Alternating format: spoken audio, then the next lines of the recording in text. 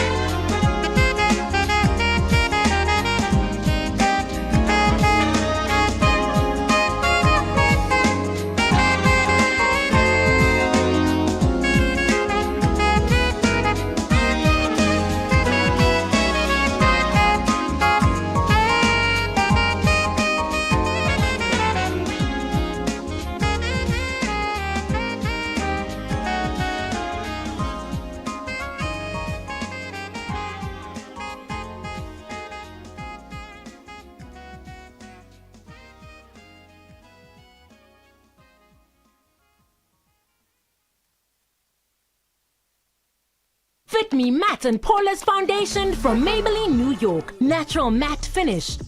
Not cakey. 39 true to tone shades. 97% found their fit. Fit Me Matte and Poreless Foundation only from Maybelline, New York. New Fit Me Fresh Tint with vitamin C and SPF 50. Find your fit in 11 shades.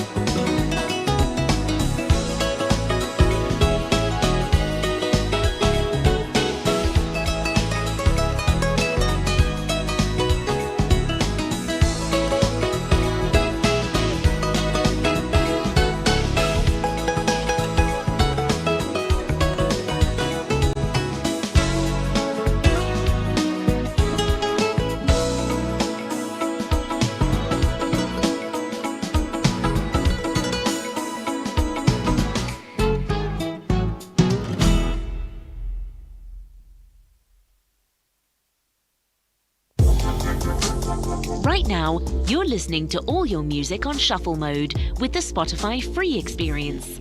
Explore how to tune into your favorite playlists and albums in any order and without hearing ad breaks with Spotify Premium.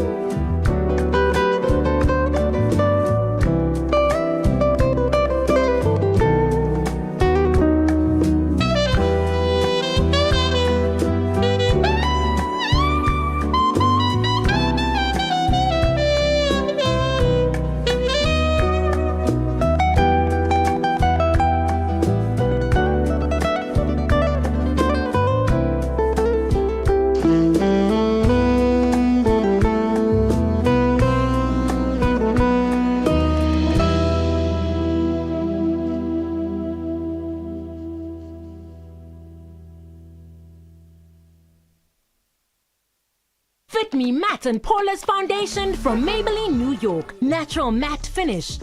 Not cakey. 39 true to tone shades. 97% found their fit. Fit Me Matte and Poreless Foundation only from Maybelline, New York. New Fit Me Fresh Tint with vitamin C and SPF 50. Find your fit in 11 shades.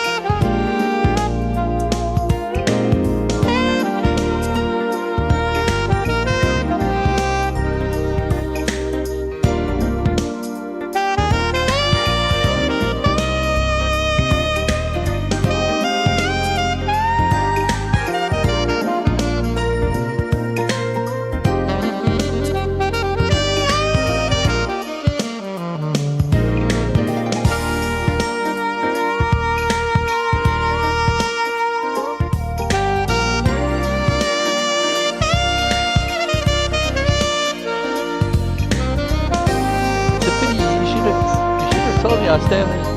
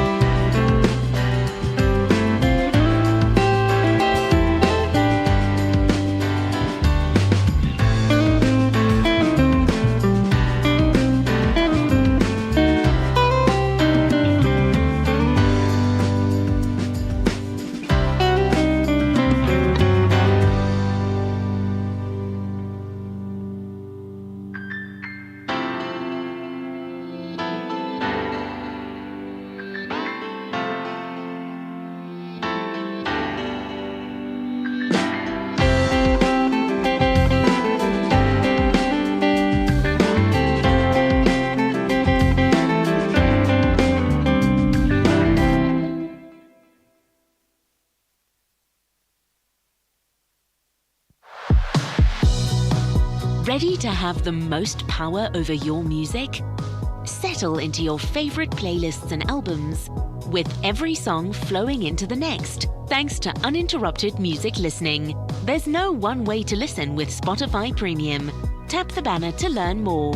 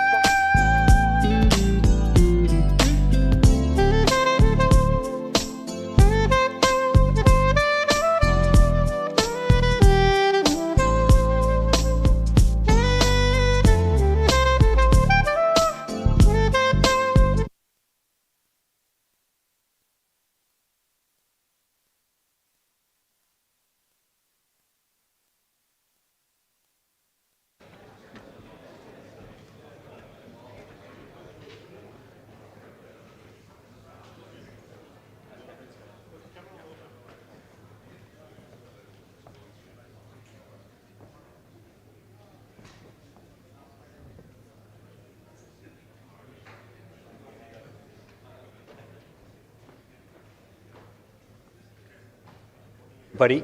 I just want to say on behalf of SASIS, welcome to everybody here, and thank you very much for taking the time to join us in Cape Town. I'd particularly like to thank Smith & Nephew, to the whole team. I'm not going to start naming people because I'm sure I'll get it wrong, but to the whole team, including all the guys helping out outside. So SASIS really appreciates these sort of educational options.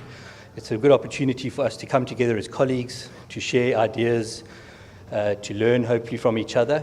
And it's been with Smith & Nephew have supported us through these sort of congresses, as well as through on the SASIS aspect, the journal that they sponsor for our application to the Journal of International Shoulder and Elbow Surgery. So thanks to them for that.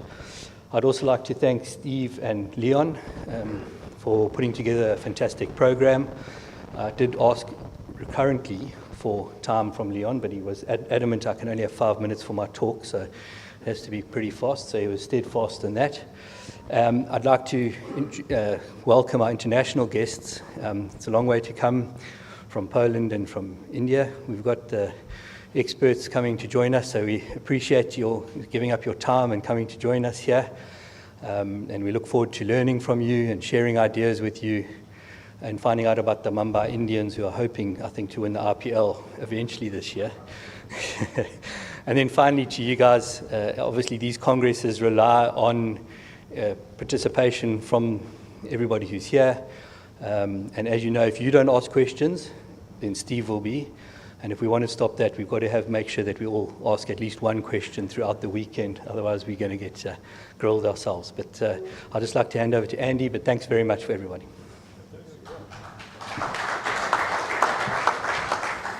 Good morning, everybody. My name is Sharif Mzima. I'm the Medical Education Director for for the emerging markets.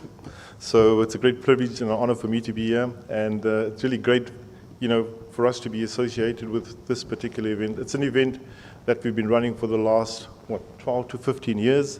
So it's kind of synonymous with Smith & Nephew, the hard shoulder. So really it's a privilege and an honor for us to host this particular event. And it's really, for me again, to see so many familiar faces. There's a number of new faces as well. So it's really encouraging to see how many, of the orthopedic shoulder surgeons that we have, and seeing a number of new guys coming through the ranks as well. It's really extremely encouraging, and that is why we support initiatives like this as an organization. So really, I just want, again, as Cameron said, I want to thank Cameron. It's great for us to be associated with the Shoulder and Elbow Society. We've got a good, strong standing relationship with the organization. We'll continue supporting them and yourselves from a medical education point of view and as an organization. So I want to thank you guys really again, for endorsing this particular event with Smith & Nephew. Again, I want to thank our chairman. I think they've done a great job over the last couple of hard shoulder sessions. Steve as well as Leon, I think they've run it exceptionally well. So I want to thank them for their time, their contribution in making sure we put a fantastic program together. And then, of course, our international faculty, Professor Lubitowski, as well as Dr. Dinshe Padiwala, who I met the other day in India. And he told me about his busy schedule, and and then, of course, we then said, how do we ask him to come to South Africa? We popped in the question, and he said, by all means, any day, so we're glad to have Dinsho, being present here with us. So Dinsho, really, thank you very much. We want to thank you guys for taking time out of your busy schedules, the chairman as well as you, the delegates. I think it's more important, that we have you guys attending these events, and we really appreciate you taking time of your schedules to be present here today as well. And then, of course, finally, I want to thank, the medical education team. Andy, I think Andy Zup has done an exceptional job in putting this event together. It's not easy. There's a lot of logistics behind, and I want to thank the team that supports Andy as well. We've got some international Smith & Nephew marketing folk that are also here as well. So I just want to thank the Smith & Nephew team for their contribution as well. So, and again, as Cameron said, let's make it as interactive as possible. I'm sure Steve and Leon will ensure that happens. So please do enjoy, and please, if you have any queries, questions, please just reach out to any of the Smith & Nephew folk. We're there to support you as well. So please do enjoy. Thank you very much. I'll call on Andy now, quickly. Andy. Good morning, everybody. Thanks, Sharif. Sharif actually asked me whether he could say a few words, which he wasn't going to do, and then he's actually said everything that I've written down to say. so I've got nothing to say. No, not at all. But thanks, Sharif. I just want to introduce Sammy Chake. He's our business unit head for sports medicine in South Africa. I'm sure those of you in Joburg know Sammy pretty well. He was our regional sales manager in Joburg for many, many years, and he's now taken over the business unit head position for sports medicine in South Africa. As you know, Sharif was the head before him, so we've got both of the ex-head and the head with us on stage. So I'm sure you'll get to know Sammy over the next couple of days, and I know he's also going to be traveling around the country to meet you all over the next, I'm sure, year or so. So Sammy, thanks. I do have a couple of things. Sharif said all the thank yous, so that's I'm not going to say any more to that. What I do want to thank as well, all the travelers. I mean, you've come far and wide, but we've actually had some really far travelers.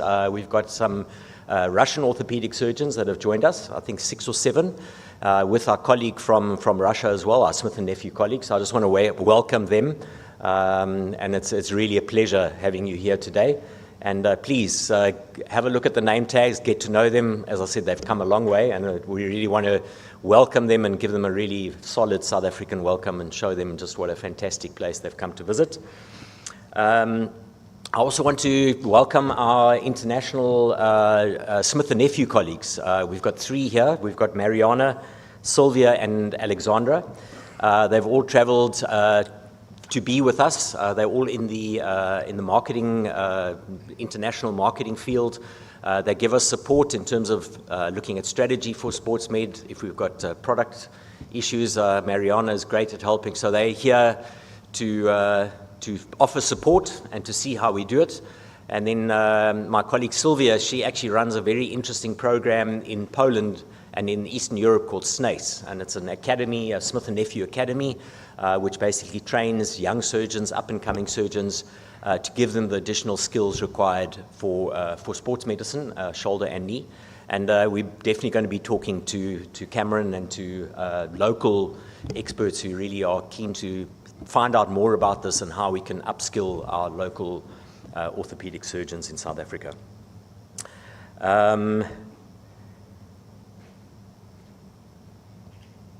Yeah, and as Sharif said, my last point is just in terms of putting this whole event together. There's a massive team that have worked really hard, devoted their minds, worked together, sharing ideas, lots of commitment, and it's really been a fantastic effort working together. And I wish you all the best and have a great 2 days.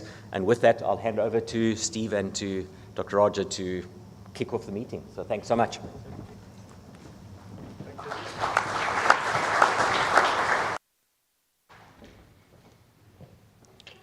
So I think everything's been said and it's time to start.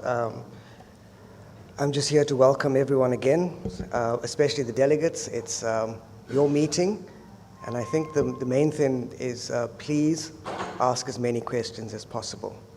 So for to our international guests especially, thank you for being here. And I'm going to hand over to Steve, who's going to set a few basic rules for the meeting. So the one rule before we start, everyone check. Is your cell phone off or is it on silent?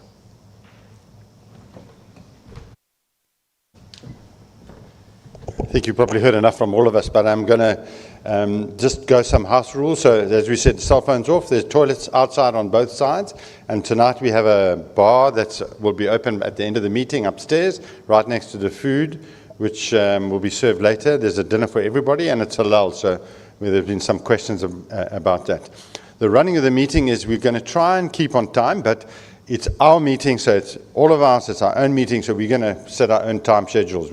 So if we're having a good discussion, we're going to carry on, and that's how we're going to run the meeting as far as concerned. If you don't speak, I'm going to be speaking, and you'll be sick and tired of me by the end of the afternoon. And I just want to actually, before we start, is to thank, I see there's some very senior members like Abe Lumprick, and I believe Theo's here, to come and still share their knowledge with us today, and I see Philip as well. He's not quite as old as some of them. He's made the effort to come back here. So there's more than several hundred years of shoulder surgery, and Dinos, I didn't realize you were that old. But there's several hundred years of shoulder surgery here. So this is an opportunity for us to share our knowledge, and we may have different points of views. It doesn't mean you're right or wrong. If you don't share it, we're not going to change. and improve the care of our patients when we're looking after them with respect to their shoulders. So please enjoy the meeting and ask questions, as Leon said. And I think we're going to start off with Mike. Mike can work his way up here. So we decided last year, 2 years ago, you remember we had posterior shoulder instability. It was fantastic. It was brilliant. Unfortunately, most of us have forgotten what we learned, but there is some remnants here. But today we're concentrating on anterior instability because some of the techniques have changed. There's some innovation going on. I'm not sure it's really the right answer, as you'll hear a little bit later from me, but you will hear from other people who are doing some newer surgeries, and we're trying to change maybe the screws, and some techniques have changed. So we're going to talk about anterior instability and then shoulder tomorrow. So thanks very much, Mike. You're going to start off with the first talk. And it seems like a basic talk, but it's amazing how much you will learn. I bet you by the end of this talk you'll have learned something, and that's the point of the meeting. Good morning, everybody. I'm not going to thank anyone except Steve to say now he set me up to fail. If somebody doesn't learn something, then I'm in trouble. For a change, I get to kick off the meeting and not do the last talks. That's, I think, JP's position. I don't have any disclosures. The epidemiology, we all know that these are very, very common injuries. There's no shortage of anterior dislocations, and if you haven't seen an anterior dislocation in the past week, you're going to see one in the next week or two. We know that the prevalence varies according to age and gender, and if we look more closely at that prevalence according to age, we see in the sub-45 category, men dominate by about 5 or 7 to 1 female, and they're mostly sport and recreational injuries, and young men being young men. In the middle age category, 45 to 75, females predominant, again through recreational falls, and in the geriatric category over the age of 75, sorry Abe, we see that men predominate again. Why is it important to talk about anterior shoulder dislocations? Well, we want to know 2 things. We want to know what is the likelihood of that patient dislocating again, and do we need to manage that? And secondly, what other injuries occur with the dislocation? Now, the younger you are at your first dislocation, the more likely you are to dislocate again. That's a key point. There are other factors that influence that, like gender, overhead sports, hypermobility, bone loss. But the younger you are, the more likely you are to dislocate. The older you are, the less likely you are to dislocate. But the more likely you are to have associated injuries, cuff tears, fractures, and nerve injuries. I'm going to try and cut through the eponymous terms and the letter soup of acronyms and try and give us a spectrum of overview. Capsular labral structures, it is important, that label is important. It's a capsule and labrum. We see them as an interchangeable structure. They are not separate entities, and they are subject to the same pathological influences.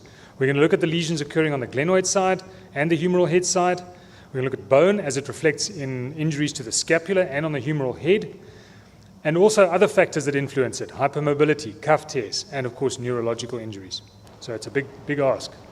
It is crucial when we are assessing a patient for anterior instability to look at soft tissue injuries, to look at bony injuries, to look at dynamic factors, and to look at static factors.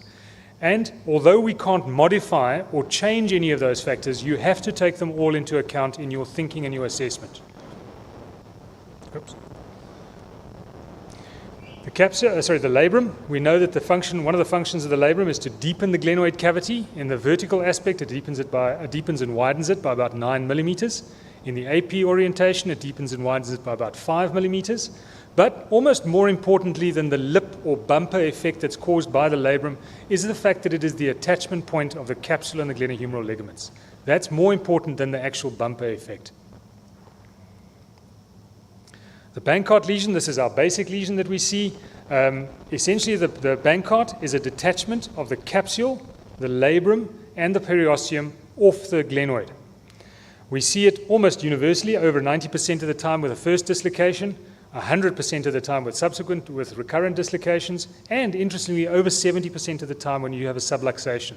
So that's got bearing on our treatment of those patients. The location and the extent of that lesion is important, and I think Cameron's going to touch more on that. But in terms of the natural history, untreated, a Bankart lesion undergoes absorption and atrophy of that labrum. And our surgery is able to modify that. Operate early, and you can restore the integrity of that labrum. Operate late, and there's less of a chance that you'll be successful in the later stage. Perthes lesion, this is a sort of Bankart light. It's when you see the labrum being torn, but there's no periosteal stripping.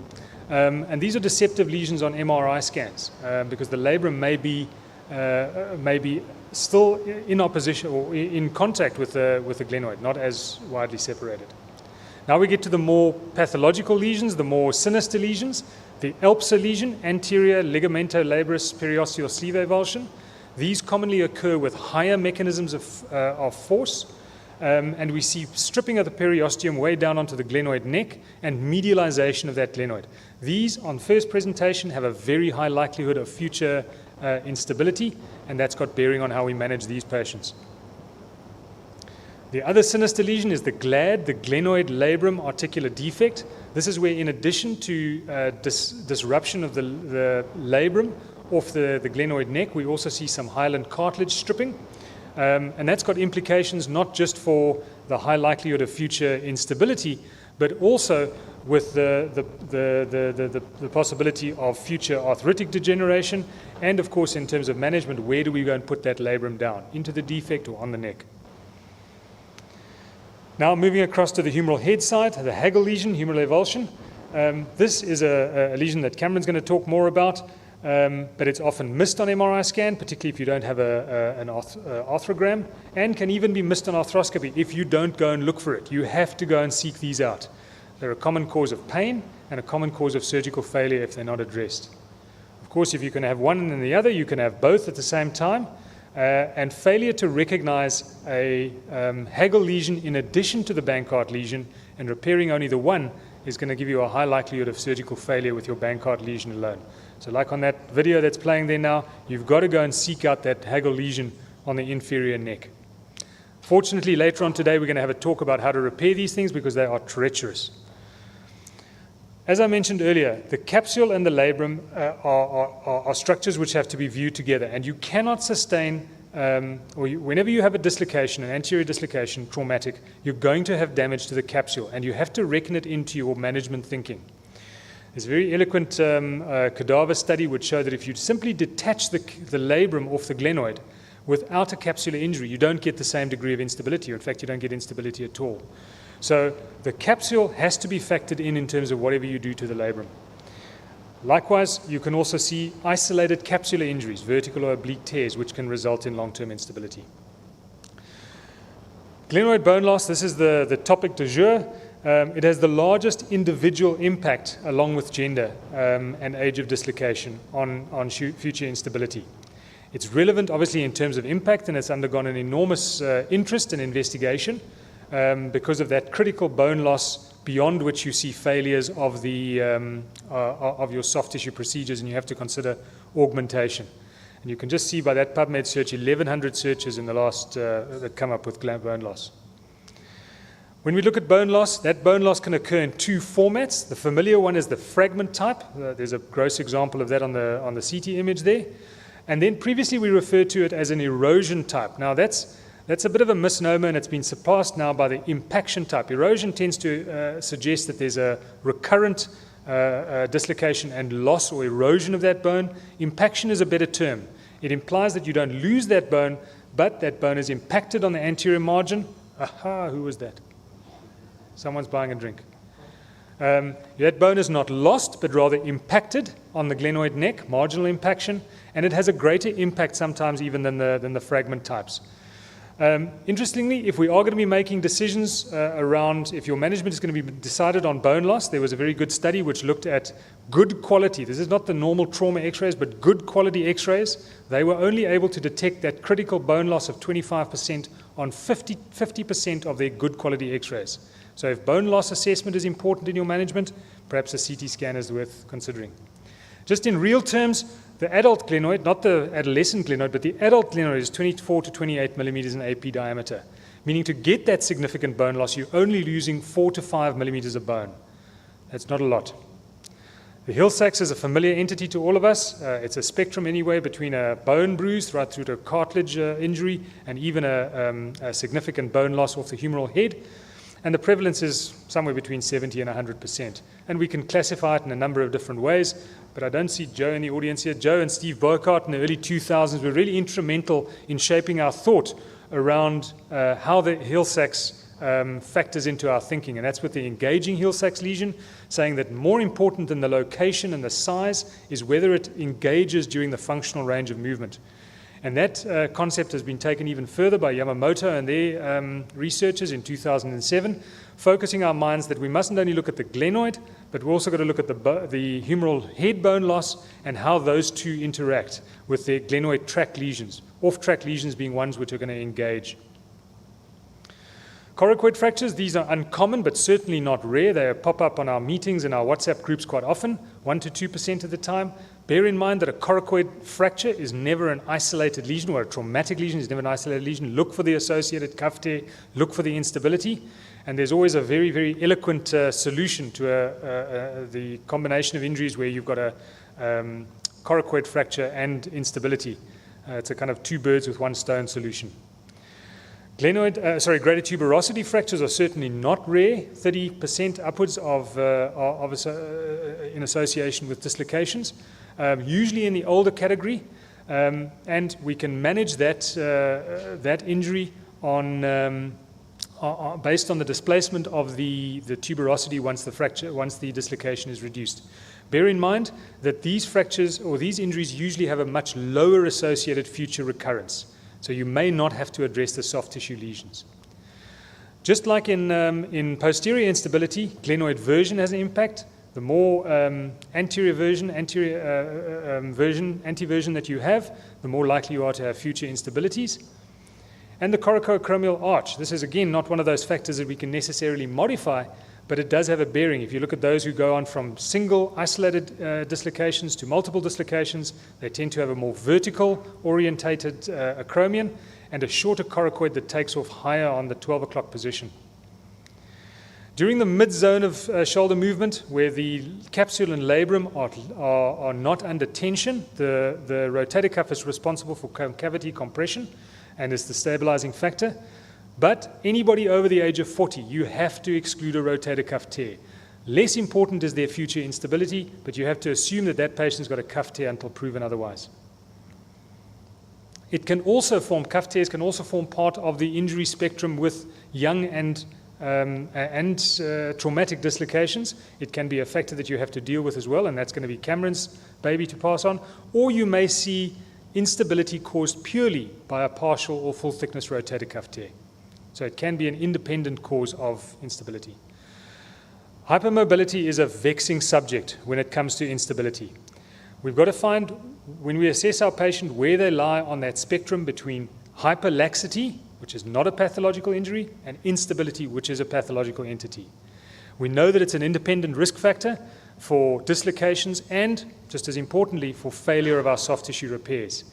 And it complicates every element of management. It complicates your assessment, your decision-making in terms of surgery, and it complicates your surgery and your surgical results. You have to, every patient that you manage, you have to put that patient on the spectrum and decide how does the hypermobility or absence thereof influence your management, and factor it into your rehabilitation plan. Finally, neurological injuries, we know they are common. Somewhere between 35 and 65% of dislocations are going to have an associated axillary nerve palsy, and then the other nerves somewhere around 10% down there. Factors that make it more likely: the time that it takes to get that dislocation reduced, the age of the patient, 60% at 60 years have a palsy, and the energy of the dislocation also factors into it. And beware of the terrible triad shoulder dislocation. That's usually your older patient with a cuff tear, radial axillary nerve palsy, and the dislocation. So thank you very much for entertaining my whip through the pathology associated with this. It's a nice segue into the case discussions that we're going to have later. And I'm very glad to be able to pass on to Chamo Lubatovsky, who's going to tell us about the investigations of these injuries. Thanks very much.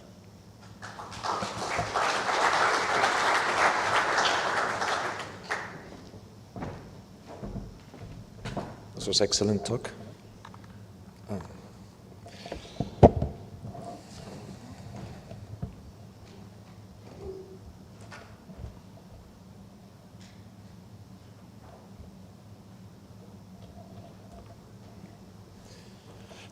Good morning, everyone. And before I start my talk, and I will respond to the previous one, first of all, I would like to thank you all for me letting me here. It's a great honor to be here. It's a great privilege.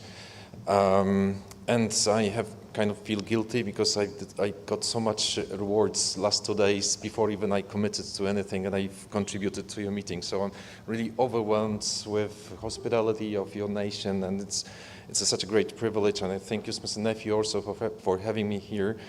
But there's one person I'd like to specifically mention. We've met several months ago back in Poland, and he may look a bit scary with this mustache and his look, but one sentence that I remember is going to be this.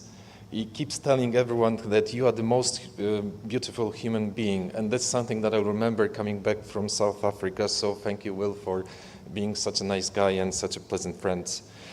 I'll also tell you where I come from. I come from Poland, which is just, north, 10 hours flights, 11 hours flights from the Cape Town. We are located, my city of Poznań is located just in the middle between the Berlin and the Warsaw, 2 hours both ways by driving. I come from historically first capital of our nation. This is where our country started over 1,000 years ago. We are more or less 100,000 people population. It's number 5 in the number 5 city in terms of the population, but it's number 1 in terms of the place to live. It's a super safe. It's a great place to live with a really rich in culture, and we have a lot of universities. We have over 100,000 students living throughout the year, in our city. We also have a center of industry and trade, so it's a great place to come if you want to. We have also the highest population of orthopedic surgeons per capita. We have a biggest hospital, historically the first department of orthopedics, historically the first university department. We celebrated this last year, over 100 years, and also the first hand surgery department when I was trained, when I come from, and it was established the same year that I was born, established by Professor Daga, who was very famous for his hip osteotomy. I also founded, together with my friends, we founded the Royal Sport Clinic. This is the place where I work, that we tried to build our center on clinical experience, research and education, and we have a couple of centers around the country, and I'm responsible for the upper limb. We have a great focus on sports. We take care about many athletes. We treat them. We take care of the national elite players. I'm happy to be a part of few Olympic medals as well. And also, corresponding to your great society, we are very new. We established this society, Polish Children Noble Society, a few years back. We now have over 100 members. We have a regular agenda of the meeting, so every year there is something going on. We start with national meeting when we can present our research and the results. We have a life surgery course, kind of NNC course created by my friends, former Laurent for Fellows in Krakow, but also very friendly like this one, atmosphere. Last week I came back from Apollo in the south, and also we have a kind of conference that everyone is presenting his own best, worst case and complication, and we do it to make it nicer. We do it in Austrian Alps just after we ski every day in the morning, then we go to those horrible discussions. We have been also the host of the SECEC meeting, and I am the only president of the Congress that had organized it twice because of the COVID. So 22 we had to cancel that, so we only had the virtual meeting, so I was preparing for the thing. So the only president that had to prepare twice. But it was very successful. It was great to have. We had a nice COVID window. There was no COVID infections, and we made it successful. And one thing that I like to mention is that I'm really glad to be a part of the SNACE, something that has been created by Smith & Nephew with Sylvia. She's around somewhere here, with my best friend Tomasz, who is a knee surgeon, and he's the head of whole school. And it has such a tremendous growth. So many people being there educated. This is this year's agenda. So we provide the basic and advanced course for those starting with shoulder surgery. That includes webinars, cadaver courses, all over the Eastern Europe, case presentations in order to get the certificate. So everyone needs to prepare the case after he or she is done. We have also something to offer for the more advanced, like master courses, advanced instability, like arthroscopic bone block does, advanced calf repair, or life and lap arthroscopic latager or elbow. And then we ended in the annual summit where the new guys can get the certification. So let me get back to the subject and get back to the main topic. So I'll be speaking about the imaging for the shoulder dislocation. We know that the main aim is to confirm dislocation and then confirm the successful reduction, but also there's something else that sometimes we need to identify some other injuries like soft tissue problems, bone problems, as has been said in the previous presentation. In rare cases, you may have more trouble with nerves and vascular problems, and I will refer to that in a second. So before we think about what kind of imaging is the best, we also need to think about all the risk factors that we may anticipate with the shoulder dislocation. So older you are, as has been said, you have a higher risk of cuff tear, you have a higher risk of fracture. The younger you are, specifically before you're 20, you get a high risk of recurrence and displaced labral tears. But also there are some other things like osteoporosis, again, increases the risk of fracture or polytrauma.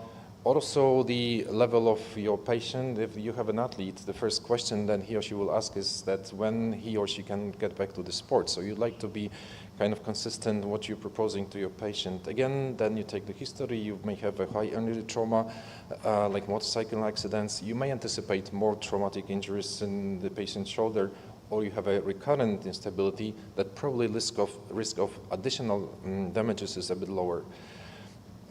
We nearly always start with the X-rays. That's the first thing to see. Of course, don't forget, it sometimes happens in our country that patients get just one X-ray.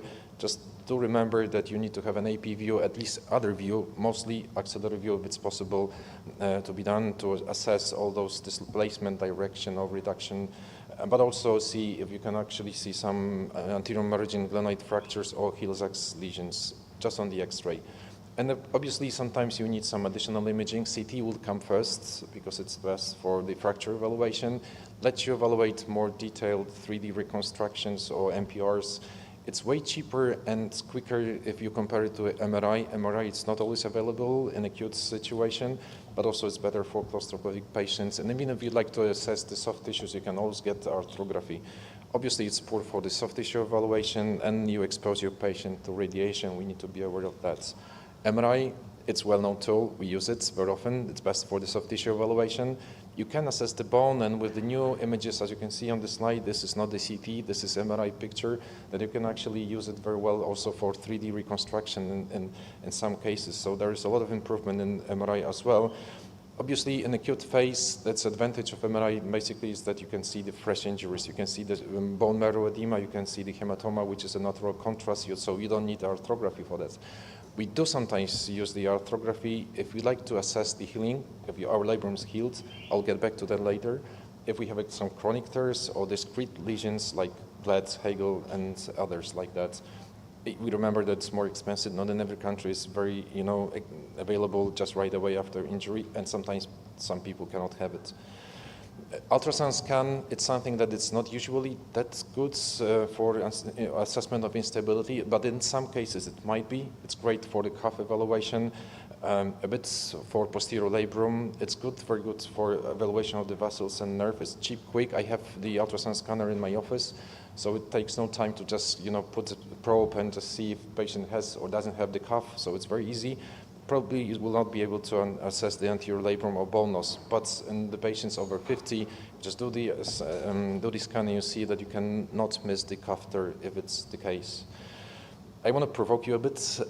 We did evaluation with our society whether we need to do the X-ray every time we have a patient with dislocation. Because you know that increases the cost and actually increases the time of since dislocation to reduction, so patients suffer longer, that they are more spasms, it's more difficult to get the reduction. And if you just look at those who actually in risk of having fracture, those are the guys who undergo high energy trauma, a bit older with more osteoporotic risks, so they are more prone to have a fracture. So there have been several studies showing that actually, if you do the X-ray just only in this risk group of patients, you can reduce exposure to the X-rays by more than 40%, decrease the time from the emergency, from the patient showing an emergency unit until he or she has a reduction significantly. And the accuracy of judgment, just by the clinical judgment, is nearly 100%. And no important new fractures have been found in this population. but this is just provocation. I'm happy to discuss that. We have done with now a group of friends from Polish Shoulder Society kind of consensus meeting, and we worked with different parts of first time anterior shoulder dislocation. We came up with the guidelines for such an algorithm. So if you have a patient with suspected dislocation, you do the reduction, assess with or without X-ray. If you're not successful, then you need some kind of more investigations and treat accordingly. If, however, you're successful and there's no fracture or neuro, then again, you need to address that. So let's say we have a situation where there's no fracture, no neurological complication, and we face the patient has a low risk of recurrence, so then you reduce, obviously, you give short periods of slings and early exercises. You like to see your patients within 6 and 12 to 12 weeks, see if he or she has no symptoms, full function, then you can discharge the patient if this is the case.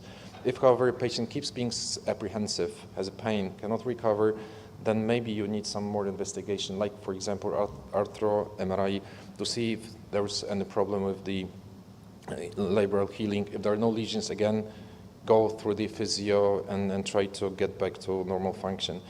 If, however, you do the MRI and arthro MRI and you see displaced labrum, then probably there's something that you may consider for your patient to propose the arthroscopic repair.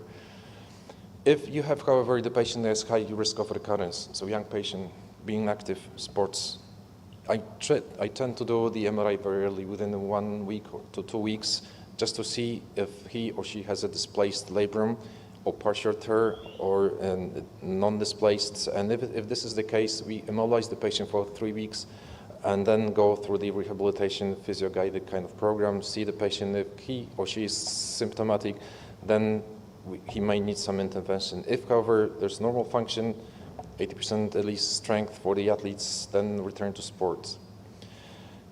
But if you see displaced labral tear early after dislocation, first-time young patient, you might consider that maybe the arthroscopic intervention early, as you suggested probably, would be the way to go for those patients, unless they will not consent for that. Then again, you can still do the rehabilitation. Some of them, they will feel well enough or early return to sports, to some sports, and then we can carry on with the symptomatic patients later, or if they cannot recover fully. Obviously, if you have a patient that understands the risks and can be consented for that, then you go for the arthroscopic repair.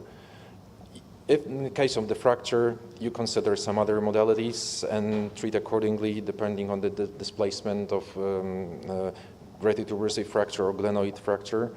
If you have a neurological problem, then it is more complicated. You need to go give a thorough clinical evaluation and then go for diagnostic measures, see if there are some root problems at the neck, brachial plexus injury based on the MRI or ultrasound evaluation, depending on what your institution is available, and also some neurophysiological data, basically aiming at the assessment if there is a possibility of spontaneous recovery.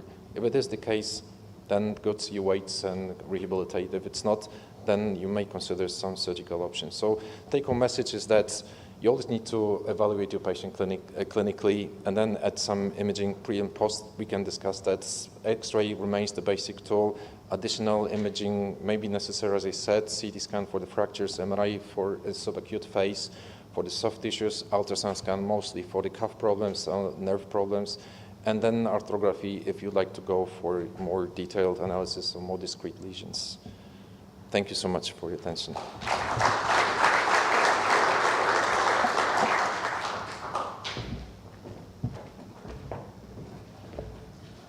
We're going to entertain questions at the end of the session. We've got a nice long discussion time, but I'm going to call up the other person, to Cameron, to give the last talk.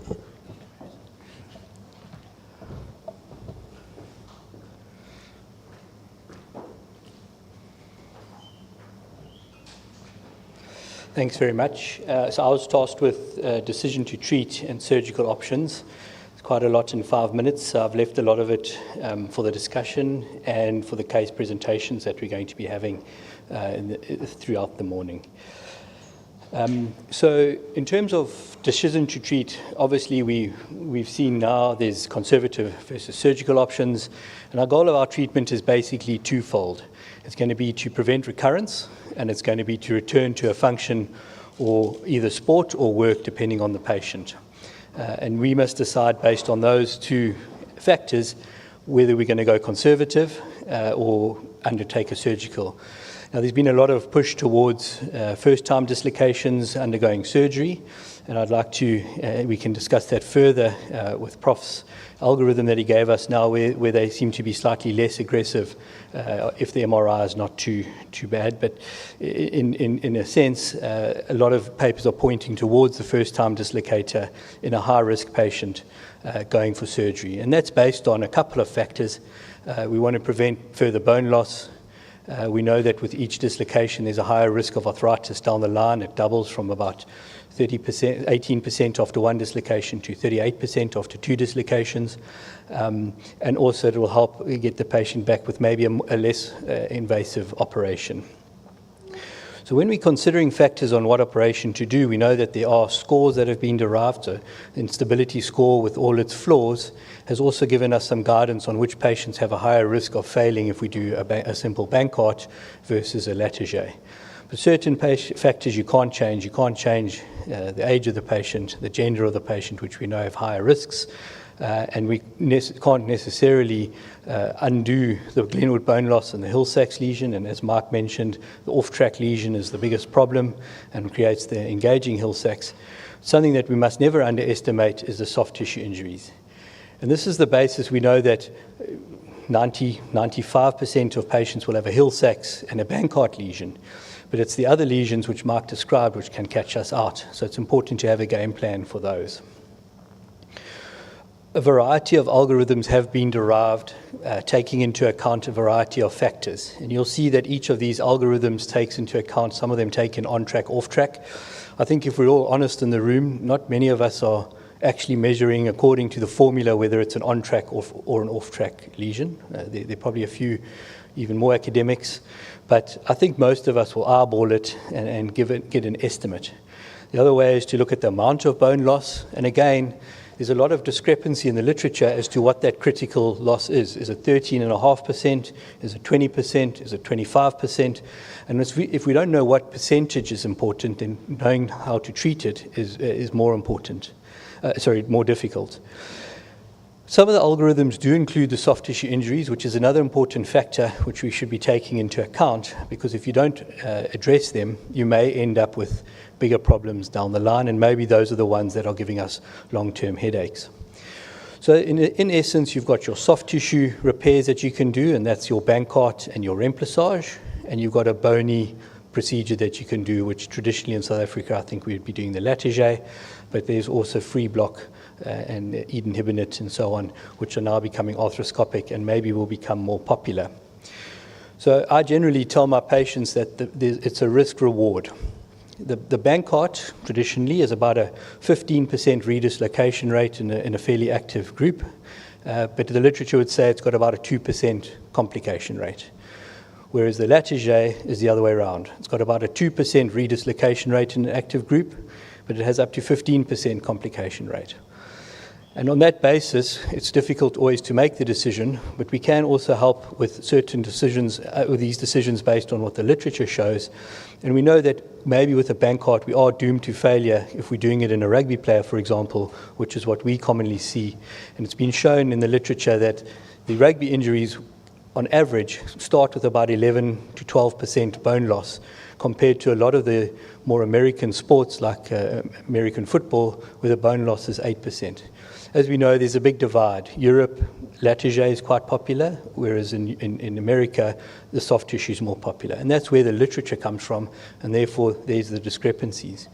But this study, which is a review, so it has the flaws of a review because it's based on all the papers that they reviewed, showed that the age of participation, so younger patients, bony lesions, obviously the higher percentage, an ALPSA lesion, which we'll come back to later, a delay, and then the instability score of more than 3, which basically means a young male playing rugby is almost doomed to failure with a Bankart, or has a higher risk of failure with a Bankart.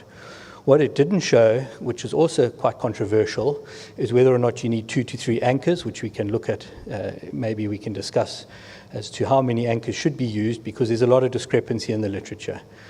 Some literature showing you should have 3 anchors, some showing good results with just 1 anchor in a different technique, and also whether you do it in the beach chair position or the lateral position. Traditionally, the lateral position has lower redislocation rate. So to try and overcome some of these problems, the remplissage has been introduced, which is basically where we fold, it's a myotendinesis, where you fold into the Hill-Sachs lesion, the infraspinatus. Now, this is certainly gaining popularity in the literature. A lot of studies have been done, and the early studies, both biomechanic and cadaver courses, showed a decreased external rotation, which was why there were a lot of people who were quite hesitant to start doing the remplissage. But newer studies, and this is another systematic review with all its problems, as we've noted, have shown that there isn't a significant difference. And some studies now are showing that even with the subcritical bone loss, maybe this is the answer in certain population groups. But I'm not saying the remplissage will solve our problem and we don't have to do Latarjets, but I think it is an important adjunct to the Bankart in that patient that you think is a higher risk patient when you want to try and prevent that dislocation. So I think it's a good technique to know. And then finally, looking at the Latarjet, we know that a lot of studies have been done comparing the two. And as I mentioned earlier, it's a good return to play, a very successful operation with a low risk of redislocation, but unfortunately it does have a higher risk of complications. And that's where the balance comes. But it would be easy if there were just 3 options and we could have buckies and the guys just hanging out and relaxing. Unfortunately, there's always something lurking in the dark that's ready to take us. And that comes in the form of other injuries which Mark mentioned. So the first I'd like to discuss is the Hagel, and this is quite commonly missed. I think, as Mark said, the MRI could not pick it up, but more importantly, you must look for it when you're doing your scope. So it's essential that in part of your scope you go, whatever routine you use, that you tick the boxes to say there's no tear, subscap, middle glenohumeral ligament, you're all going all around, you're looking for your supraspinatus, infraspinatus, teres minor, looking at the bare area, but remember to come and look for that Hagel lesion. And I do it routinely in every scope. I do the 360 of the shoulder to make sure I'm looking for it so that when I get one, I don't miss it. But to make sure you go all the way into that inferior aspect to look for your anterior and posterior infraglenohumeral ligament to make sure that they are attached and you don't miss them. And that is the one benefit. It's debated whether it's going to play a role, but to scoping prior to Latarjet. But that is controversial, I know. So in terms of the treatment of the Hagel lesion, there are some reports of conservative treatment. I think if it's an isolated injury with no pain and no significant instability following the injury, there are reports of them healing. And I know Steve has some cases that he's treated conservatively, and that's supported by some reports in the literature with reasonable, good outcomes. But in essence, if you're going to operate, because there are other studies that show 9 out of 10 will fail, you've got the open versus arthroscopic options. And both have pros and cons. The open allows you to see the neurovascular structures, which are obviously the biggest concern about this procedure. The axillary nerve is close to where you're working, but the open procedure does have a slightly increased risk of stiffness and a slightly poorer outcome in the early days versus arthroscopic, again, which increases your risk. And then the Latarjet as a solution, with or without the repair. So Jill Walsh presented 16 patients aged between, I think, 18 and about 40, where he did Latarjets alone. No repair was done, and showed excellent results in the majority of patients with no, I think one had some subluxation, but no absolute recurrence. And the outcomes have generally been shown to be good, a high return to play if done properly. But again, it's always important in a high-level athlete to discuss return to play, because a lot of these studies show 70% may not get back to their previous level of play, which can be career-ending if you're doing surgery. So moving on to the Alpsa lesion, again, which Mark said is one of those perils, and that Bankart study showed is where you can get caught out. In some studies, it's double the failure rate compared to a simple Bankart. So a lot of guidelines are now coming out saying we should pay careful attention to the technique. Firstly, a good release to make sure that you can get the Alpsa lesion off the anterior aspect of the glenoid and all the way back to where it should be. And this is the one area where a double row Bankart repair may be more valuable. And I can't find anything in the literature about it, but I think possibly this is where the Latiger and the remplissage may help us in future when we identify these early, and instead of having a failure and a salvage operation, considering those options first up. And again, this study, or this technique, highlights a lot of those aspects to get it right the first time.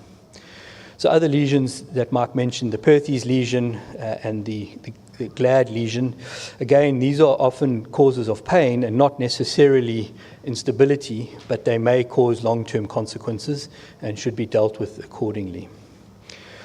So the take-home message is firstly to know the opposition, as Mark has alluded to, know what you're dealing with, to have a good game plan. So make sure you understand that if you find a haggle, you know what you're going to do, you know how you're going to repair it. We know that we can do a Bankart and a remplissage, and we have to be able to choose between those and a bony reconstruction, and that comes down to our pre-op planning and our injuries.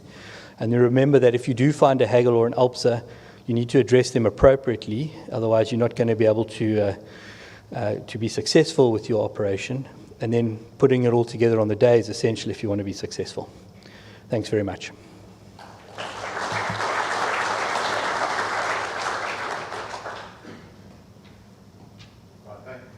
Thanks very much for an excellent talk, and to Prof. Lubertowski and Mike.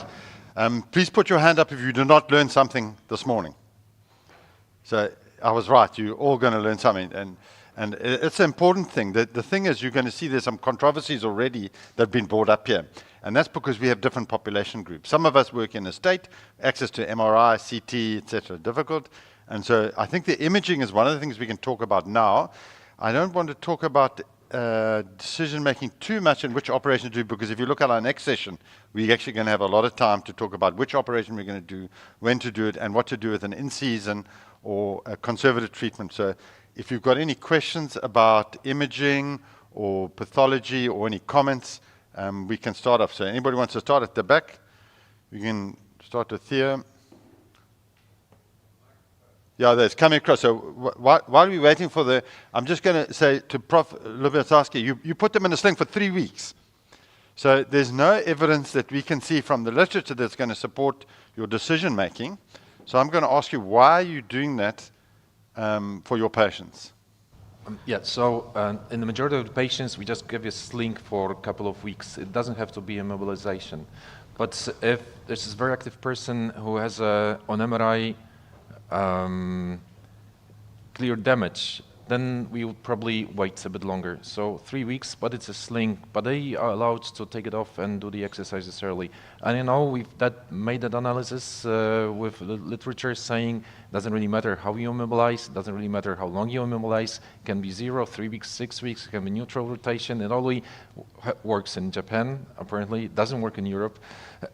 So we don't do that. We just put the patients on a sling for 3 weeks if they have a clear damage. If they are also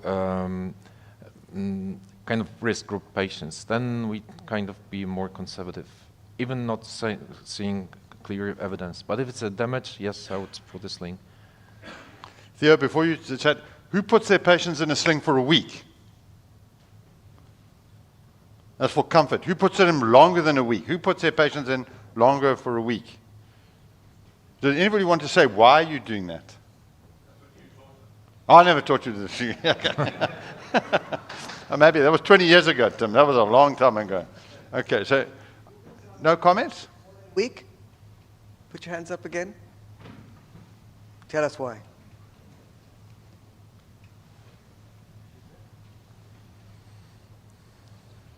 Here we are. Yeah. Yeah, look, I don't think it heals in a week. That's why I put it on for longer than a week. It's as easy as that. We know soft tissue doesn't, and that's basically the reason. Whether it must be 4 weeks, 6 weeks, it's difficult to say, but I think there's no way it's going to heal in a week. Will, you want to tell us why more than a week? I don't know. But I think the patient thinks that they're being cared for and it's comfortable. A little bit hot in Durban. Yeah, but I actually don't know. I don't have the right answer. Perfect. Anybody want to make any other comments about the sling? I put school kids in sling when they're going to school because they're all low IQ and they're going to tackle each other and play around. So I literally tell them wear it at school so people can see you had injury. So it's a protection device. Then I think there may be a point because maybe there are some pathologies that will heal. And what we do is we lump them all together. So we actually don't know. So maybe there is that certain label or maybe an ulcer has more chance of healing than the other one. So certainly, so if I see a haggle, I'll put them in a sling. Okay, the posterior haggles, because we have a number of players now who are playing proper rugby who've actually not redislocated. And we're putting those haggles in, and yet the literature says 80% fail. So I think maybe you're right, but we don't know which pathology that is yet, whether we should be putting them in a sling or not. So I don't think it's harmful to put them in, except if you get like some of the people who put their sling and they're not activating the muscles, you want to reactivate the muscles to get them compressing again. So you don't want to let them just hang in a sling and walk around like this. That's a wrong option. Theo, do you want to say anything now? Yes, this is just a question for Mike. You, with the pathology, you didn't mention the posterior inferior glenohumeral ligament. It's been shown in the literature that with the anterior dislocation, you also have a disruption posterior, which is usually an intrasubstance tear or stretching of the posterior inferior glenohumeral ligament. Years ago, when I visited Steve Schneider, he told me he would do a Bankart repair and also do application or a repair of the posterior inferior glenohumeral ligament. You can sometimes see it in acute dislocation that there is some hemorrhage there. Maybe it's sort of an equivalent of a posterior haggle, because you can get a haggle anteriorly and more posteriorly. But the haggle is more lengthwise, and it's obviously from the humeral head instead of, but this is the intrasubstance tear. Have you got any comments on that? No comment except that I've been caught out, because there's the thing that I learn, is that it may be the difference between the success of people who have greater success with Bankart surgery than what I have with my Bankart surgery, is that they pay more attention to that beyond 6 o'clock pathology on the capsule and the labrum. Look, the posterior inferior glenohumeral ligament also protects the shoulder against anterior dislocation because of its implantation is superiorly on the humerus, not around the humeral head, it's in the center. So if you externally rotate your arm, you are pulling your posterior inferior glenohumeral ligament tighter. Mother Nature is not stupid. She would not use only one ligament. That's why the capsule is so thin. How do you think that thin capsule can keep a shoulder in position? Because these ligaments all work together. I think that's a very valid comment, Theo. In fact, your videos that you showed several years ago, by where you put the shoulder and see how they tighten. And in fact, if you do your clinical examination, you will find that sometimes that is coming from the posterior tear that's actually is in. And in fact, the posterior inferior ligament is tight in external rotation. If you just scope them, you can see them. You'll see those patients, and maybe that's why they get more instability in external rotation, because a lot of people have non-engaging hill sacks and they're still unstable. So maybe because it's a posterior instability. Unfortunately, your argument is a bit negated by a paper that was published where they repaired the posterior inferior glenohumeral ligament and didn't repair, and there was no difference in recurrence rates. So they were saying there's no difference. But there may be because the surgeons were tightening them more in a different way and putting an anchor in a different position. So once again, the literature can spoil whatever you want to talk about with regarding. But there's no doubt that posterior inferior. And in fact, I think one of the reasons, if you look, people have a posterior dislocation. They have pain in this position. What you're doing is you're pulling on that posterior inferior glenohumeral ligament that's torn. So you think they've got an anterior instability, somebody who's never had a dislocation. You put them in it, and they've got pain in that position, and it's relieved with the relocation test. And you get an MRI, and suddenly you've got a posterior inferior labral tear, and you think, oh, shit, my clinical examination is not good. So I think it's a good point. Any comments? Do you put them in slings in India? It's important to put the sling on, but the sling's on only for pain relief. Because as soon as you put that patient into internal rotation with that hematoma there, the anterior capsule is actually moving off your glenoid. So you're not giving that labrum any chance to heal. So if you had a Perthes lesion and you put that patient in a neutral position, I think there's a chance that healing will take place. But a true Bankart, you put them into internal rotation, and basically that sling is going to be a non-union device. You're going to push that patient into any chance of healing. So we keep them in for a week. It's there for that week for pain relief and just to make sure that they don't land up with a recurrent dislocation too early because you allow them full freedom. But after a week, they get back to what they can do without too much pain. Yeah, carry on. No, I just have one comment. I thought about that concept, but since we started doing motor MRIs early in the process after dislocation, so we've seen sometimes patients having the same kind of immobilization. Some of them, they would have those labrum back, in the right position. Some of them would have it displaced. So I think what happens is that it doesn't really matter how much hematoma you have. Either it's displaced and it's not going to go back, or it's just in the place and doesn't really matter. So, what I was saying that we do immobilize the patient, it's not a true immobilization. It's just the sling. Patient can get it out. It's more protection. Yep. But if we do the MRI early and it's displaced, immobilization doesn't make any sense. So for those patients, I tell, okay, it doesn't really matter. You just keep doing, protecting yourself a little bit, go for a rehab, but you may get a chance to need a surgery very early. So I think the way you immobilize, I'm not sure it actually affects the position of the labrum. If it's displaced, it's going to be there out of the place, whatever you do with your arm. Archie? Before that, carry on. You want more? Sorry? Comment? Yeah, okay, please carry on. I have just one question, Jiba. Do you think that the mechanism for a Hagel is different from the mechanism for a standard Bankart? It's failed on the humeral side versus failed on the glenoid side. Do you think that there's a difference in the mechanism? And why do we get bipolar lesions? Why do we get someone who's failed on the humeral side and on the glenoid side?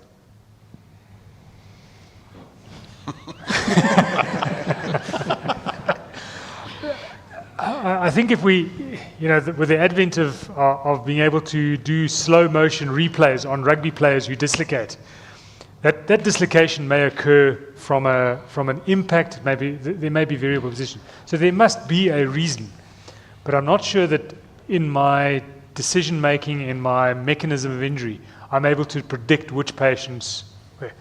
I don't know. I think there's many more factors that we don't have an answer for.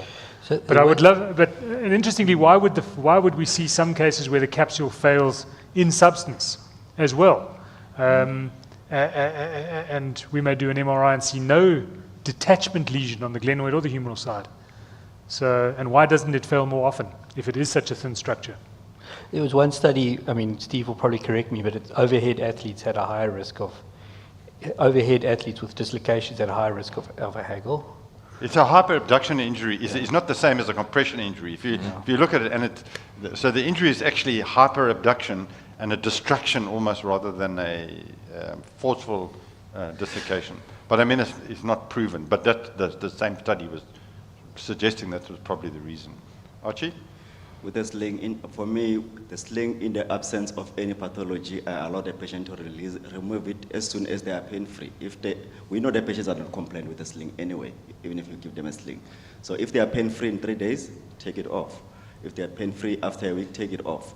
But if it has no impact on the instability, so we don't put the sling for risk of instability, but just for patient comfort. So I leave it. If they can take it off day one, take it off. If they are unstable, then you need to do something about the instability. Philip? So while you're passing it, so the American football study that they did, 11 days they were playing again. After 11 days they were playing again. No sling, no nothing. You played again at 11 days. I think they had a 70% failure rate though in season. I think we're missing the point a bit of the slings in our discussion here, and I think the key to the sling is the prevention of re-injury or further injury. And I would say to my patients, you must wear the sling for what I call drunkenness and disorderliness. And imagine the drunk staggering around, grabbing something uncontrolled. And if you're ever going to be in that situation, like your children are always, then you wear it to protect it, and you're not creating healing of that injury. You're stopping them from reforming, redislocating, and forming a more complex injury. So just before we go, when we're looking at MRIs and we're talking about a displaced and an undisplaced labral injury, Are we saying that the undisplaced labral injuries in the first-time dislocator, say 20 years old, can heal to the point that they will not have instability symptoms? Should I? I'm sorry. Should I answer? Yeah. I have no proof for that, like 400%, but this is there's no literature to support it, like in the big numbers. But this is something what we do observe. We do observe. So as you said, that the first-time dislocator would need a surgery. So there's long-standing debate whether we should do that or not. So this kind of doing early MRI, for me, it helps me make a better decision. If it's there, you have a high chance. I mean, you can give the patient chance without the surgery to recover. And for some of those, especially athletes, we do the arthro MRI later. And I've seen a number of tears that actually healed very well.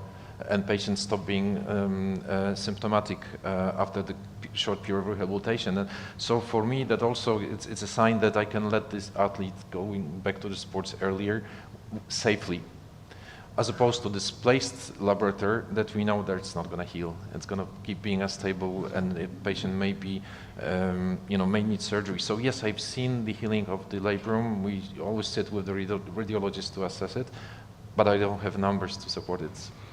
Can I just ask you? We know from our previous studies, Hovelius' study, that not everyone is going to have a recurrence rate. So it's not a 100% recurrence rate. Yep. So if you assume that you've got younger patients who've got a 70% recurrence rate, 30% if they heal, then the only way they're going to heal is if it was undisplaced. And I think it's undisplaced not just because of the periosteum, but also because of how large that tear is.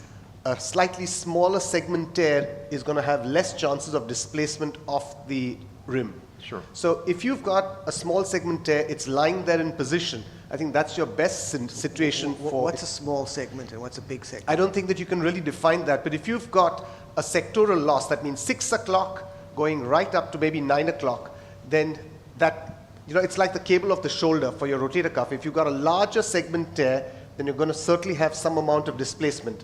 But if you've got a slightly smaller segment tear, then you may have a dislocation, but it's going to be lying there in position. So if anything can heal, it's going to be that undisplaced one. If it's displaced, there's no way that's going to heal, and if it heals, it's going to be healing in a wrong position, like an Alpsa lesion, which was then going to cause recurrence. So if we assume that some patients may not land up with recurrence, then I think that it's the undisplaced or minimally displaced ones which have that chance of healing. Steve, we're running out of time, but so we're going to give it another 10 minutes. I think we're going to talk about instability. So I'm going to challenge you just now, because we're going to talk about in-season and training. And I'll show people, I won't show it, but we've got a number of patients who have a big Hill-Sachs, completely torn labrum, and they carry on playing rugby for 2 years. Then they dislocate again. And as Theo says, you're either a dislocator or you're not. And if you play rugby and you're a dislocator, you're more likely to dislocate. And if you're not a dislocator, it's a thing. So, but we'll put that in the next session. We'll hold that back there. So I just want to talk about imaging now, because it's difficult, especially how many of you work in the state sector here? So let's put the hands up. So we stuck. We can't get an MRI for 9 months to a year. So now we've got to make some decisions on what are you going to do. Do we CT scan them, which is usually a little bit easier, or not? And I'm going to say to most of us here, you don't need a CT scan if you've decided how you're going to do an operation on it. If you're going to do a Latarjet, you don't need a CT scan, because you're doing the CT scan to look at bone loss. So if you're going to decide to do a Latarjet, no CT scan. If you can see the bone loss on X-ray, you don't need a CT scan to look at the bone loss in the people that you're not sure whether you're going to do a Latarjet or not. So the X-ray and the CT will make the decision. And then finally, do you need an MRI? Well, do you need it? If you've seen a dislocation, you don't need an MRI, because you know 100% got a Hill-Sachs, 15%'s got a Hagel, 40% have a Hill-Sachs first time round, and things. So the decision making is on the table if you've made your decisions already by your scope. So we like to scope everybody. So now you can start the conversation. What should we be doing? A scope, an MRI, or a CT scan? So anybody want to comment on my decision making? Right at the back already. Sorry, Mike, you're going to get a chance. So Sam. Hi. Thanks. You can assess soft tissues with a scope. So for me, the bony injury is more important, and I prefer CT scan as my investigation, unless I've got a patient that I'm not sure about the instability factors. So for me, a CT scan to test for bone, because that's going to influence your decision making. But an MRI is not necessarily necessary because if you're going to do an arthroscopy, you're going to see the soft tissue. So a CT scan for me is the... So do you scope everybody then? I do. You do, even your latages? Yes. Why? I'd like to assess the soft tissues. I'd like to see other pathology. But that's going to cost you 7,000 Rand, put your infection rate up when you could have had an MRI. It's cheaper than an MRI. It's cheaper than an MRI. Okay. I mean, I agree with you, Sham. We scope them. I'm going to tell you, though, you don't need a CT scan. If you've made your decision already, you don't need a CT. Do you CT everybody? Different question. Is it better to know what you're dealing with before you operate? Yes. Or should you make a decision when you're operating? You can assess bone loss with arthroscopy again, but if you're doing arthroscopy, so you can assess bone loss by using different, measuring through the bare spot, or you can look at the Hill-Sachs lesion. But preoperatively, if you're not sure, I think a CT scan is cheaper to do, and it gives you a bit more information prior to doing the surgery. So I think if you're not sure what operation you need to do on a patient, you need to decide on the bone loss. But if you've decided to do a latager, you don't need to do a CT scan. Anybody disagree with that? Who does a CT scan? Who routinely does a CT scan on their patient? Routinely. I mean, so do you not make a decision before whether you're going to do a latager or not?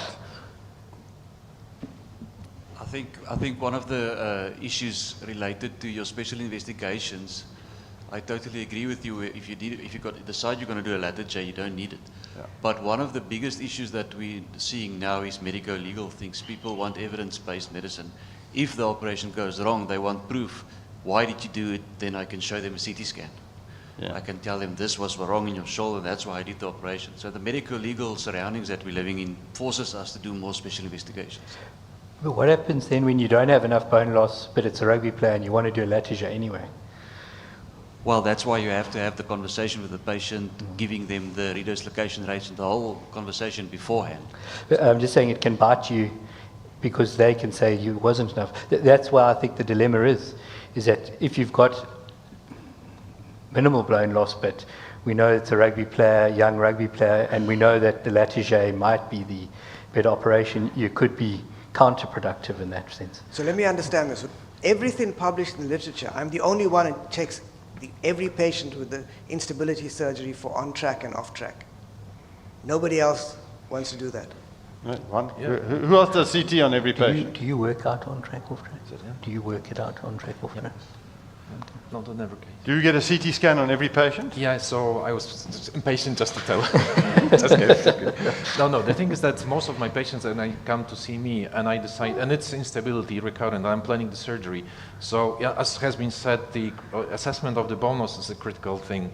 And if we have like 3 surgeries, one would be Bankert, another would be Bankert remplissage, another would be arthroscopic latager, whatever latager, just lead latager, or maybe the bone block. So for me, it's really important to know. And for the X-ray, I cannot read. I may be bad, but I can. Maybe we have a bad X-ray department. I can't read the X-rays for assessment of the glenoid bone loss. So for me, it's either CT scan, preferably, because it's, kind of, sorry for saying so, idiot-proof technique, so you can actually take any CT scan and have a nice, reconstruction. Nice picture. Nice pictures, exactly. With the MRIs, it's not that easy, because sometimes MRIs depend on the technical quality of it. So if it's badly done, you cannot assess the glenoid properly. But if I have a good MRI, that's okay, that's enough for me. I don't need to have a CT scan. So I do have a CT scan for those patients who did not come to MRI with the MRI with me. So they all send to CT scan because it's better. And for those patients, I'd like to know not only the glenoid bone loss, but also how big is the Hill-Sachs lesion.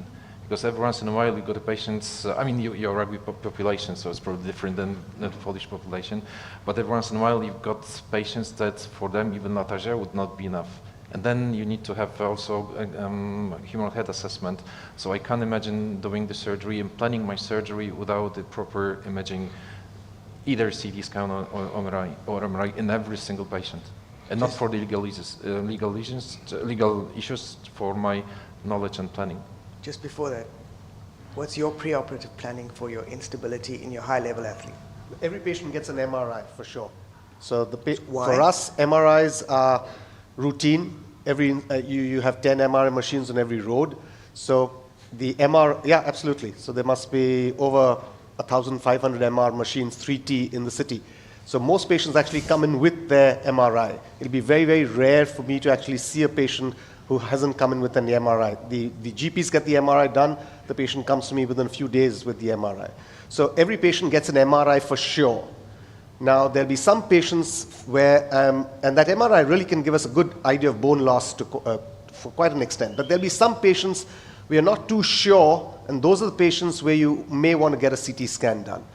But I wouldn't be operating on anyone, even if I've pre-decided that I'm going to be doing a Latarjet, this guy's a wrestler, he has a high risk, his bone loss is minimal, I'd still want an MRI to know what the lesions are before I address that patient. And sometimes you'll find other lesions. You'll find rotator cuff tears that you haven't really picked up, and there's so many other things that you can actually pick up on an MRI, and you'd like to know that pre-op before you actually operate on that patient. Just as a matter Can I ask, put your hands up if you routinely do an MRI on your instability, if they've got a proven dislocation, do you routinely do an MRI scan? So routinely, so that's most of the time we'll do an MRI scan. And what happens if they've got no funds? They're going to cost you 10,000 Rand. Andre, you must see enough of them. It's 10,000 Rand for an MRI.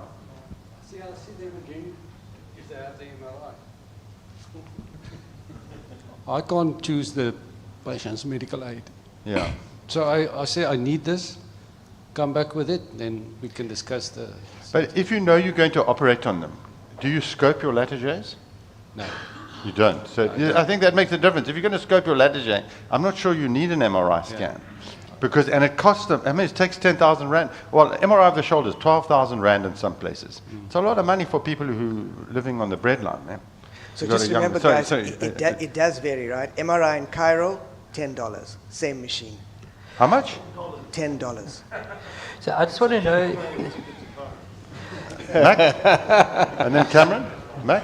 Okay, Cameron, you can talk while we wait more. So I think the important thing is whether that MRI is changing your decision. Like, Andre, is it changing you from a bank card to a Latarjet, or? Mac. So you don't scope, so you'll decide before the operation. So then would a CT, because what are you basing it on then? Are you worried more about the haggle, or you, so that's the important aspect for me, is if you're going to, so if you're a believer, I know the instability score has fallen out of favor, but based on that, a lot of people would say go straight for the Latarjet in a young rugby player, for example. So for me, the mechanism of injury might play a role, whether I'm going to, because that's going to help me to decide Bancart remplissage versus Latarjet, but then I can decide on the remplissage intraoperatively as well. Okay. So I mean, I just wonder how often the MRI changes our decision making, and I think that's Steve's point. Yeah, I agree, but I think it depends on what you do. So if you do arthroscopic Latarjet, it's fine to scope and stuff. But if you want to do an open Latarjet, I don't want to scope, because for me it's a stressful operation, and I want control over the operation. And if I scope, and there's a lot of, it's just, so the MRI for me is the scope. Yeah. So. Mac? Yeah, I mean, I scope everyone for the Latarjet, and it takes about, 5 or 10 minutes just to assess. But the question for the guys in state and who do private, do they change their approach?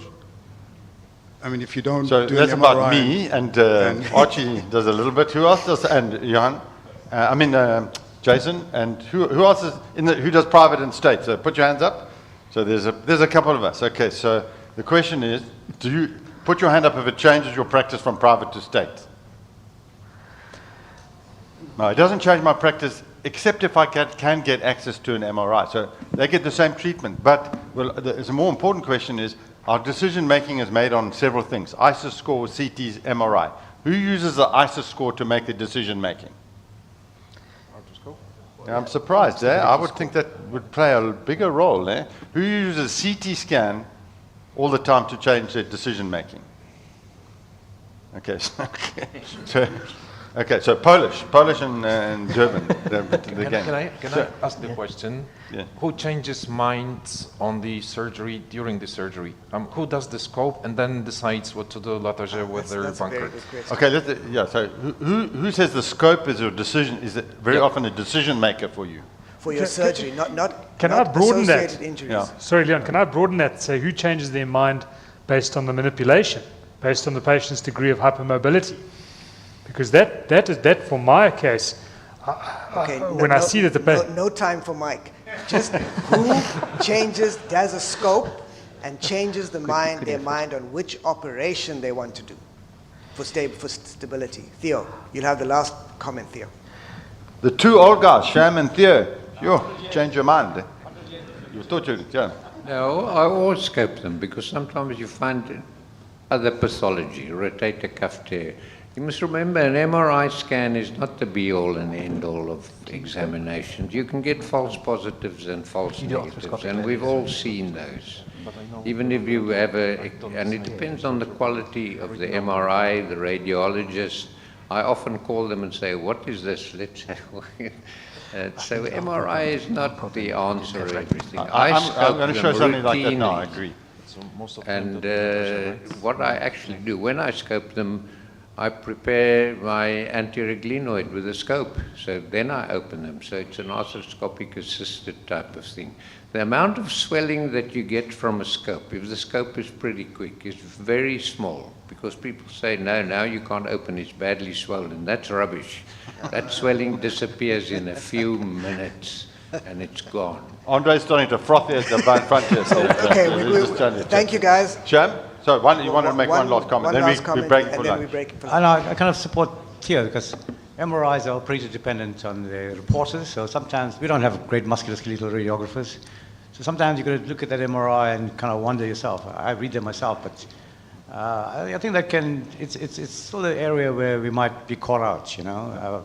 I've had radiologists say Bankart lesion, and there's no Bankart lesion. And they say there's no Bankart lesion, and there is Bankart lesion. So I think you can get yourself into trouble. But Sham, the question is, do you scope and change your mind about the operation? I do sometimes, yes. How? Give me an example. Well, if I go in and find a significant Hill-Sachs lesion as well as a Bankart lesion or capsular stretching, don't forget the capsule stretches out as well. So that might influence what you would do.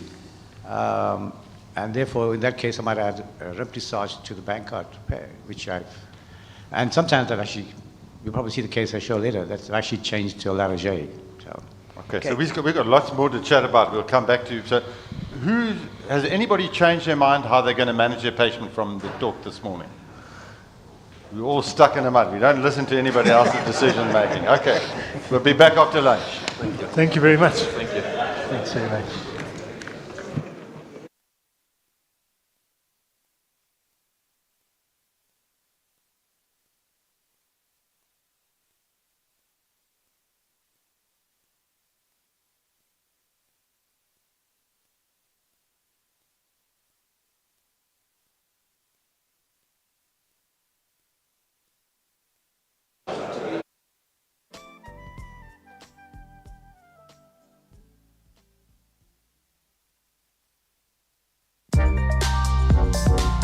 Stay in the moment with complete control over what comes next, at least when it comes to your music.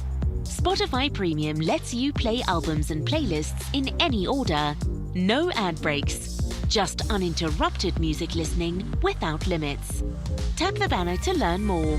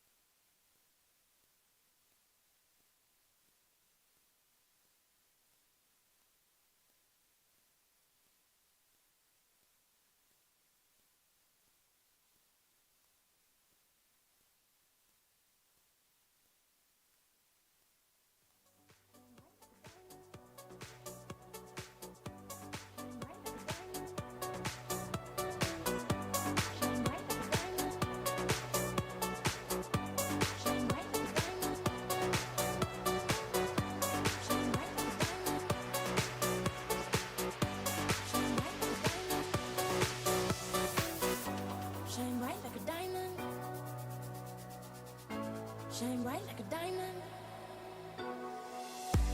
Fine light in the beautiful sea, I chose to be happy. You and I, we're like diamonds in the sky. You're a shooting star I see, a vision of ecstasy. When you hold me, I'm alive. We're like diamonds in the sky. I knew that we'd become one right away. Oh, right away.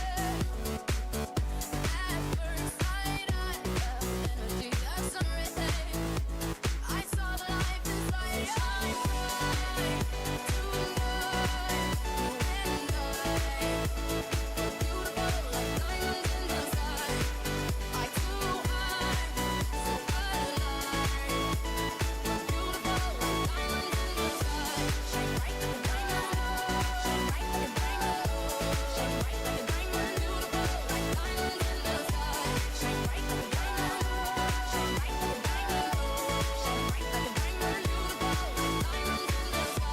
Arms rise to the universe as we moonshine and Mali. Feel the warmth, we'll never die. We're like diamonds in the sky. You're a shooting star I see, a vision of ecstasy. When you hold me, I'm alive. We're like diamonds in the sky. At first sight, I felt the energy of sun rays. I saw the light inside your eyes. Bright tonight, you and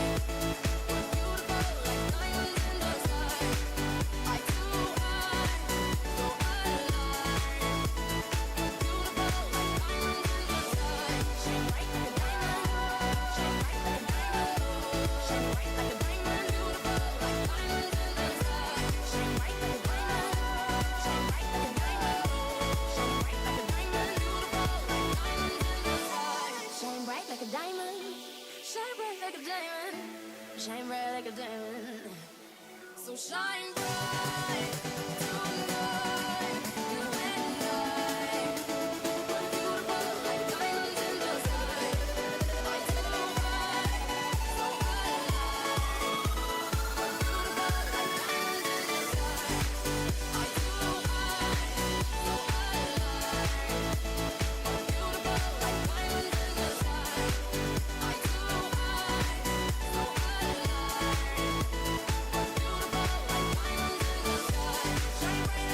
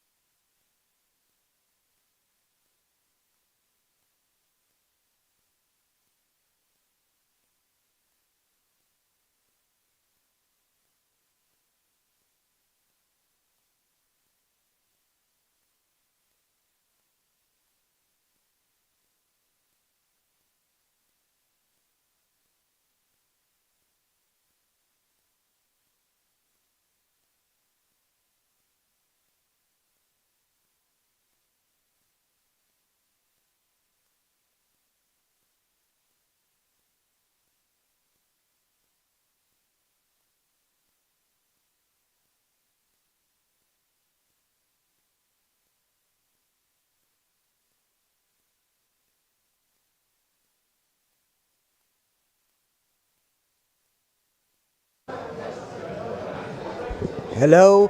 Okay, can we settle down? We've got a very exciting session ahead of us, and let's get going. If you could just ring the bell and get everyone in from outside. Okay, so the first speaker, Hekkies, can you come up and let's get going?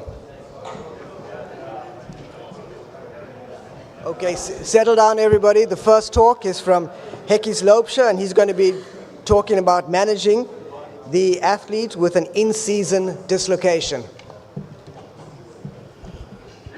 Thank you, Steve and Leon, for the kind invitation. I hope I can contribute to the meeting in a constructive manner. My concern was that it's not a very scientific talk, and I did check with Leon. He said it's in order. So I'll share some of my personal opinions in it. It's actually very important that this is not an absolute science. Multiple factors should be considered. I individualize my management for these athletes very much, and it's often a collective decision-making process. But factors that I really take in consideration is age, as we've heard this morning already, history of previous dislocations, both confirmed and unconfirmed, timing of the in-season injury, whether it be just pre-season or whether it's at the end of a season, the sport and level that they compete at, and obviously the long-term goals of the athletes is another serious consideration.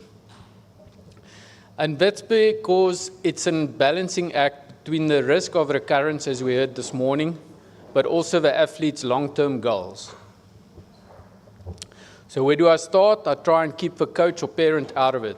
This week again, very concerning how parents tend to take over your consultation, wanting to tell you what really happened with the shoulder, but in fact the athlete or scholar or adolescent has a different story.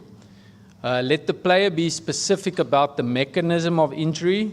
Sometimes I can't recall the initial incident, or they come in for a repeat dislocation, but there has been previous events, so you need to consider those. And I find that the nature of the incident is important. Was this dislocation confirmed by X-ray, or was it a feeling of dislocation, which was in fact a subluxation? So I always ask if there was a closed reduction performed on the field or even at the hospital, because I find that to be important, and then previous episodes are also important to consider. So how far is the player in their season? And I ask both the parents and the athlete, are they playing for scholarships, contracts? Are they already contracted? Is this is a final for their season pending? Some of these athletes come halfway through the season, but they've already confirmed the contract or a senior professional contract, and they want this injury to be resolved. So I think that's important to consider. And what is the expectation for the rest of the season? All of these factors are important to help you and the athlete consider a way forward in light of what we've heard this morning about the recurrence rate. And easy playing to retain a position in his team. But I find that these players often don't want all these stats that we've been discussing. But I think it's important to mention things like bone damage to the athletes, especially in contact sports, the risk of cartilage damage for the long-term prognosis, and then obviously repeated episodes having a negative influence on your eventual surgery if you do come to that point at the end of a season. So non-operative management will be covered by the next speaker, but it does allow for return to play to be quicker. We discussed the issue of immobilization and then also the risks with conservative therapy. These are the studies I think Prof. Roche were referring to from America regarding return of play, prospective randomized, and they certainly showed that these athletes in America can return around day 10, day 13 after a confirmed dislocation, but note that a large percentage certainly had repeated episodes during the season. And we know that these repeated episodes can cause significant structural issues. So what do I do? Yes, we perform surgery, not if, but when. And I will recommend surgery in the following cases. in my school-going adolescent population, I tend to be quite aggressive. That's a personal opinion. It's based on my personal experience and a lot of the literature that's been discussed. And my concern there is bony damage, the stretching of a capsule, and the heel sacs, which I think in our sporting population, which is predominantly rugby, a lot of water polo is another sport that is high risk. I think it's important to prevent those problems. I have therefore a low threshold for an open latter J, and I also admit to the patients that whatever we decide now can certainly have an effect later on in their life. Often they're very focused on the season at hand, but we also need to bring under their attention the risk involved if we were to decide to treat this conservatively, or whether we will be treating it aggressively at this stage in their season. Just a few words on the open latter J. I didn't see on the program in personal tips and tricks. I think it's important to make sure if you do one that you do a good one. You have to have your dedicated instruments that can make a world of difference. Positioning of a patient, supine with a gel pack under the medial border of a scapula, I find exposes your glenoid nicely. And these tips and tricks are important because if you do have complications intra-op or post-op, it's usually related to your technique, and we have a high problem with arthritis post-latter J. So you don't want medial overhang, and therefore your technique is crucial. For my non-professional club player, they are often a bit older. I will consider let them finish their season, understanding the risks, but they often have either previous surgery or previous episodes at school probably, and they try and make sure that I do a proper assessment because some of them have mixed pathology. But we will probably consider surgery. A lot of them are students or professional working, and they've realized that they're not going to be playing professional sport, and they tend to want to address the instability purely from a convenience and apprehension point of view. But for my professional athletes, often they come actually with not complaints of dislocation. They might have had a dislocation before, but currently in this season they have apprehension, they have concern taking a tackle on that shoulder. Their general play is affected, but also their off-field performance. They often get assessed regularly in season and they don't perform as they should be, and they feel they could be dropped from the team. So that also plays a factor in when we decide to perform surgery. It's important to always consider patient-doctor confidentiality because these professional athletes are in an employ of a union or a professional entity, and in fact, that's the employer. So your discussions with the athlete is private. On some of the other sports, we've discussed swimming and gymnastics. They often have the instability related to hyperlaxity, and athletics, I find, is often also a rehabilitative issue, often not a confirmed dislocation, but more subluxations, and their rehabilitation can be of value. So in discussion, these patients with in-season dislocation, I stress the importance of the effect of recurrence on the long-term health of the shoulder. I feel arthroscopic surgery is effective. It's got a beneficial ratio, it's low risk, and it decreases the risk of recurrence, especially on a first-time dislocator. Remplissage, I find, is a very valuable add-on on my instability surgery. So in conclusion, many players could return at 10 to 14 days, and after your discussion, you can discuss this with the athlete if they do wish to finish their season, but knowing that the recurrence can cause bony damage, especially in contact sport, and especially if you're younger than 21. Hyperlaxicity also plays a role. But certainly if you look at the, sorry about that, let's go back, thank you. It's a discussion that you should have, and it is actually a discussion, but surgery is certainly on the horizon in my opinion. Thank you very much.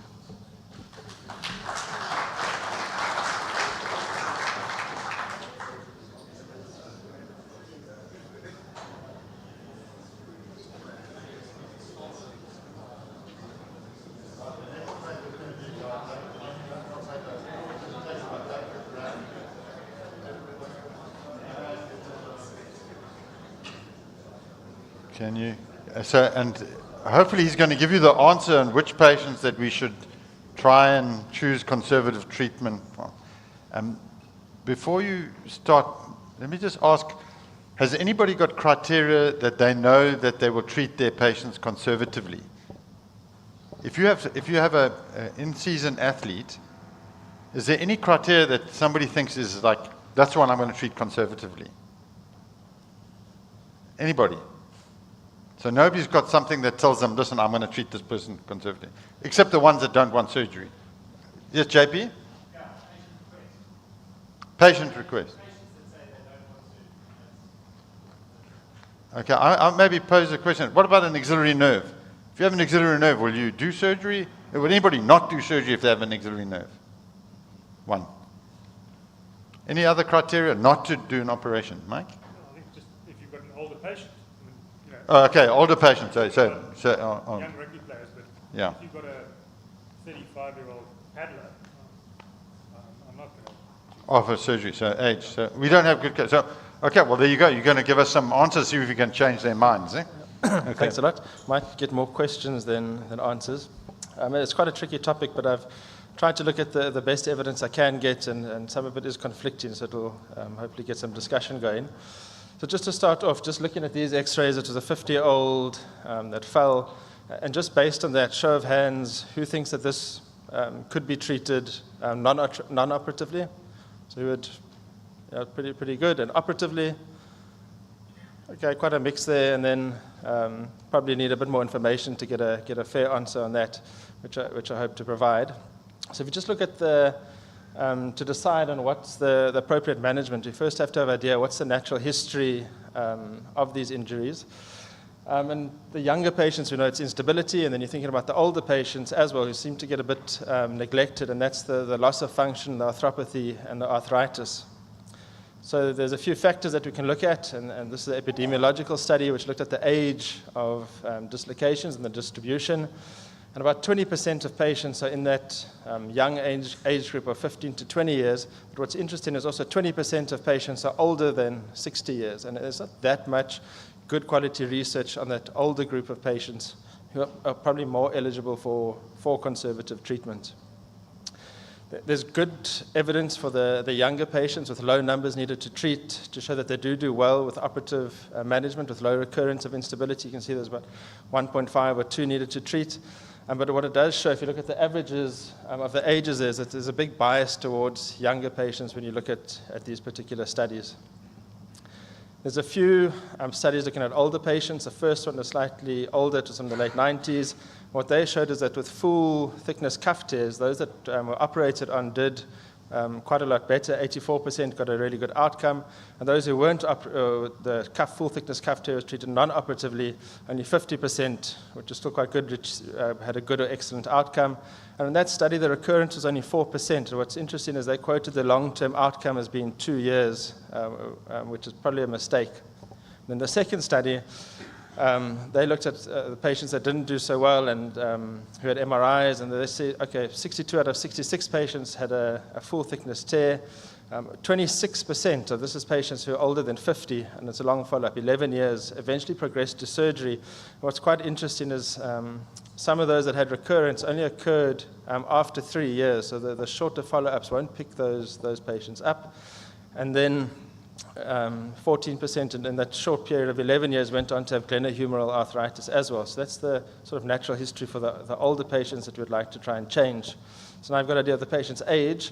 Then the activity level, you need to get to know the patient as age is not directly proportional to activity level. There's a lot of older swimmers and overhead activity, water polo players, and younger patients who aren't involved in contact or overhead sports. So that'll come from your history, and also getting to know what the employment requirements are. Are they packing shells or reaching out in front of them? Then the next step after that would be the clinical examination. And there's 2 things that came up in the literature here. And one is that generalized ligamentous laxity, and that predisposes patients to a first-time dislocation. So they saw about twice as many of the patients that presented had ligamentous laxity, and also predisposes to recurrent events as well, about 2.5 times more. And I actually don't know the answer of how to manage that, so maybe later on we can discuss it with guys who've had a bit more experience on how to address the hyperlaxity in the first-time dislocator.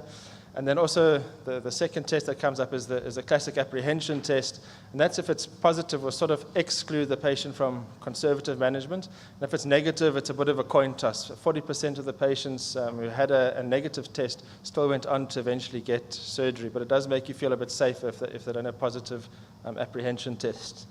So I think after you've done, or just something that I omitted here and I thought about is, didn't mention the neurological injury. So if they have an axillary nerve injury, now they're presented with sort of the terrible triad of the shoulder, that may make you a bit more aggressive in your initial management, and maybe you'd elect to fix a cuff tear that you would have perhaps treated conservatively otherwise.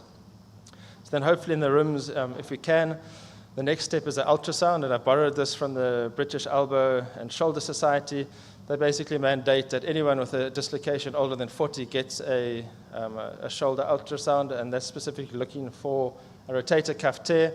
That's also quite controversial because we know that with age there's an increase in asymptomatic cuff tear. So I thought how to interpret that.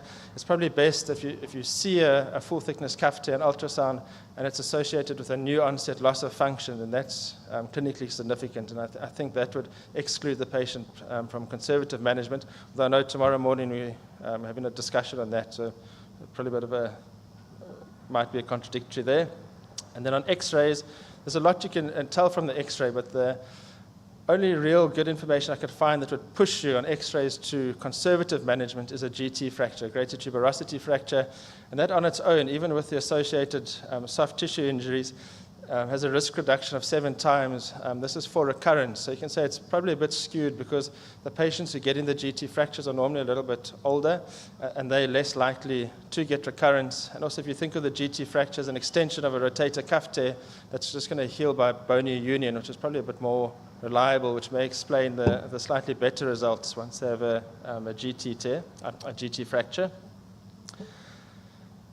Then the MRI. So we had quite a vigorous discussion earlier about who's routinely doing MRIs or not. In my thought process, it wouldn't be part of the initial, if I decided to take a patient down the non-operative pathway, I wouldn't be getting an MRI for that patient. The MRI would then be to come in later on to say, okay, this patient's not actually progressing as I had expected to. Maybe I've missed something else. Maybe there's a Hagel or a ALPS or something that I didn't pick up that needs to be treated and to get this get a better outcome for the patient.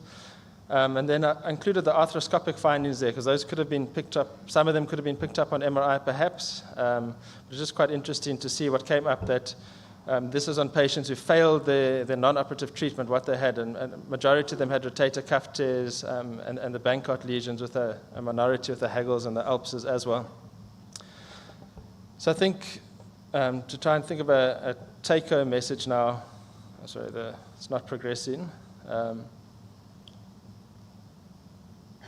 don't know, can you progress my slide one forward there? Okay, anyway, so the take-home message, you just go back one to my final slide. The take-home message, I was thinking, who would I treat non-operatively? And I looked at where the rates of complications started to drop, and that was around 30 years old. It would be in a non-contact or overhead athletes with a negative apprehension test, no bone loss, because you wouldn't want to treat someone conservatively with bone loss, and then either no dysfunction in rotator cuff tear, or if they did have a GT fracture. And conservative management doesn't mean that's it. They actually require a lot more work because now you have to check that they're progressing as planned, and if they're not progressing, then you need to investigate further and become more active in the management with investigations such as the MRI. And that's my message. Thank you.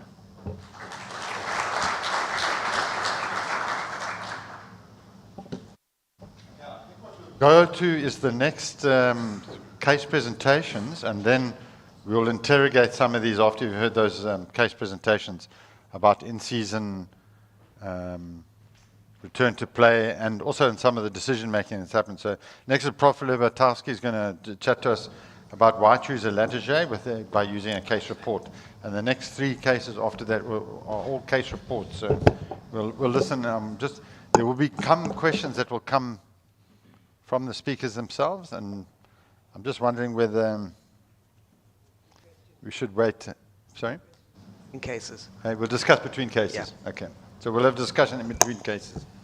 So hello again. So one thing that I learned is a really large nation with the rugby players all over the place. We don't have the rugby players in Poland that much, but we do have a handball. Handball, it's very popular. It's not the same discipline, but it's collision, it's a throwing, it's a speed, it's very super dynamic as well. So let me share the case that I had of mine. 15 years old male junior handball player, really advanced in a specific school for handball, right throwing dominant, first dislocation comes to me. That has been reduced by the doctor without anesthesia at the emergency department. He had a brachial plexus neuropraxia, he has laxity, and his IC score is 7. So the MRI shows that he has a Bankart lesion, but it's not displaced. Slight glenoid deficit, moderate Hill-Sachs, and it's on track.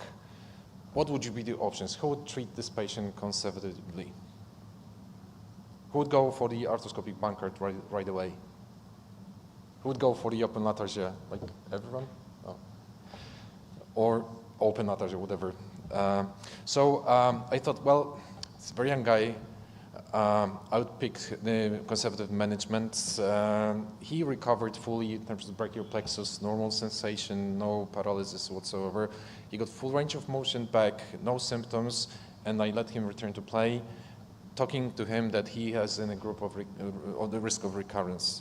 So he comes back with the second dislocation a year later. He's now 16 years old. He had this reduced. He has a positive apprehension, still laxity. This time, no neurological problems. He really wants to come back to play at some point, and his deficit of glenoid defect is larger now. It's 11%, not super large, but it's 11%. Hill-Sachs actually got smaller, strangely enough. It's still on track, and it's an Alpsa lesion. So what are the choices? Do we keep treating him conservatively? Who would do the conservative treatments? Who would do the arthroscopic Bankart? Conservatively now. Second dislocation in a 16-year-old. Okay, so there's consensus. Eh? After 1 year. So after 1 year. Nobody's treating this conservatively. Okay, so we got a consensus on it. So who would do a Bankart? One. Only one. No, hands up. Who's going to do a Bankart on this patient? Okay, the non-contact athlete, 16-year-old, no bone loss. Contact. Right hand. Is that a handball. proper contact sport? Yes, it is. It is. Yeah. Handball. Okay, so then we're all going to do a Latarjet then. So who's going to do a Latarjet? Yeah. Okay, so there's the answer. We can maybe ask now, who does arthroscopic Latarjets? Anybody's done an arthroscopic Latarjet? Come, Sham, you, me, Feki, who else? Theo, wasn't somebody else doing something? Philip? So we've done. Are you still doing arthroscopic Latarjets? No. Okay.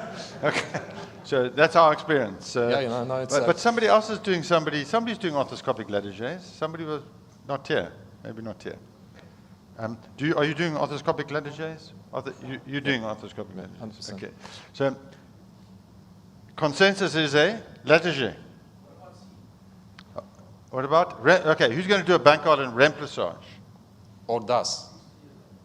But they lose external rotation, guys, with a remplissage. Who's done an arthroscopic? Who's done an arthroscopic remplissage? Who's done a remplissage? So quite a few people have done remplissages. Eh? All right. Okay. All right. So we at least we're not who we're dealing with. Handball is not a contact sport, guys. Okay. It's a contact. No, collision sport. Dancing is a contact. Dancing is contact. Okay. So I'm really embarrassed with my case. I forgot that you are Latarjet. So I didn't do it. I should have learned from you.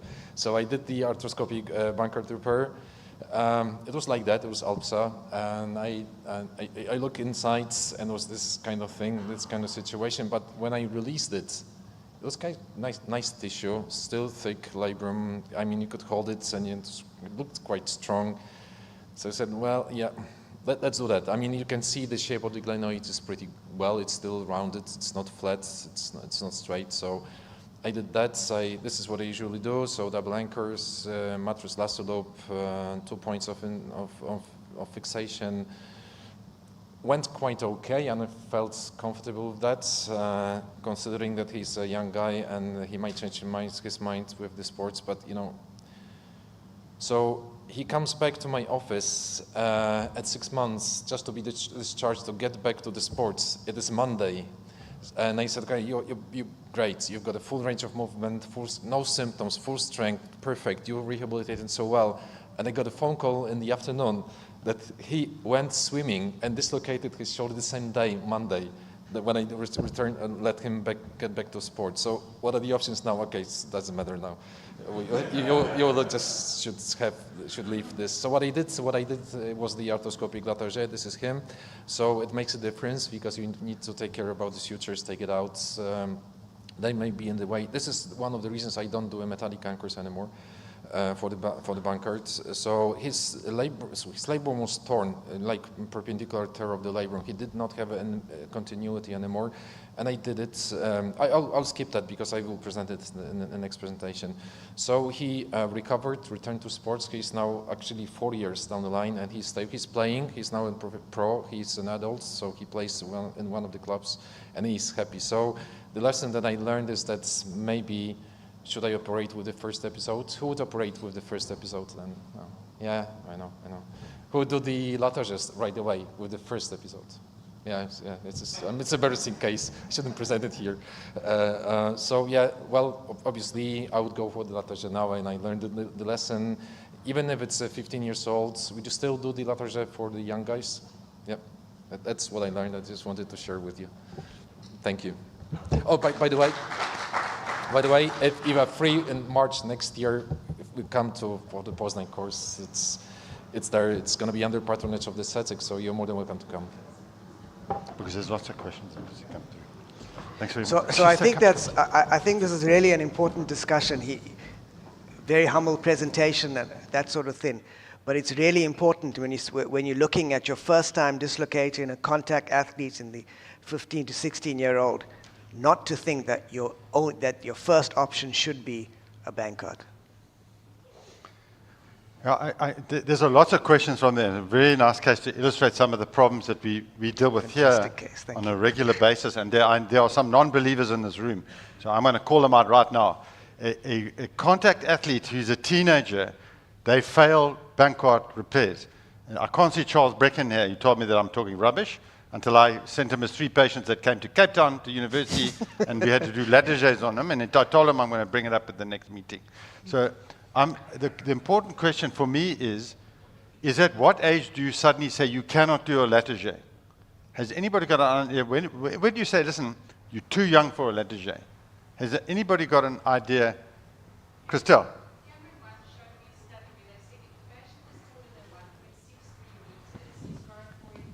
Sorry, we'll just wait till the thing's there. Sorry, Cameron can verify this. He once showed me a study where if a patient is taller than 1.63 meters, his coracoid is long enough to be able to do a latarge. And that's if it's fully ossified. And if the glenoid's ossified, if the growth plates are open, is the acromion not fully formed, and they're 15, 16, would you still do a latarge on that patient? If they don't meet the other criteria, obviously. If they're 16 and they're tall, I will do it. But if it's a 13 or a 14-year-old, I'll do a Bankart. Anybody have any other Abe? Abe, there's a speaker there. You know, the one option that hasn't been mentioned is an open Bankart. Now, the thing is, there was a paper in '78 by Carter Rowe and Bertram Zarens where they explain the technique of their Bankarts. And we don't do that way. If you do it that way, you actually medialize through a double plication. You do your medial labrum, you repair that, and you do a south-north plication where you take your extra slack up. So I think that's an option in a young person that you can actually think of. Thanks. Can I ask the question? Yeah. Yes. Can I ask the question? Because when we have this discussion with the the latarge versus Bankart versus latarge, you have a 16 years old patient who's going to play rugby, handball, whatever, And we know that the Latarjet is not guaranteed success. It has also recurrence rates. And then if you have a 16 years old who's going to have a career over the next, I don't know, 20 years, let's say, or maybe even longer, so you always have a risk that he may have a recurrence again. And then you've burned your bridge because there is no possibility to do Latarjet anymore.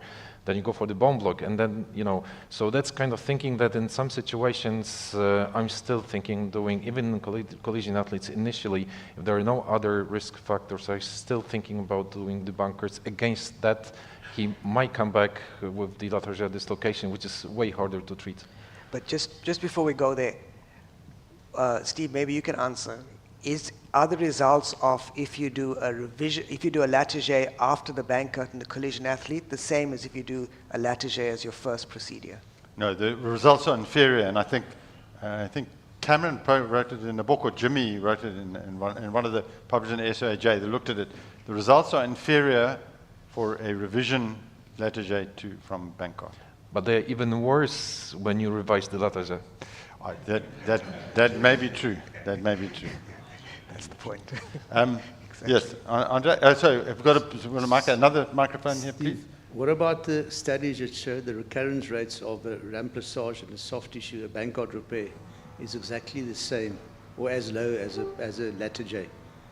Do you believe those studies? Because I mean, that's all. The studies are proving it. You give them just as much or just as least chance to dislocate as, but you have to do 2 procedures if you go soft tissue.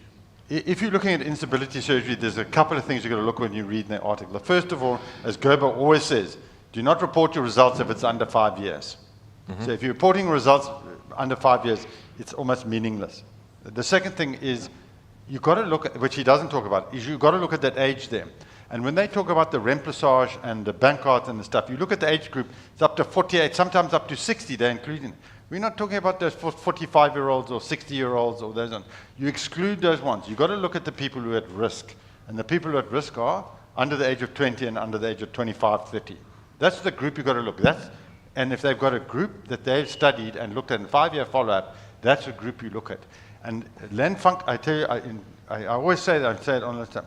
We failed a couple of young patients who played rugby. They were very unhappy. The one pair, they had no heel sacks, they had a labral tear. In fact, they had subluxation with a labral tear. They had 2 fantastic labral repairs with bumpers. Classically, you show them at the meetings and everybody tells you did a good operation. They both failed. I learned my lesson. Now I watched the other people's, then I started seeing they failed. The Bankert does not survive in a young rugby player and adolescent. We changed our practice then. That was more than 15 years ago. I told Len Funk this. He's told me that I'm talking rubbish, and the guy in that meeting told me that we were doing the wrong operation, and in Rome now I've been told that it's a butcher's operation. How can we do a butcher's operation on a young guy? Len Funk, who's an accomplice surgeon, looked at his adolescents. 90% failed if they went back to play rugby. 90% failure rate. So you guaranteed it. You go look at the literature now, just published in International. Nobody mentions that. Nobody wants to read that article. Nobody wants to mention it because it makes their Bankert at risk, and they don't want to do it. So the surgeons are pre-selecting what they want to believe.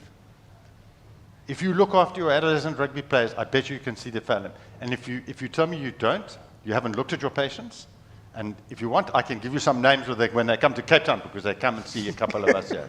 So you've got to look at your own patients. And the Cape Town group very kindly let us look at more than 120 patients. The guys are all sitting here in a group. Our failure rate was 40% if you went back to playing rugby. And those were not adolescents. Those were across the group. And there were people who stopped playing rugby. So you can add those in because they were probably a failed Bankert as well. If I look at the instability that are presenting to my practice now that I'm older, they are Bankerts with arthritis. I don't see Latarjets with arthritis. I see Latarjets need screw removal at 20 years or 10 years. We've just done 2. 10 years down the line, we scoped them. We know what their cartilage is. Fantastic cartilage. They got screw problems, not arthritis. The longest study in the world, 25-year follow-up. Bankert, Latarjet with capsular plication by Hevelius. Were the best results? Latarjet with a capsular procedure. So we have evidence for 25-year follow-up. The best operation to do is a Latarjet. The longest study. Sorry, I know this sounds like a Bible puncher, but I'm punching a little bit. I'm not saying there's something wrong with a Bangkok. All I'm saying is your population group that you're treating must be treated with the right group. And it's a young contact athlete. Bangkoks do not work.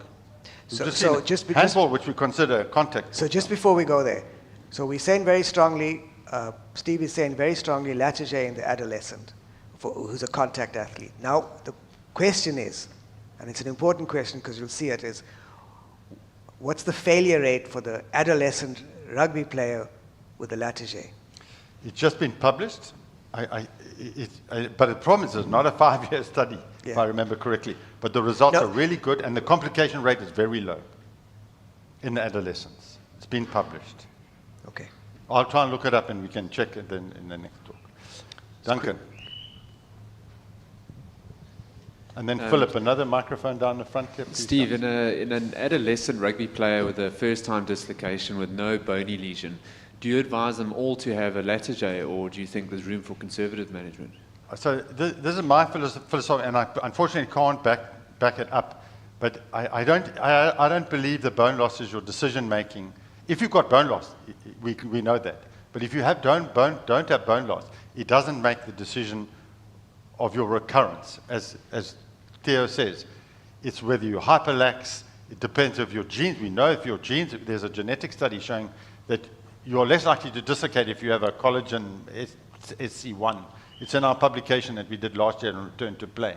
So you have genetic factors. You have nutritional factors. If you're short on vitamin C, vitamin D, which Archie showed, 60% of our patients were short on vitamin D. So you have a healing process that's going on. And if you look at your failed Bankarts, where does it fail? Where do you see your failed Bankarts? When you scope your failed Bankart, where is it failed? Where is it failed? Yeah, where does it fail? In the junction between the bone and the labrum. Yeah. So it's telling us something. The labrum does not heal to the bone properly. There isn't a single published study on when is the labrum strong enough to take contact again. It isn't a paper because nobody's biopsied them. There's a rat model out of Japan and there's another model, and they say I think it was from 3 weeks to 12 weeks or something, it's healing, and after that it's healed. It was a nonsense study, and rats, how are you going to apply that to a rugby player on his labrum healing? I mean, so we actually have no evidence when the labrum's healed on there. And I can tell you now, that labrum is not healed at 4 months. There's no ways that labrum is healed back to go to contact. So you're lucky. If you go back and play, you're lucky for the 6 months that before you dislocate again. So you don't. And if you think that I'm being crazy, I can tell you, I treated my son with a Latarjet. He was a teenager. He got a Latarjet. So I believe what I'm saying. So wait, guys, this is too passive. It's a very powerful argument, I agree, but it is Bible punching. Surely there are guys here who've done successful Bankarts in adolescent rugby players. Put your hands up. Give us your reason for doing it. More importantly, who's done an unsuccessful Bankart in a rugby player? I just want to say, Abe's got a point there. It's open procedure. So the New Zealand study, they looked at their rugby players, not teenagers. They say they had almost the same results.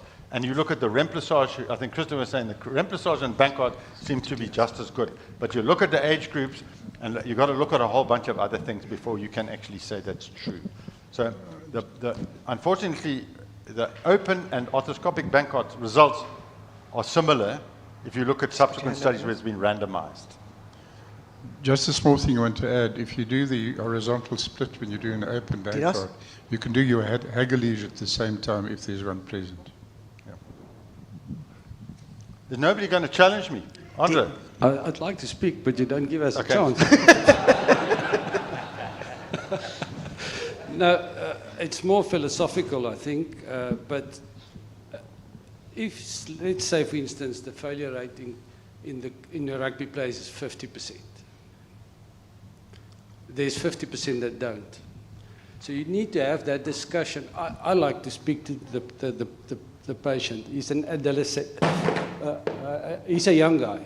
So his father and his mother thinks he's the next Springbok. They're all the next Springboks, yeah. Yeah, and he's not going to be, probably. And I can almost guarantee if you have your first dislocation at 15 or 16, you're going nowhere with rugby, most of the time. Okay. So especially, if there's a family history of 3 Springboks, maybe. But you need to have that discussion with the patient and say, listen, I'm going to do an operation on you that have a 50% chance of failure. But it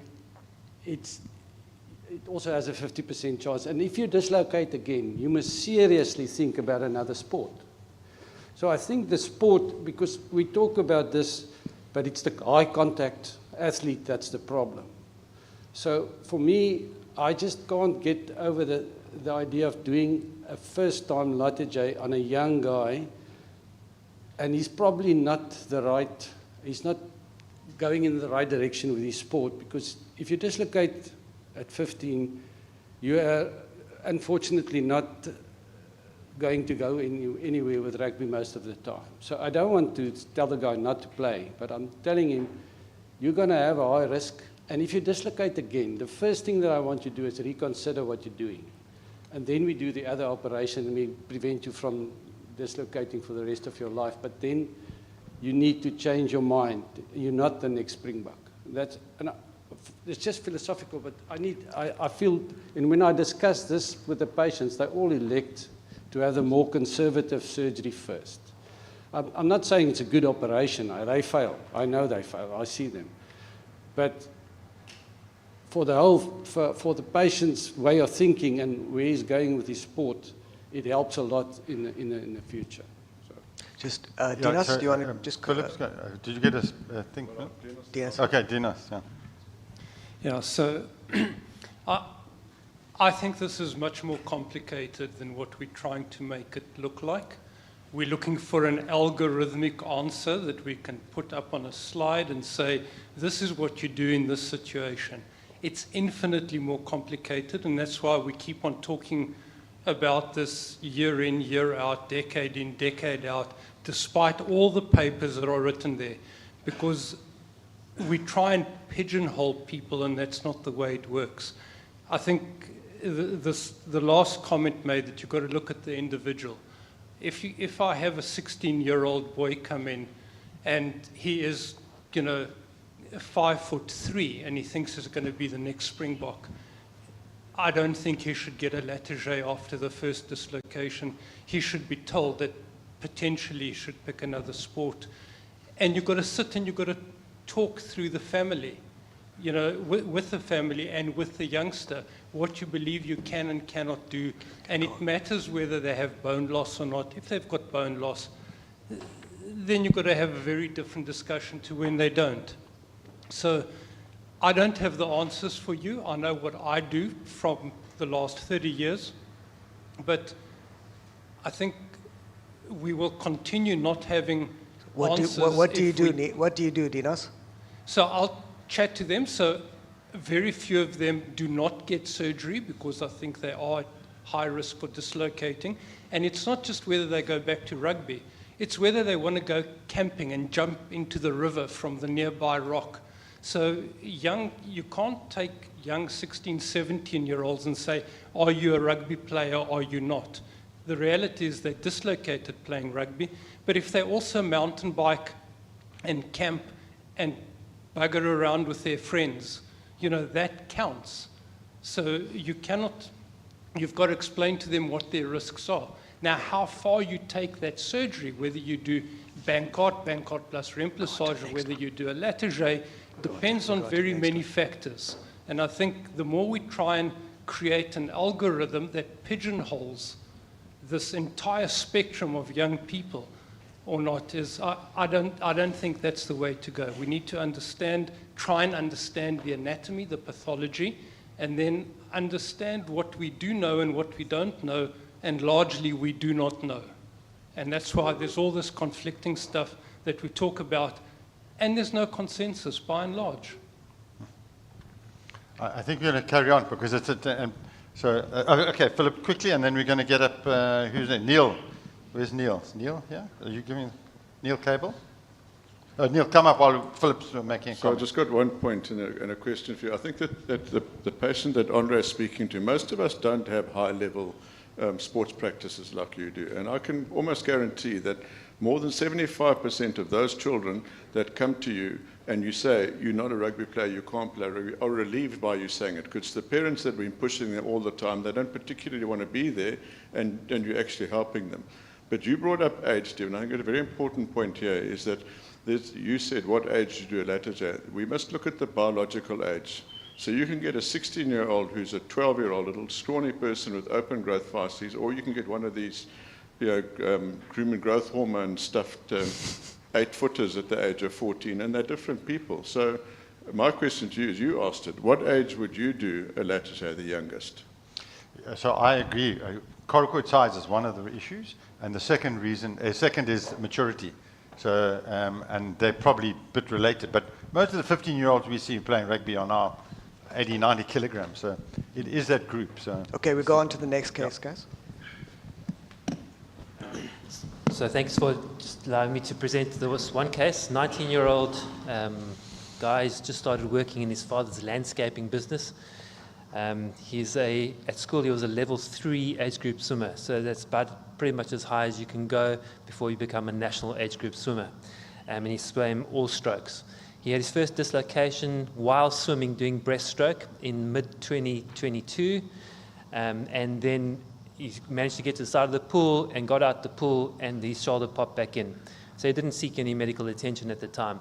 But then he had almost monthly episodes of instability until November last year, when it came out and he couldn't get it back in, and he went to casualty, had it reduced in casualty, and had x-rays subsequently. So he's always been able to reduce it, relocate it himself, but now he was apprehensive. He couldn't do any overhead work at gym. He can definitely not do any backstroke, and he's very apprehensive in trying to do breaststroke. He hadn't ever had an episode of instability in his sleep, but once one reaching out while lying down, he did have an episode of instability. As you can see from his picture, there's quite a tall guy. He's 194 centimeters. He's got quite a significant kyphosis, but no other associated scoliosis. He's not generally hyperlax. So his other joints are not lax, but his shoulder did show multiple signs of multidirectional shoulder instability. On apprehension testing, it was very positive, relocated very well, released it. He was very grimacing again, and interestingly, no signs of posterior instability.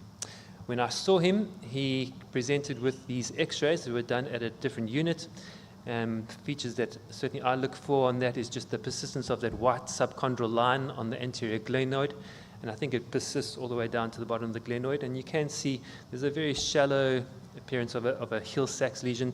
These are not the standard x-rays that I would get. I would like an auxiliary view to do that, but you can see that sort of black shadowing in the posterior aspect of his greater tuberosity, confirmed then again there. And obviously it doesn't look like there's any disruption of that anterior inferior glenoid rim.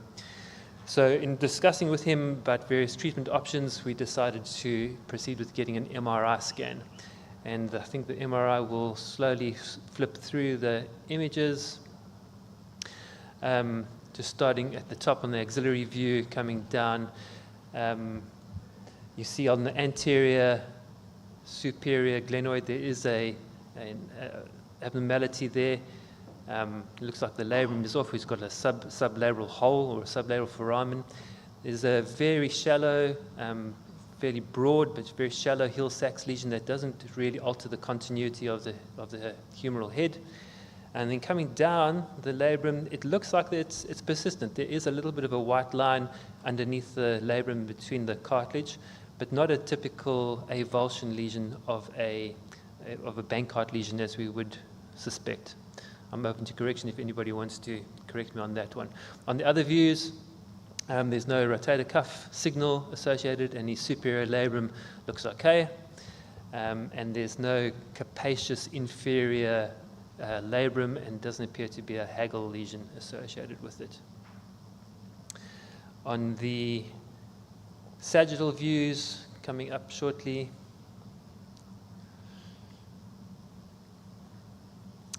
you'll see that again there's a defect in the anterior superior labrum, where it looks like the labrum just stops halfway up the glenoid, but there does look to be some good tissue at that anterior inferior labral area.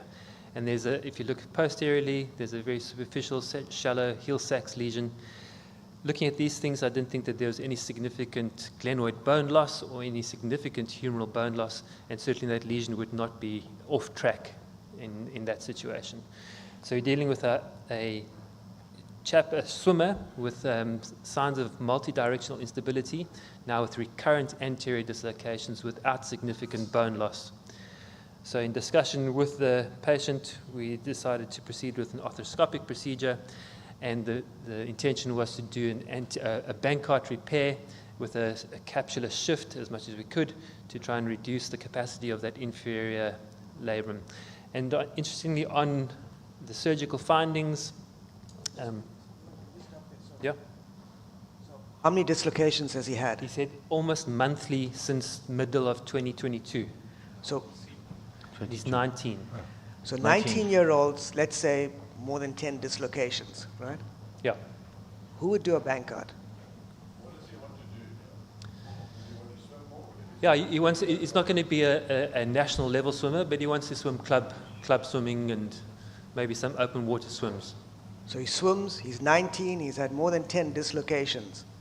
Who would do a Latagé?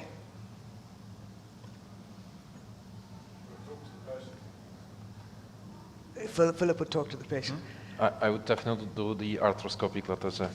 So why not would the you, open? Why Well, would the thing is that he has some laxity of the shoulder, and one of the advantages of arthroscopic procedure, depending how you do it, is that you can include the Bankart repair in that, and you can, if he wants, you can do the capsular shifts. I stopped doing intentionally capsular shifts because even if you do the Bankart repair, it's never just the labrum repair. You always have the capsule in that. So we did a study showing that you actually decrease the volume by 30% by just doing the Bankart. So at the moment, I don't intentionally add the capsular shift unless there's like a huge joint.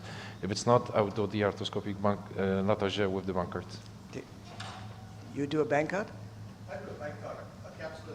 So this patient primarily is a soft tissue laxity. He's got a labral lesion. He's got no bone loss there. He has. I think he has some bone loss. I think it's more than. I mean, just visually saying, it's probably not adequately to assess that from the screen at the moment. But I would say that you can see it. So once you can see it visually, it's usually over 10%. Once you can see that there's a flattened margin of the glenoid. So for me, it's 19 years old, he's very active. For me, it's a clear indication for the arthroscopic Latagé. Unless he would be less active and he would be over 30 or maybe 28, 30, and probably not super active, then I would consider doing a Bankart plus remplissage, but not the Bankart alone. So for me, if he's a breaststroker and he's got no significant bone loss, less than 10%, this is a soft tissue problem. You take care of the labrum, you take care of the capsular laxity, and he's going to do well. He doesn't have a significant Hill Sachs there too. But if you did want to add a remplissage to that, maybe you could. But that would be okay for a breaststroker, certainly not for someone who's going to be doing free, fly, or back.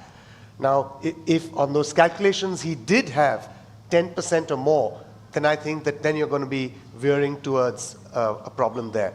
So for that particular group who's in that subcritical bone loss, younger patient, for me, I don't want to do a Latagé on him, but I do an arthroscopic bone block. So that way I'm going to go through the rotator interval. I'm not going to touch his subscap at all. And so I'm going to augment the bone there and then do a capsular labral shift over that. I think this is one of the options, so I don't have an argument against the bone block, but I will do something with the bone. There's another option that's rising in Europe, which is the DAS, dynamic anterior shoulder stabilization. I didn't do it so far. We're going to come to that. All right, but I think that could possibly be the candidate for that. I'm still learning. I don't know who is the best candidate for that. But I would argue, and just one more comment, we compared prospectively our open Latagés regarding the swimmers and arthroscopic Latagés. What we found, and Bankart as well, what we found, the Bankart is always the best biomechanically. It's always, nothing beats the Bankart. I mean, they have best range of movement. They recover quicker than the open Latagé. But arthroscopic Latagé, again, has a better external rotation than the open one. And they recover earlier. They have a better strength. So for me, this patient would be for arthroscopic Latagé. Just wanted to add some argument for that. Okay. Why do you think that is? I think what happens is that, again, there are two competing techniques. I will be presenting in a second. So in that technique that has been developed by Pascal, you actually preserve every soft tissue. You just burn a little bit of the interval, but you don't touch the capsule. So I think what happens is that you have a very stable shoulder to start with. Just the moment you have a bone, it's stable. Patients feel better already.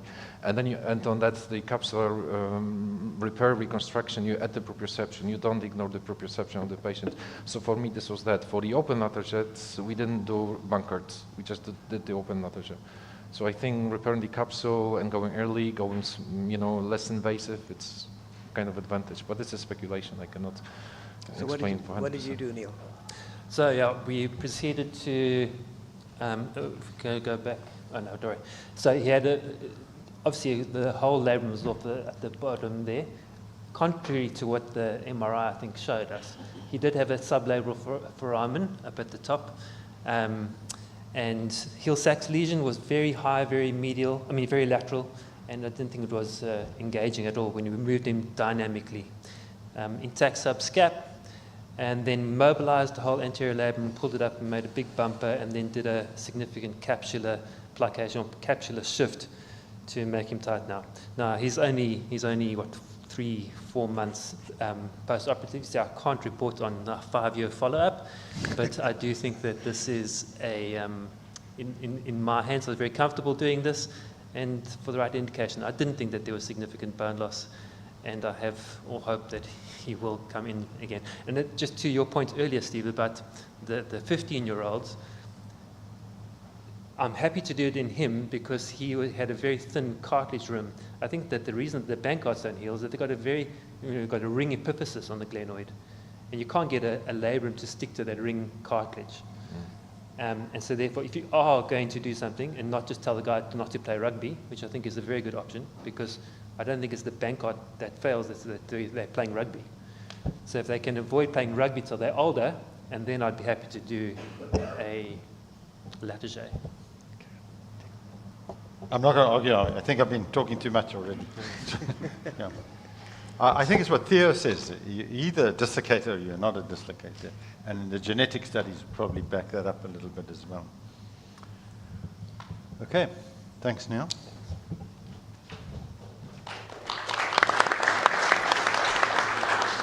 Next one. Dinesh. We're going to put you on the target now. Yeah. We're not going to let you off the hook. Okay, so this is going to be quick.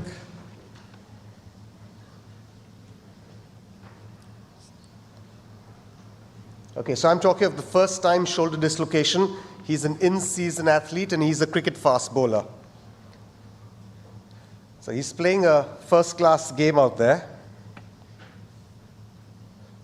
So he's the bowler, he's right-handed. Ooh. And this is the first game of the Ranji season, so that's our first-class season. He's 31 years old. He's had no prior shoulder problems. He slips out there, and you can see that that's a classic hyperabduction external rotation injury. He feels it pop out. He's held his hand there, and even before the stretcher comes in, he feels that shoulder's pop back in. So that's the injury that he's had. His physiotherapist has put him into a sling, and he comes and meets me a week later with the MRI. That's what the MRI looks like. He's got a hematoma there, and you can see that labrum is torn off. It's probably probably a glad lesion. If you see there's a little bit of that cartilage which appears abnormal there in the anterior rim, but that labrum's lying there in position. It's not really displaced significantly. And that's a few more images there of that labrum. He's got a Hill-Sachs indentation or a bone bruise there, but no significant loss of the cartilage or of the bone. His cuff's normal. And when I see him clinically, it's been a week that he's been wearing that sling, but he's been wearing that sling primarily when he's sleeping and when he's been traveling, but otherwise he's been using that hand. And when I see him and ask him, how are you doing from pain? He says, I've got no pain. I say, can you take the sling out and show me your movements? And he does this. And I try and do a apprehension test where he's going up to 90 comfortably, but as soon as you go beyond that, he's feeling a little apprehensive. So, of course, I get him down. He's 31. What should I do? Should I treat him non-operatively? He's a right-arm fast bowler. Should I be treating him with an arthroscopic Bankart? or a Latarjet, what would the house do? How many of you would treat him non-operatively? Yeah. How many would offer him a first-time arthroscopic capsular label repair? Yes, it's 50-50. So what did I do? Yep. No Latarjet. No arthroscopic. Okay, no Latarjet. Yeah. So although cricket's not contact or combat, there is sometimes collision, but yeah. So I treated him non-operatively. It's, he's 31. His symptoms are minimal. He's really keen to get back. He's got as a fast bowler at 31, he's not got too many seasons left. And so he started bowling. So we kept him initial immobilization or active sort of immobilization. He can move it around. By the third week, we had him going with movements and strength. And he played his first game 5 weeks after his surgery, completed the season, and now he's ready for the IPL. Now, I told him that once your season gets over, we'll probably opt for surgery at that point of time in case you still have apprehensive signs. But he doesn't want to come in. He doesn't want to come in for that evaluation saying, I've completed my season, I'm perfectly fine, I've got picked up by one of the franchisees, I don't want them to know anything about this, and I'm okay, and I'm going to go ahead and play. So I think that's real-life orthopedics with sportsmen. If they're feeling okay for that season, I think he's going to be okay. How many of you would wager a bet that he will have another dislocation before he stops playing? Can I have a show of hands? Yeah, I think so too. I'm almost certain that he will have another dislocation, but at least we are buying him time, and I think that time is important for him.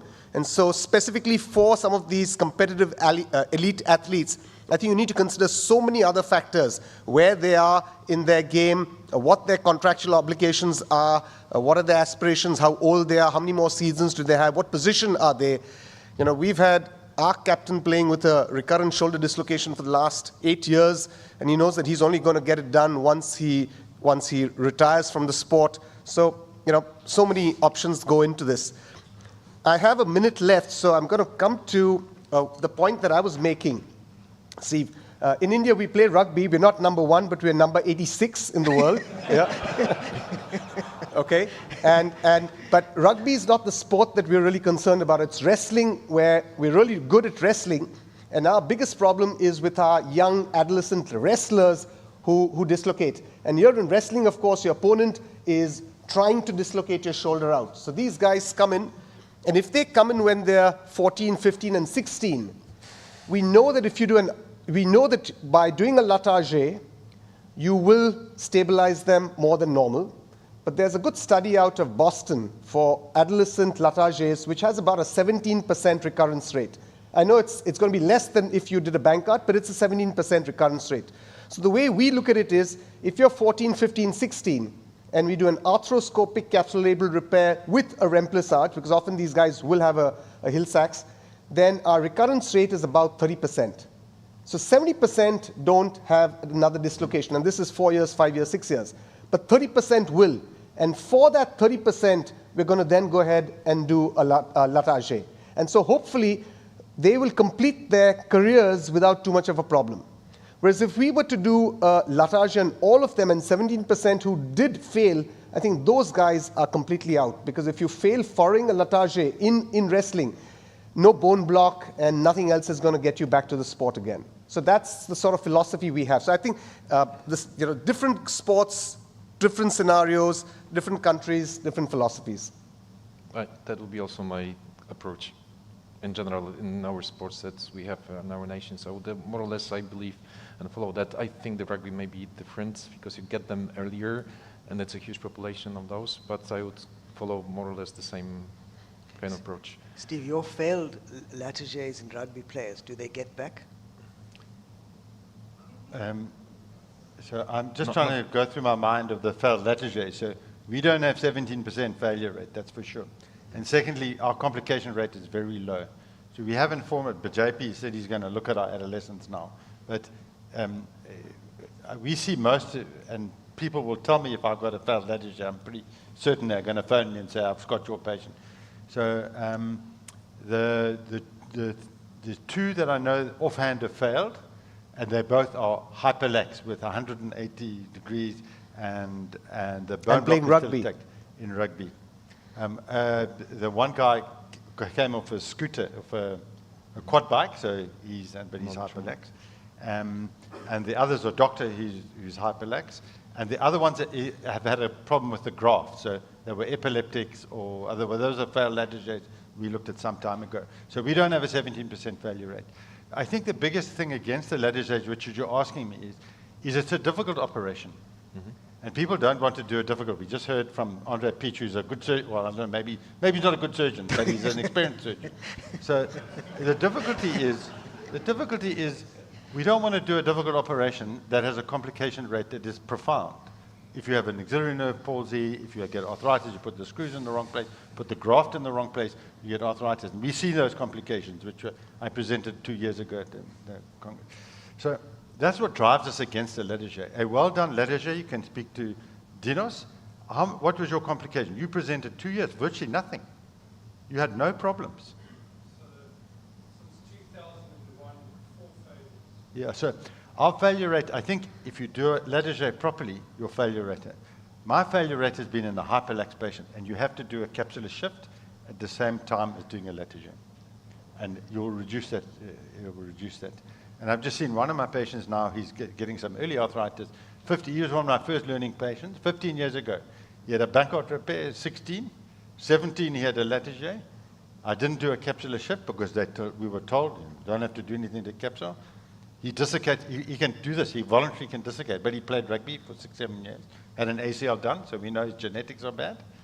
He's now coming back, he's got some early arthritis, and he was my learning case for, you must do a capsular shift. If you've got hyperlaxity, so the lateral do badly if you're hyperlax. And I don't know if Dinos, you can have a look, or who else does a lot of laterals here now? I know JP, all the guys who worked with me, they know that, but I mean, somebody else does hyperlax patients laterals. So just 1 minute, just take this. Do you do a lateral without a soft tissue repair? Does anyone do a lateral without a soft tissue repair? I'm going to tell you very quickly, very few. And they will be a stiff shoulder at the time. I won't do a capsular repair. Otherwise, I routinely do a capsular repair because of Elias's work. Always. Yeah. You always do a capsular repair. I do arthroscopic lateral, but I always include the bunker. But as I say, it's always part of the capsular shift, even if you just do the bunkert. I'm really something taken with the bunkert when you do it. So I always combine everything. We haven't even discussed in-season return. Neil, you shaking your head? No, we don't routinely do that. That capsule sits nicely between the bone graft and the head. Sometimes if you have access, you can just stitch it to a little bit of remnant of the CA ligament, but not routinely. And I think Dinos looked at it, and the only difference in the long term was that the people that you did repair, they had less external rotation. So by not repairing it, we only saw that they had the same incidence or no incidence of recurrence, but they had better external rotation. At the back, while you're getting a speaker, yeah? Sorry, just a question for the speaker. Just the patient that you showed, he had quite a significant cartilage injury. What's your opinion on that? And would you not have considered repairing him or sort of moving the glad lesion back? Just for the cartilage injury? I think, yeah, so if you see the MRI, there does seem to be some sort of cartilage injury there anteriorly at the rim. But since he was stable, and since he doesn't have significant symptoms, and he's so keen to get back, all of these guys are really not looking at the long term or what's going to happen 3 or 4 years down the line. They're looking at, can I get back in this season itself? This season's going to be my make or break season. So we've just left alone. I think that cartilage injury didn't change my plan as far as repair or no repair is concerned. Can I just ask one last question? What did you quote as your return to play and your return to the same level of play in an athlete? If this athlete asked you, what is my chance of return to the same level of play after a Bankart or whatever you decide to do? Because we know we can get them all back to play, but it's that same level of play which is always the challenge. I'm sorry, I didn't get your question. What would I tell? What would you quote as for this athlete, the return to the same level of play, not just back to play? Yeah, so I think that's a tough one because we know that fast bowlers, do require a significant amount of anterior shoulder instability, unlike a spinner or a batsman. So you do generate some amount of strength because of your stable anterior shoulder. But somehow, theory doesn't seem to come into what they actually perform. So he went back at 5 weeks, and he was bowling to the same sort of level, the same workloads. These are 4-day matches till the semi-finals, and the finals, he was bowling 30 overs every match. So, 30 overs every day for the match. And that's the argument. So if you operate, then will you tell him it's not as high? Like in baseball, that's one of the arguments against operating. I think here we need to see whether, our short-term thing is, of course, return to play, but our long-term is also recurrence. If you do land up with that second dislocation, then that's going to make it a little worse. He will have a little more bone loss in that second one. So when we counsel these guys, we tell them that, look, if you do have a second one, and that second one could happen in that first match that you're playing, exactly as you mentioned, he's perfectly all right, he goes to swim and he dislocates, then I tell them that's the end point of waiting. You will certainly require an immediate procedure thereafter. I typically advise them that once your season gets over, because you're a fast bowler and this is your dominant arm, get it done. Get it done electively once your season gets over. But nowadays what's happening is if they get an opportunity, and that it's now become a non-seasonal sport, it's continuous play throughout the year. So if they get another opportunity immediately, they just jump at it and they say, okay, they keep pushing it further and further. I haven't found a significant difference in their abilities and their level to get back to sport and their capabilities by treating them non-operatively, though theoretically you think it should be there. Right, we're going to keep you up on the stage because you're going to carry on with the surgical technique and Bankart and remplissage. I'm going to skip my thing, and Basil's not coming this afternoon, and mine's got some Ladder stuff, so I'm going to swap into that part. But I'm just going to make a quick comment about the cricket players. The first is, we looked at over 100 patients, Megan Dutton, you just read the paper as well, Leon read the paper. We didn't get an external rotation, increased external rotation, unlike the baseball players. So we have a different arm in the cricketers. That's the first. And the second is, we've got 4 patients who've had Ladder who play cricket, all in the bowling arm, and 2 fast bowlers, and both have returned to play at the same level. And I was just wondering, has anybody else done a Ladder in a cricketer, and do they know what the results are? Because they say, don't do Ladder in cricketers, which I think is wrong. I think you can't do a Ladder. So we go by the same principle. So we have a lot of our cricketers who've had 3, 4, and 5 dislocations before they come in for surgery. And so if they've got bone loss, which is even subcritical, for me 13%, I've done Latargets on them because I know that they will otherwise come back with recurrence. And typically, at least for me, since I do it open and I do a capsular labral repair, I think that they do lose some amount of external rotation. I think that they do lose 2 or 3 degrees of external rotation there. And in the first 1 year, they will keep complaining about it. But after about a year, they're fine. They just tend to maybe stretch out and they're okay. We'll chat a little bit more about after the technique. Yeah. Thanks very much.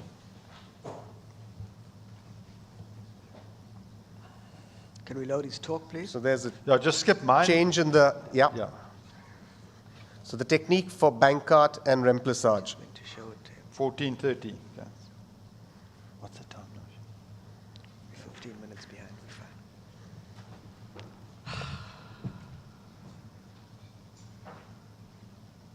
Yeah, that's the one.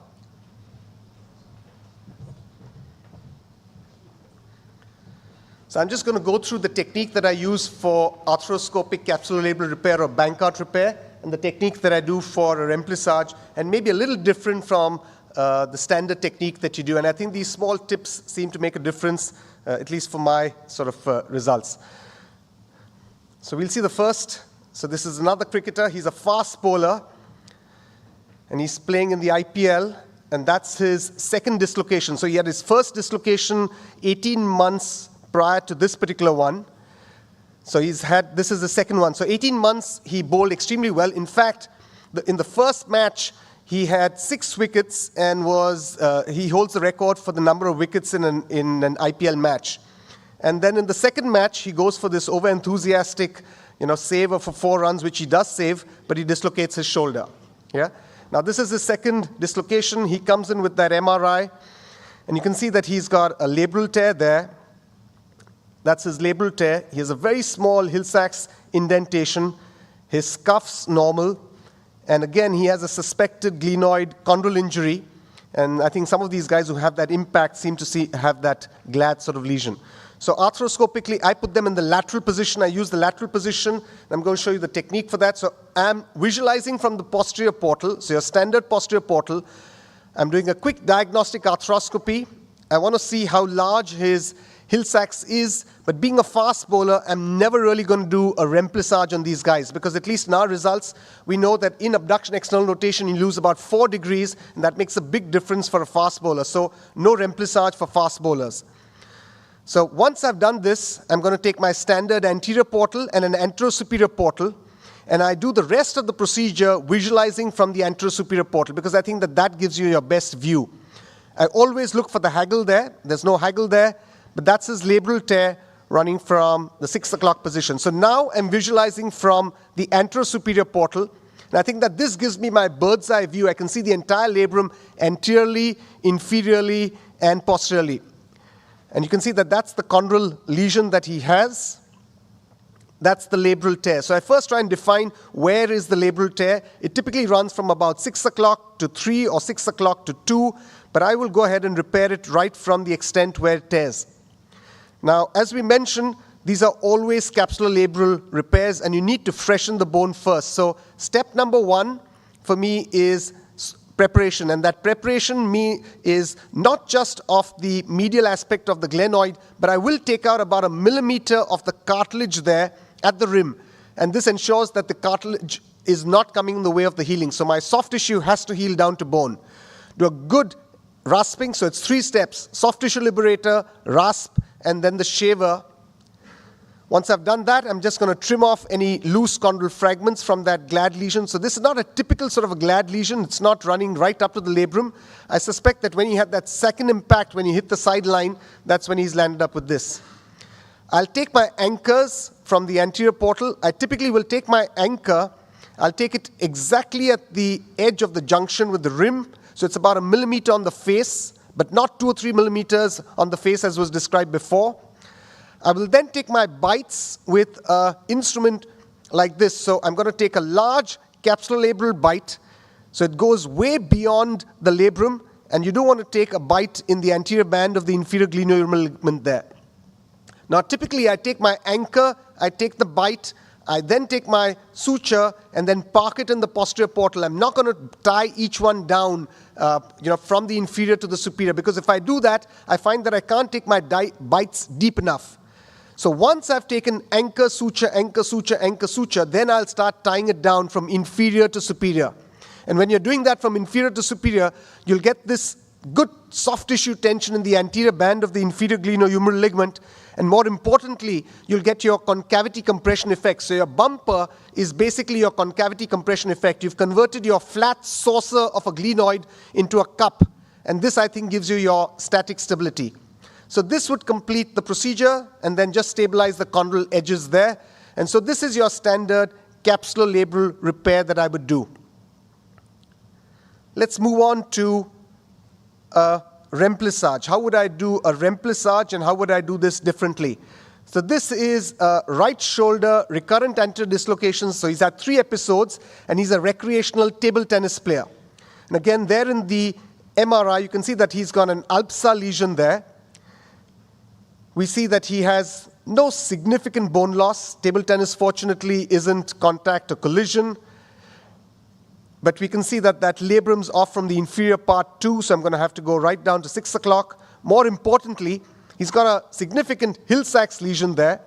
And in the past, we did CT scans and we did the on-track, off-track measurements, but in today's day and age, I don't. So he's got a relatively normal glenoid, no significant bone loss there, but he's got significant bone loss on the humeral side. So how do I do this procedure differently? So again, it's the lateral position. I start from the posterior portal. I'm going to visualize where is my labral lesion, and I think that doing this order and the sequence is important. I then look at the Hill-Sachs, and you can visualize it well from the posterior portal and get a fair idea, is this large enough for me to fill in? Now once I've had this visualization, I'll shift my scope to the anterosuperior portal and go ahead for my Bankart repair. And for the Bankart repair, I'm going to do a good release. Once I've done a good release, I'll put those anchors in, put those sutures in, but I'm not going to tie it down, because if you tie it down, your humeral head excursion is going to get limited, and this will come in the way of remplissage. So shift all of those sutures to the anterior portal, and now I can get to the remplissage. So I visualize the Hill-Sachs lesion here. I'm going to, of course, freshen it. So again, rasp it and shave, use your shaver, get good bone there. And then once I've done that, I'm going to put my anchor in. Typically, for a relatively small or medium-sized Hill-Sachs lesion like this, I'm going to put my anchor at the junction of the articular cartilage with the Hill-Sachs. For a larger Hill-Sachs, I may not go at this level because you don't want to lose any significant amount of external rotation. So once I've done that, my anchor comes in. This is your standard helicoil anchor, which is double loaded, and this comes in from the posterior portal. So all of this is done through the posterior portal. I don't think you can do your soft tissue from the posterior portal very elegantly. So what I do is now take percutaneous needles. So this is a simple spinal needle or an abocath needle. I will then palpate and see what's the junction, where do I need to take this from. And you'll see that there's quite a distance between the posterior portal and where my needle is going through. Again, note the trajectory of the needle. So this needle is coming from closer to the tuberosity, but it's the tissue that's there between. The tissue that's there between where you've taken it is just enough to fill it up. I then pull that out, so it's percutaneous, so I'm just pulling out that suture through that needle. So that's my first and inferior one that's gone through. I will then do the same with my second puncture. So the second puncture comes about 1 centimeter proximal to that, 1 centimeter cranial to that. Again, you visualize where it's coming through, and note where it's coming through. It's coming through the tendinous tissue. You don't want it coming too inferior, because then you'll come to the muscle tendon junction. So that's why this trajectory is important. You're coming in from the superior aspect, and then you'll take 2 sutures into this and shuttle it through. So again, you pull that out. It's fed in to the loop. You pull the loop out, and that simply gets you your second one. And then finally, you repeat it for the third. And so what you've done is you've taken your infraspinatus tendon and you've passed it through. Now, if you try and do this with a bird beak, or you try and do this with the posterior portal, I suspect that you're going to come very close to the muscle tendon junction, and it's really going to be a muscle tenodesis and not really a infraspinatus sort of a capsulotenodesis. So that's the third one there. Now, once you've taken all of these, you can leave these 3 sutures, then the soft tissues, and then come back to them later. Now, you'll see the effect of the remplissage. So once I've pulled this in, if you give a tug on these 3 sutures, you'll see what this does. This has a this translates the head posteriorly. So you're giving it a tug there, and this, when you tie this down, this is going to shift that back. And again, by shifting it back, you're going to get your stability there.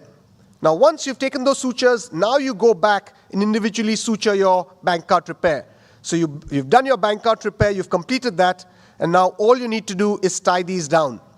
Now, you could do this blind, but what I prefer to do is back out. So now, if you back out, so I've done my capsulolabral repair, you back out and you're in the subacromial space.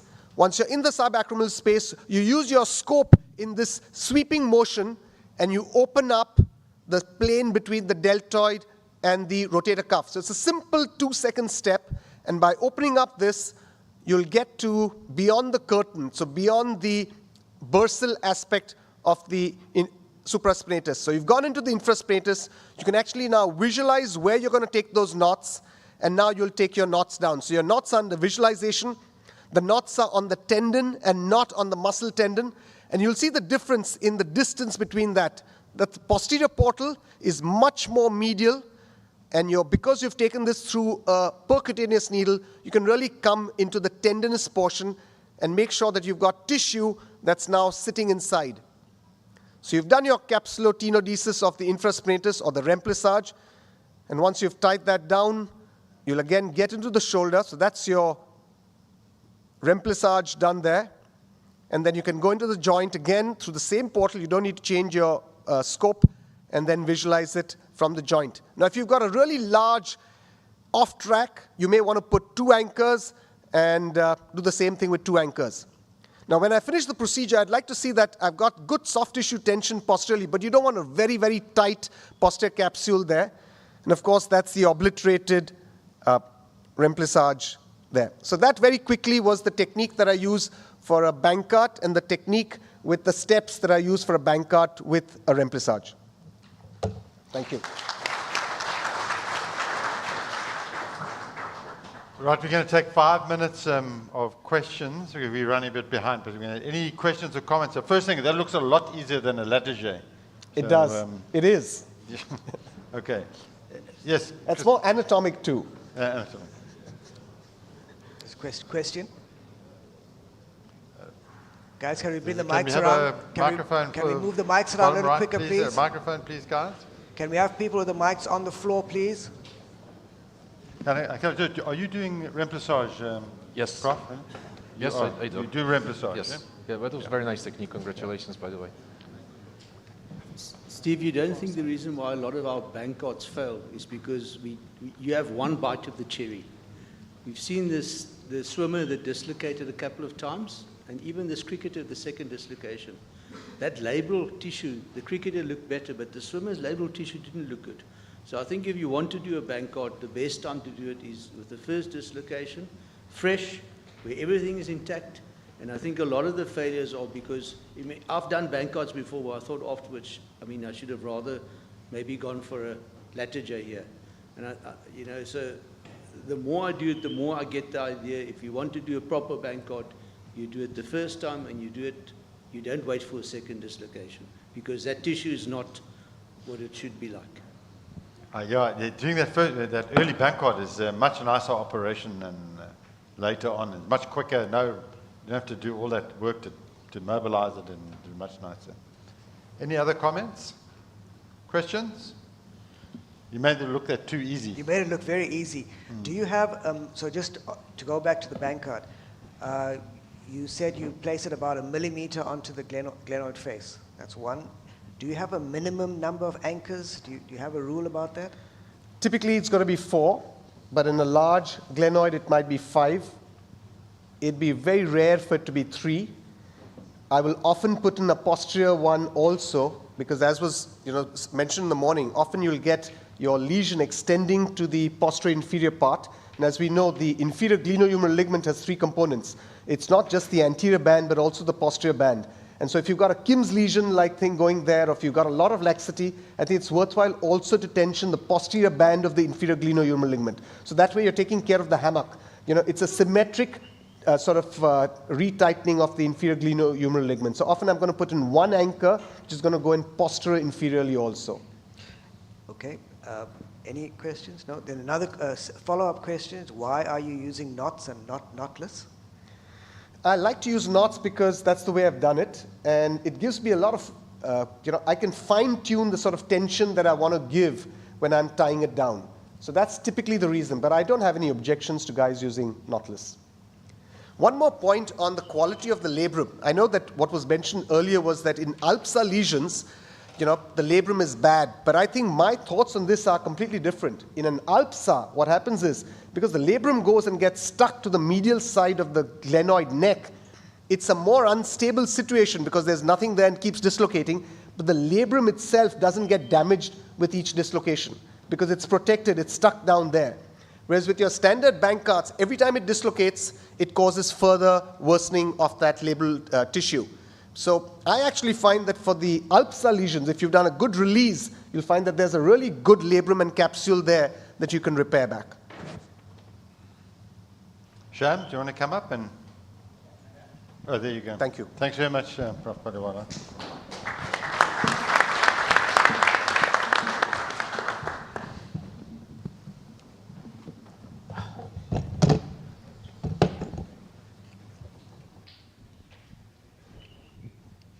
Should I go sit? You can if you want to. Yeah, good. You can do some work, yeah.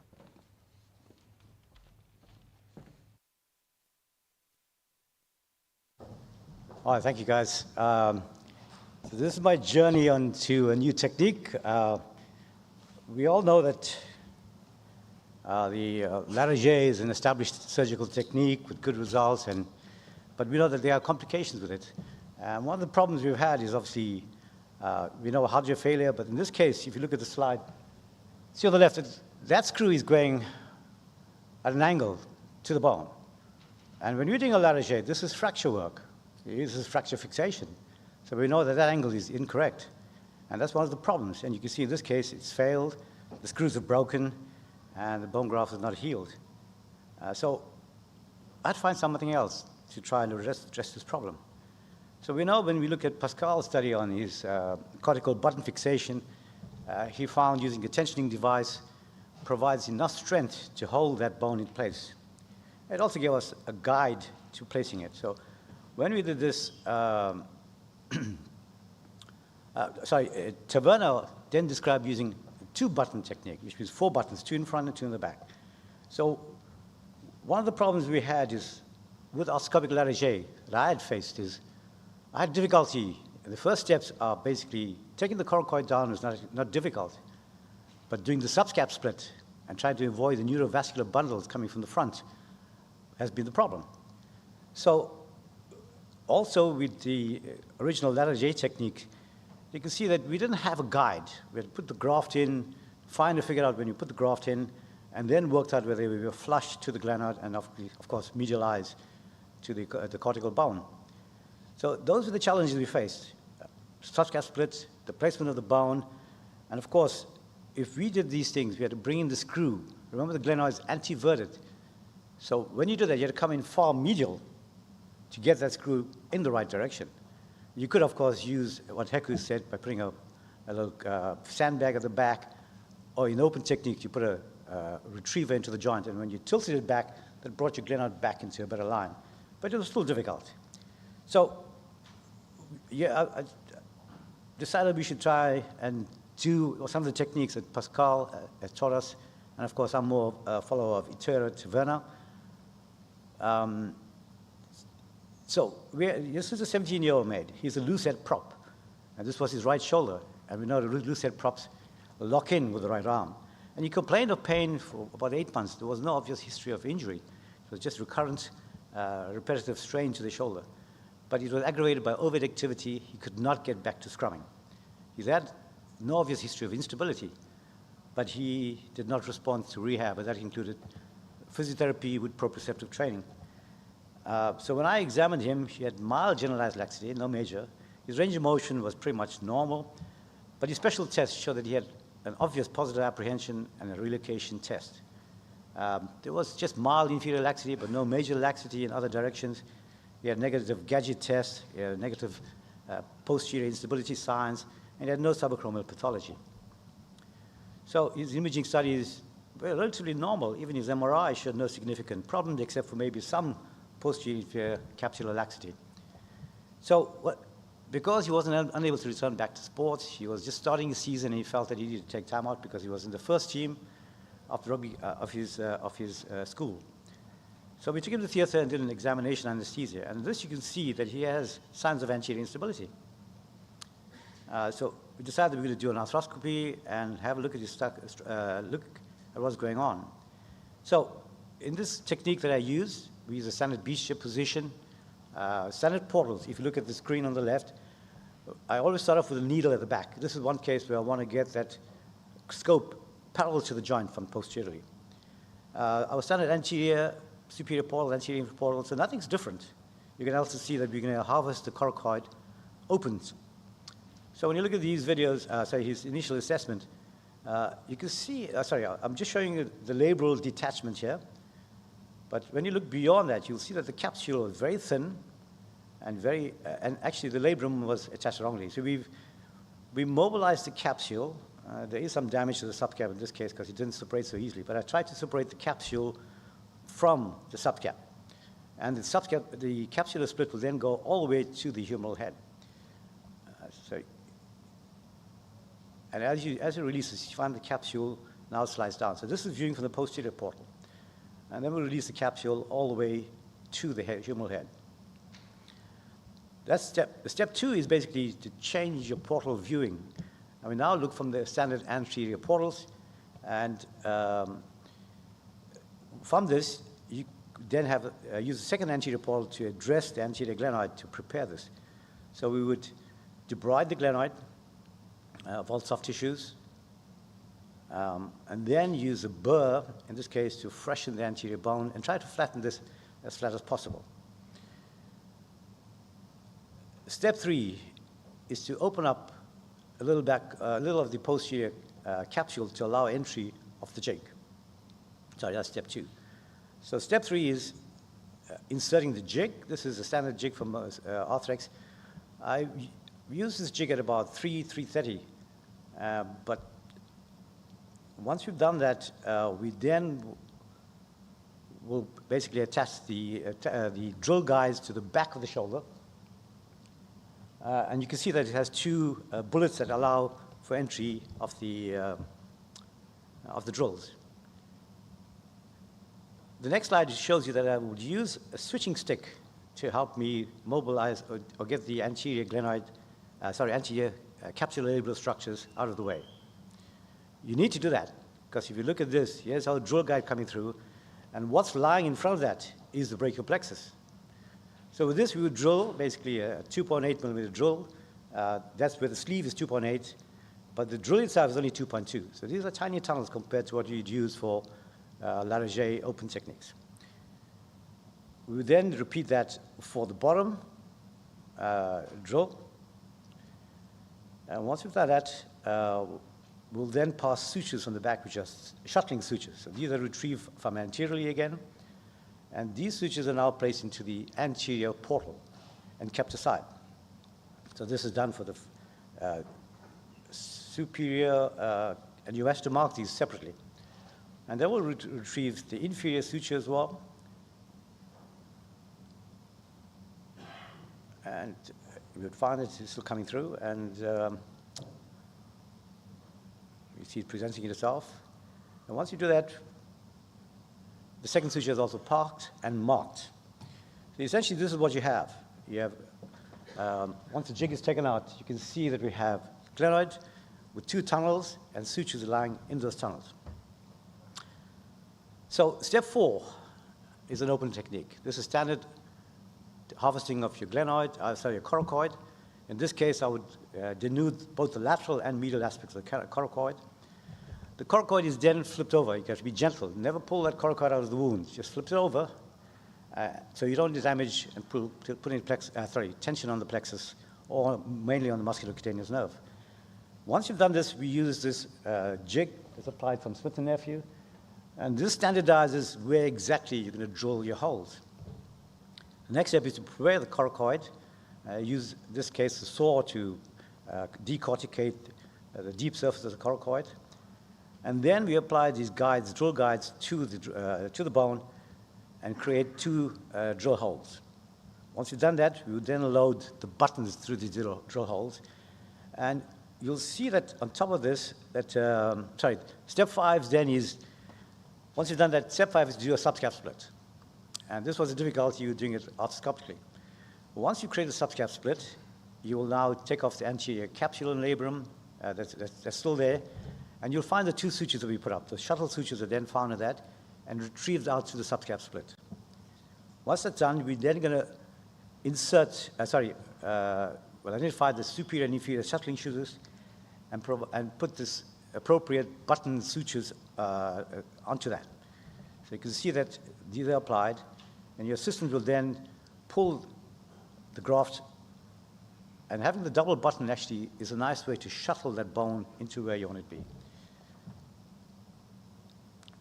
Once I've done that, I'll then put the camera back in the joint from posteriorly. And what I will know is that as the graft comes in, there mustn't be any soft tissue into position. We'll free that. And once I'm happy with the location, we go on to steps 7. You must not forget to load a button at the back. Now, that's the first thing you do. Load a button at the back. And we then tie a knee knot. You've got to be careful how you do this. Make sure when you do that loop that you actually pull the loop right towards you before you seat it. Otherwise, it will lock somewhere in between.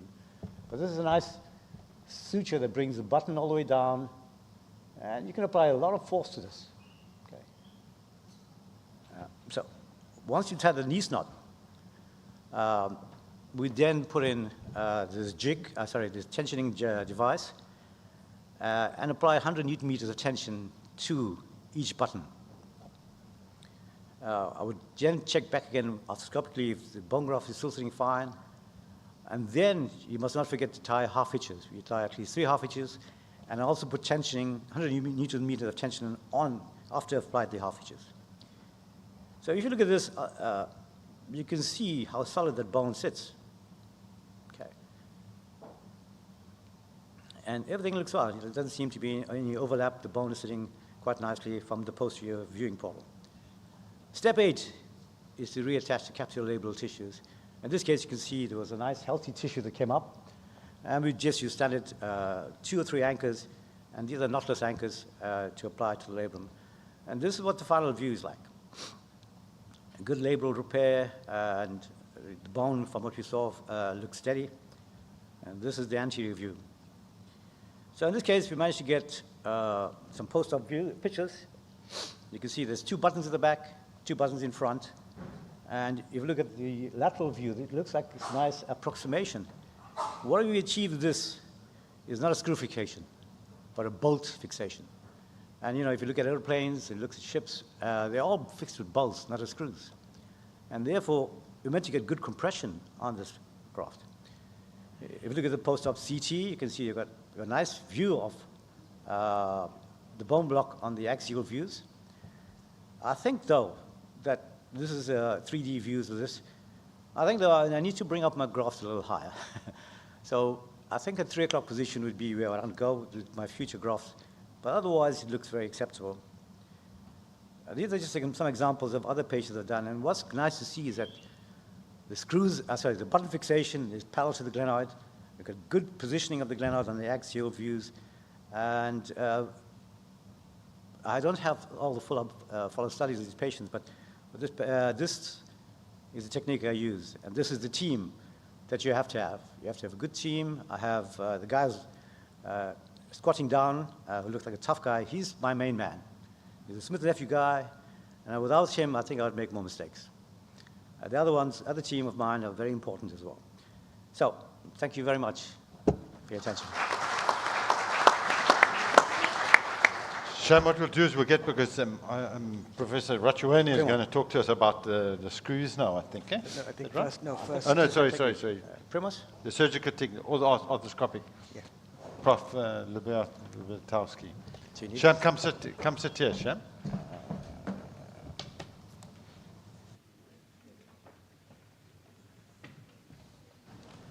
Nice talk, Sham. I'm not so far away now from the previous presentation. Let me present the technique that I've learned also from Pascal, not very different from what has been presented just right now. And basic assumption for anything we do, we know it already, that you need to provide your patient with a stable shoulder and the chance to recover the range of movement, strength, and then return to sport. And one of the things that has been also mentioned today is that you need to place your graft accurately, obtain the union, and avoid the complications. And what happens with this arthroscopy technique, as I mentioned before already, that you can use all the advantages of the Latarjet and also Bankart repair. And as has been told, this is the idea to replace the screws with the ball, because you know that most of the problems with Latarjet, they come with the screws, the way it has been done so far. We know that it's not that easy to do the arthroscopic Latarjet, and there is a steep learning curve, and it takes long to learn it, and it's a difficult procedure. So you would care about the safety, whether it's actually worth doing that, and if you are able to learn. And there have been some studies comparing the results, and in terms of safety, the studies that have been shown so far did not show any higher risk of the complications that is included with the arthroscopic Latarjet, unless there is a screw problem, but it's universal for both open and arthroscopic technique. Procedure arthroscopic technique so far, as has been published, has a very small, low recurrence rate. There is no superiority, but also no inferiority when you compare to the open attaché. The results in terms of clinical status of the patients are mixed. So some studies show no difference between open and arthroscopic. We've actually shown that it's difference, and we can discuss it later. Obviously, the arthroscopic attaché might be more expensive because it takes more time than for the open attaché. It is difficult, but you progress. A number of studies, including one of my good friends from Poland, showed that you actually get experience after first 30 cases. If anything happens, it happens early. But it's also not much different for the open attaché. You are not born to do the open attaché. You need to have some experience, and also risk of complications with the open attaché is early when you start that procedure. So this is the setup, the typical setup. It's called so-called lazy beach chair position. So you don't place your patient sitting like really fully seated. It's lazy because most of the job that you do anteriorly.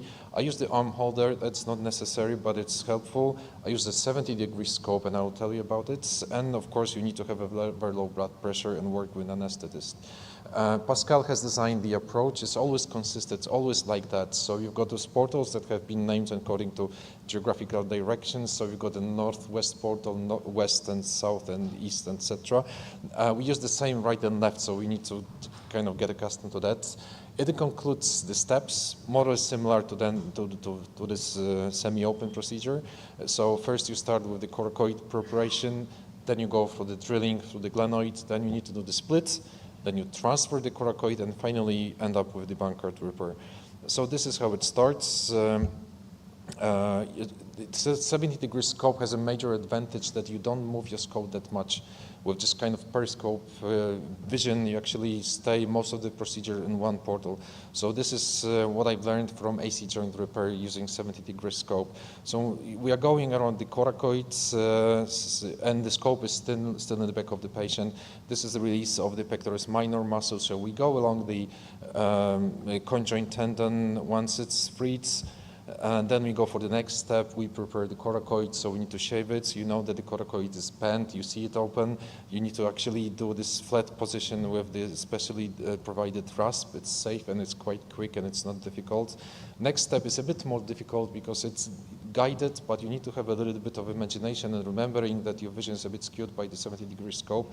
So you need to learn it, and that device helps you be in the middle. Then you pass the sutures from the whole construct through the coracoid with this pegged button that sits on the top of the coracoid. Once that is done, you just cut off the whole bone, and then once that is done, you withdraw a little bit to your camera. You're still in the same position all the time. The scope is in the back, and then you release the labrum. You can do it with the rasp, but it's preferable to do it with the cautery because then you avoid too much bleeding. You need to really have your Bankart, not the labrum, free completely until you see the subscapularis. And then the bone is shaved, and at that particular video, it was fixation just with one screw, but typically it's a bit older video. Typically I use two screws, two anchors at that point. So one is more distally, one is more superiorly. And at that point, usually that's different now. I usually pierce the labrum now at that point, so after the procedure, I just make sutures later. So this is guided. I'm now moving my scope superiorly. So this is the first time I'm moving my scope, and I put the guides. The guide has to lay low, so you need to be sure that you're actually going to drill below the superior part of the subscapularis, and usually falls slightly below the equator of the glenoid, and once you pierce it, you are actually sitting on the other side, and that's very consistent. It has never happened that you will be somewhere else. It's always there. It's always when you actually planned it to be. So this is drilled. This is a cannulated drill, and then once this is done, you have a spreader that comes from the posterior part of the shoulder, and you pierce just 2 centimeters. You pierce the subscapularis below its tendon, obviously. It's in between the sutures, and this is this third time you change the scope. You go anteriorly, and then you try to be now you are in front of subscapularis, and you try to find the tip of the spreader, and this is when you would expect to see the axillary nerve. Most of the time, The axillary nerve still lies medially, so you don't need to release it. Just need to see what it is, but you not necessarily need to touch that. In this particular video, I just wanted to show you that if this is the case, you can move it, and you can use the specific retractors to move the axillary nerve away from your spreader. Once that is done, then you can continue with the doing the split, so open a little bit more, and then you put another spreader from so-called suicide portal just to have a nice split on both sides and expose your drill. Once this is done, then you have a retriever, you put your suture from the endobutton construct into the glenoid and you pull back. So now you insert your coracoid inside, you can move it, twist it, because sometimes it's twisted, align it. Many often you'll just see it at that point, but if you're in doubt, you can go back to the joint and see if your glenoid, if your coracoid is actually very parallel. Once that part is done and the coracoid has been, reduced and properly rotated, then you put the same way you put the endobutton posteriorly and you tension the suture. You do it 3 times, first to just form the knot, then to tension the knot, then to release, to remove a little bit of laxity on your suture. Then you add some more half hitches. And then once this is done, usually I already have this bankard done. I just simply tie the knots, so it takes really short time for that to be done. And this is the end of the procedure. In some patients, I would add remplissage at that point. In those who have also large heel sacs and they are very apprehensive to start with, for those patients, I do remplissage as well, but it's not very likely.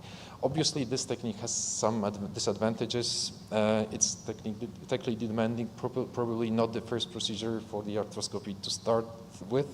In shoulder arthroscopy, it has a kind of learning curve, and the operating times are longer, and the costs may be increased, but it's effective. Our patients get better range of movement, they recover faster. That my group of open latarjet evaluated and treated the same way. It's all arthroscopic, it's guided, it's very precise. There are no screw-related complications. You don't need to remove anything, and you can do the bankard repair. The nerves are safe. You know where they are. You know how to behave. You know where to find them. And so far, we did not have any serious complication with the nerves.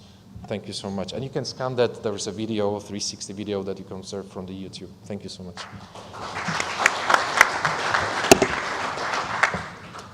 Yeah. We'll take questions after the next paper about these 3 techniques.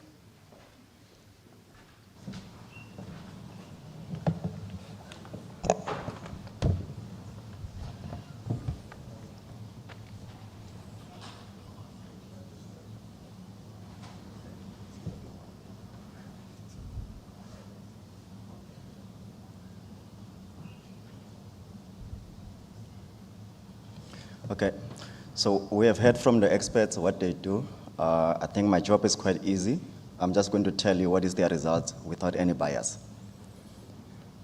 So we know latarjet has been around for some time, described initially with the screws, which the technique has been changed over the years to improve the outcomes of this procedure. And only in 2007, that's when the arthroscopic latarjet was described. We know over the years that it has been successful open latarjet with very low recurrence rate, very good union rate, and improved quality of life and return to sports. However, the problem with the open latarjet and screws is high complication rate. 15 to 30% complication rate, and Steve, yes, even your complication rate was high before I came to Cape Town. Looks like it improved after I left. I think it has something to do with me. But the biggest problem is 1/3 of all the complications in latarjet are related to the screws, and I think this is what motivated the change to move away from screw fixation to endobuttons. And if you look at what the screws do, is increases the risk of coracoid fractures with screws, with excess, when you tight excessive tightening. Also increases the risk of osteolysis because of stress shielding by the inferior screw. So the fixation with the suspensory fixation, this has shown to improve the placement of the coracoid, described by Bolle in 2016, and also the placement of the bone graft. I think the advantages of this has been described as you have smaller tunnels, unlike with the screws. We have a larger footprint by the buttons, which improves the compression on the graft. And it is said to be biomechanically comparable with lower complication rates. This study here found comparable load to failure when you use whether you use a endo button or use the screws. But this was a constant loading. What's the issue with the screws is what affects the load to failure in the screws and in the button is, as Shem said, insertion angle of the screws is shown that if you put them about 15 degrees or more, increases higher risk of graft misplacement. Whether you use a cortical screws or canceller screws doesn't seem to be making any difference. Whether you use a half-threaded or full thread doesn't seem to be making any difference. Or whether you use 4 millimeters or 3.5 millimeters doesn't seem to be making any difference. In this study, they didn't comment about the stainless steel or the titanium screws. But bicortical fixation was better than unicortical fixation. And if you look at comparing the screws and the button in the study, which is a systematic review, they found that the failure mechanisms differed. Although they were comparable, but the failure mechanisms differed. The screw failed by causing graft fracture, whereas the button failed by causing clinoid fracture. This study here looked at the cyclic loading, and this found them to be different. They looked at a screw, a double screw, a screw with a single button, and double button. And the time to failure was quicker in the double button compared with the double screws or the screw with the button. The screw with the button were comparable. So what the clinical outcomes, if you look at the clinical outcomes, they seem to be comparable, except for that if you use a button, the redislocation rate is a bit higher compared with the screw. And this, from the 3 systematic reviews that I reviewed, was the only thing that was statistically significant. The other parameters seems to be comparable. If you look at the return to sports, also in this, they all seems to be comparable, whether you use the button or you use the screws. With the middle study there, looking at solely the rugby players, and the first study by Bolly looked at all different type of sports. The complication rates, the obviously higher complication rate in the screws compared to the endo button. And yeah, I think that's what I want to say here. So if you look at the graft-related outcomes, the screw had higher graft-related complications compared to the button. If you look at the placement, the button had better or congruent graft placement compared to the screws, but the union rates were the same. The only difference in the union rate was that the graft or the button group took longer to unite, but at long term, the union rate were the same. Look at the reoperation. Also here, it was not statistically significant, the difference, so they seem to be comparable. But if you look at the reasons for reoperation, you find that the hardware-related complications were the commonest cause in this, from this systematic review. I think we must be careful of the literature, though, because the presented literature in all the systematic reviews is quite heterogeneous. There's variable mechanisms used to test for load to failure, variable population groups, variable follow-up duration. And I couldn't find any randomized control trial comparing the screws and endo button. If you want the reference list, you can scan that. But what can we take from here? If you look at the biomechanically, comparing screw and button, cyclic loading, the screw takes longer to fail compared to the button. Constant loading, they seem to be comparable. Risk of recurrence, the button has higher risk of recurrence compared to the screw. Persistent pain, the screw tends to have a higher persistent pain that leads to reoperation. Risk of coracoid fractures obviously is higher in the screw population, and the risk of graft union seems to be comparable. And of course, the cost of the button is higher. This is not based on literature; it is based on my experience locally. The cost of the button is way higher than the cost of the screws. So I thought I'll give you guys an answer, but I don't have an answer for you. Okay. Look, we know what will be the outcome of that scrum. but we definitely don't know what will be the outcome of whether you use the screw and or the button. They seems to be comparable. But I think the important message here is you need to individualize your patient, and if you don't individualize your patient, we all know what this picture is all about. Thank you.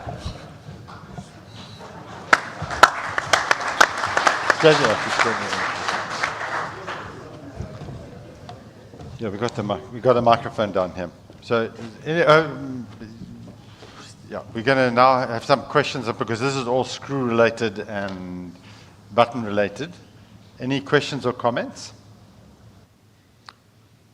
Do you think that 2 buttons is equivalent to 4 buttons? You know, 1 button fixation versus 2 button fixation for a Latarjet.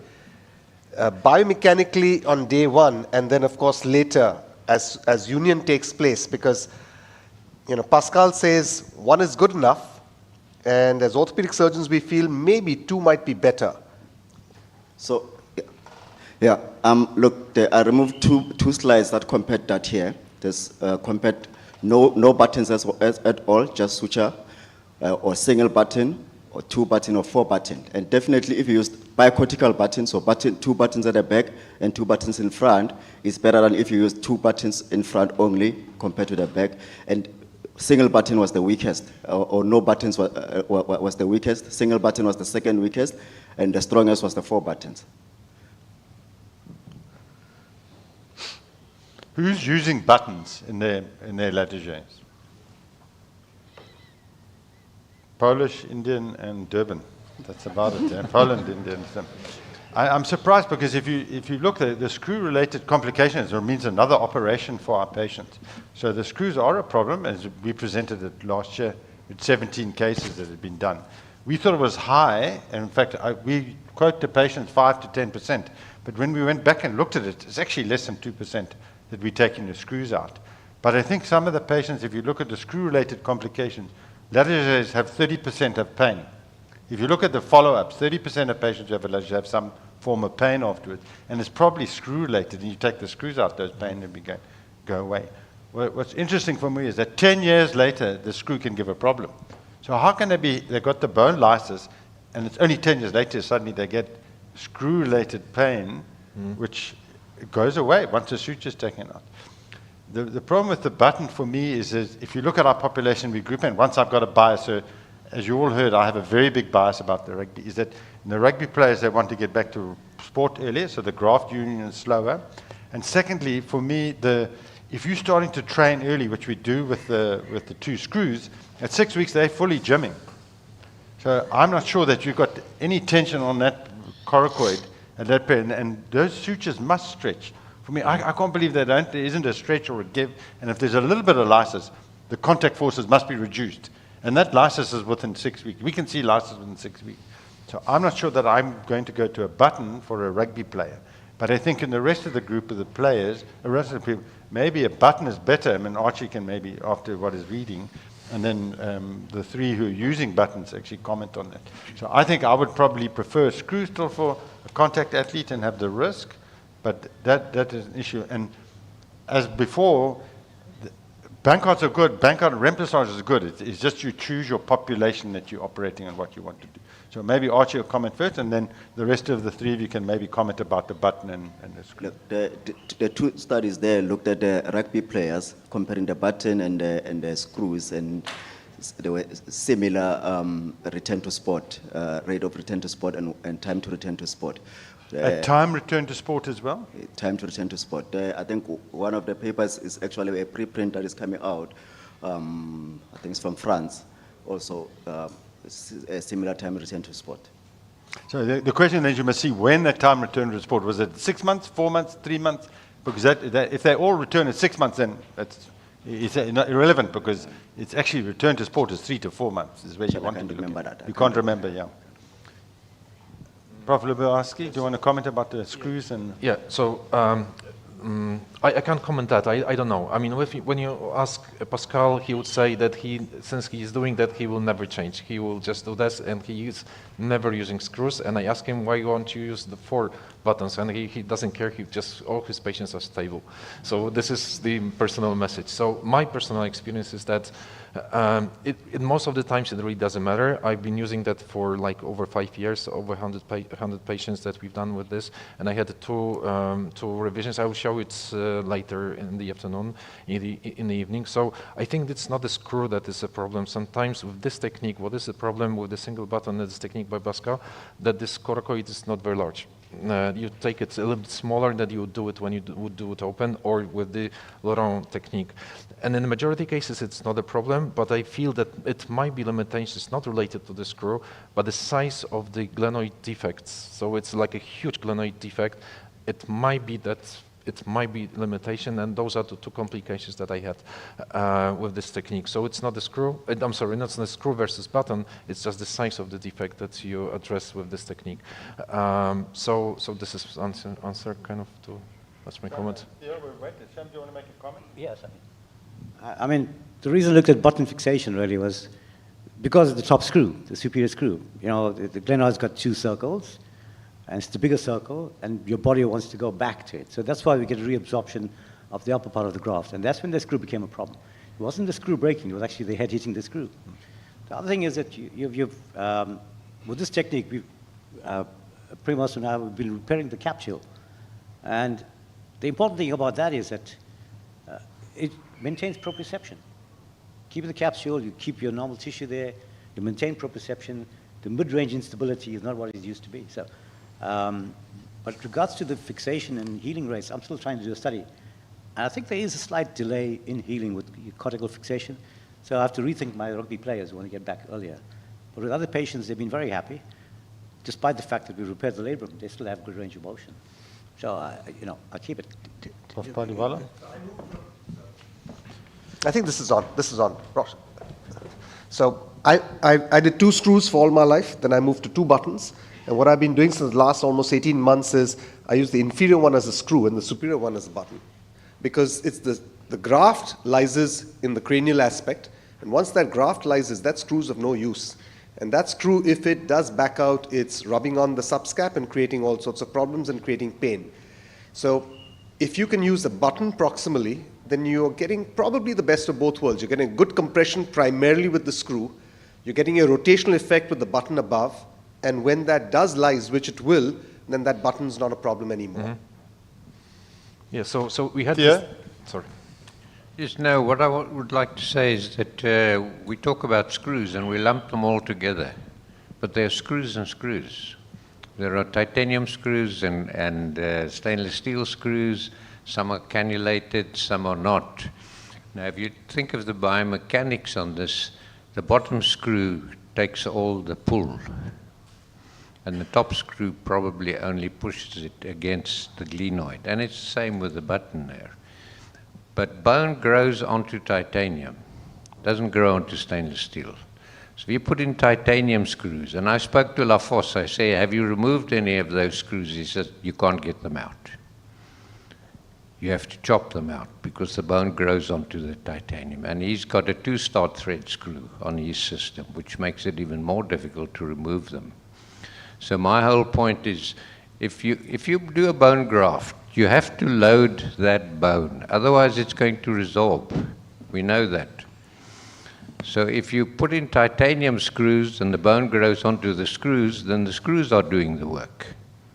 The bone doesn't necessarily have to heal. And I've seen x-rays like that with titanium screws sticking out and a little bit of bone around the screw. But the rest of the bone is resorbed. So I'm just thinking maybe one should look at different types of screws if you want to do screw fixation, and think double or twice before you use titanium screws. I think, may I? We had a discussion last week with my friends who trained with Laurent Lafosse, and there are a couple of guys who are doing this arthroscopic latage with the screws, and they always have a problem. So Laurent is actually doing modifications with the superior screws to be either just easier removable, or they are trying to do the absorbable screws. And actually, we had a funny conversation because we could actually, I think that's I didn't understand. Maybe that's you've pointed it out that the superior screw could be replaced with then the button. Was it this? Yeah, all right. So, but there's also one thing that I want to point out with this technique. Is that not only the screw, because most of the problems with the screws, even maybe for experienced guys, it's better. But for arthroscopic screw fixation, actually they did not prove to be superior than the open.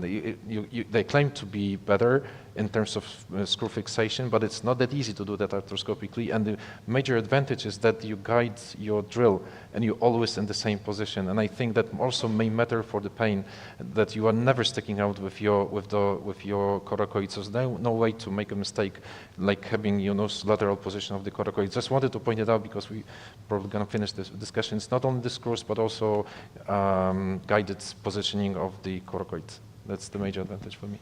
Yeah, so I agree with you about it. I think one of our screw issues that we found was that we're putting him in adolescents without bone loss who play rugby. So that so the resorption is actually back to normal. So that's why we were seeing some screw issues. And it was the young adolescents that we were seeing. And we saw that by repairing the labrum, if we put 2 anchors, the bottom anchor was almost always intact. But we did have some lysis around the bottom screw, which is a bit against what Theo's saying, but I agree. It's a different type of philosophy. And we don't use titanium anymore. They break when you're trying to take them out. Exactly what Theo's saying. You're left with screws that are left in there. And whoever does the joint replacement, they can, good luck. So just before you, just keep the mic, Steve. Just before you finished, for the guys just starting out, if you're using screws on a lattice, do you use cannulated or solid? We said not titanium, but do you use cannulated or solid? What do you do? We moved away from cannulated. We showed in that first study with that high complication rate. The problem is, Archie, who gave that complication rate? You did, Archie. I did what? Yeah, you got to read the whole article. You're cheating there because those lattices were done in people with chronic desiccations, and so they were all comers. So our complication was very high, but you must realize it was a group that people who've had 15 desiccation, big hill sacks, and so that complication rate is an unreal. It was lattices for all comers, but if you break it down into different groups, our complication rate is extremely. We've not had a nerve. Not a single nerve thing from 2012 guaranteed since 2012. That's 12 years. So we know the complication rate is much better than what our paper quotes, but that was a different group. So I just want to put that before everybody thinks we got bad lattices. It's not true. It's not true. Leon, on the technique, what I teach the registrars, I don't use the cannulated screws. I use the solid metal screws, but I use the same procedure, follow the whole procedure for cannulated screws, because I think it improves your graft placement if you use that. And then right at the end of it, instead of putting cannulated screws, I'll put solid screws. So I think that's an important take-home message, guys. Think about solid screws when you're doing this. So now we have Will in the firing line with something rather strange. Yeah, thanks very much. Let me just get the... Here we go, perfect. The DUS. What is it and why consider it? Archie, thanks for your talk. It was excellent and leads on to the lead up to my talk. For our international guests, that last slide, there was an Afrikaans phrase, waterkant, which was misinterpreted by one of the English players, unfortunately. We've got 11 official languages in South Africa, of which isiZulu is the most spoken mother tongue, followed by isiXhosa, and then Afrikaans. And that comment was in Afrikaans. Our 2 guests, so just outside Groote Hospital, we can see the 11 official languages there saying welcome, and there was Chama, and then with Dinshaw indulging in our local Durban cuisine a few years ago. With respect to, once Leon gave me the topic DUS, I obviously didn't know what it was, so I Googled it, and it's Afrikaans for tie. That's why I thought I'd wear a tie. I do have some extra ones if you guys or ladies would like in my bag. You'll notice that in Afrikaans to say hello is goeiemôre, and to say goodbye is tot ziens. But in both of these images, we can see the person doing the greetings is wearing a tie. Historically, in the 1980s, we had a wonderful program, Haas das Nuuskas, which in Afrikaans is the rabbit's news channel, news report. So I'm going to chat to you today in my news report on the DUS. If you don't mind, if you've got your phones, if this works, it should work. There we go. If you can scan that, and just in the audience, just get an idea of what you think DUS stands for. Is it the dual anterior stabilization, the dynamic augmented stabilization, the dynamic anterior stabilization, direct anterior stabilization, or the dynamic arthroscopic stabilization. Give it a few seconds if it does work. Get a nod from anyone who's gone through. Give it a few seconds.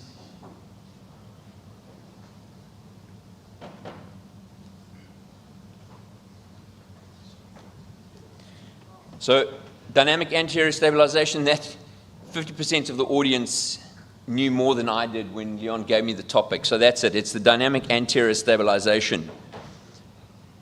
We know that the role of the biceps with respect to shoulder stability is controversial. However, it is being recognized as an important stabilizer, specifically as the stability of the capsular ligamentous structure decreases. That combined with the negative intra-articular pressure, it contributes significantly to the overall passive stability of the glenohumeral joint. And this study was from the UK following tenotomy and tenodesis and whether it was affecting the stability of the glenohumeral joint. So understand soft tissue versus large. We've had an extensive discussion, but just to summarize there, higher failure rates of remplissage in patients with more than 10% bone loss, large associated with higher complication rates. Is there a role for the dynamic anterior stabilization? And it's kind of angled as it's best suited for patients with subcritical or bone loss less than 10% and a significant off-track Hill-Sachs. Sorry, that should say on-track Hill-Sachs. Do we always need a bone graft? We know we've already discussed that the small bone grafts of the Bristow worked. And we know that these bone blocks resorb, so with no recurrence of instability. Recent papers utilizing the conjoint tendon transfer as well as the DUS show improved stability. The concept of the subcritical bone loss has changed from 20% and then went down to 17% and now it's sitting at 13.5%, measured whichever technique you find appropriate. This has got an impact with respect to glenoid or bipolar bone loss, and this was Giovanni's original article, and I think that's changed now from 25% and we're now looking at the 13.5%. And the question we're going to ask ourselves, is there a role for the dynamic anterior stabilization in those patients with subcritical bone loss off-track or on-track lesions? So it's a new concept, and I say that in inverted commas, first put onto View Medi by Collin and Lauderman. They then published in 2017. It's appeared in the Russian literature, but Professor Zhao in the 1990s has already been talking about this, and he had two variations. I discussed it last night with Denshaw. He's got a variation where he's got the long head coming up and over subscap, and then he's got a variation coming through subscap. So it's been in the Chinese literature for much longer than it's appeared in the European and American literature. So it's indicated in anterior-inferior instability, limited defects, instability in the hyperlax patients, and the patients that have an associated slap tear. So essentially, the procedure is theoretically really simple. The long head of biceps is identified, a tenotomy is performed, it's then whip-stitched, delivered outside of the joint, and then a subscapularis split is made, and that is made at the superior 1/3, inferior 2/3 margin, and the long head of biceps is then driven into the joint and it's secured onto the anterior glenoid labrum. Where it's secured is up for debate. The literature, it's anywhere between the 3 o'clock and the 5 o'clock position. Lauderman puts it at the 5 o'clock position. So here is his video. I was fortunate to watch him do it live in Pune earlier this year. He did a live surgery. It's a fairly elegant technique, and it took him about 45 minutes. So you can see the capsular labrum complex is prepared and released off the anterior glenoid. Lauderman doesn't sacrifice the middle glenohumeral ligament. Other authors do sacrifice the middle glenohumeral ligament, which is a bit of an issue for me because it's part of the capsular-labral complex, and I think it's important in their stability. So here, the long head of biceps is then delivered outside. A split is then made in the subscapularis. So there we go. That retrieved and being passed through the split in the subscapularis. And what he then does is that is a biotenodesis screw secures it into the anterior glenoid at approximately between 3 and 5 o'clock. So this is I'm just going to go through, this is a different author. This is Clara from Portugal. Same kind of thing, mobilizing, cleaning the rotator interval, excising the glenohumeral ligaments. And she uses a slightly different technique in that she does an onlay. So essentially this is bursal augmentation, and it's double suture anchor, and the long head of biceps is onlayed on recreating the anterior labrum. Fixation, we've discussed, it's either onlay or inlay, and there's also an endobutton version.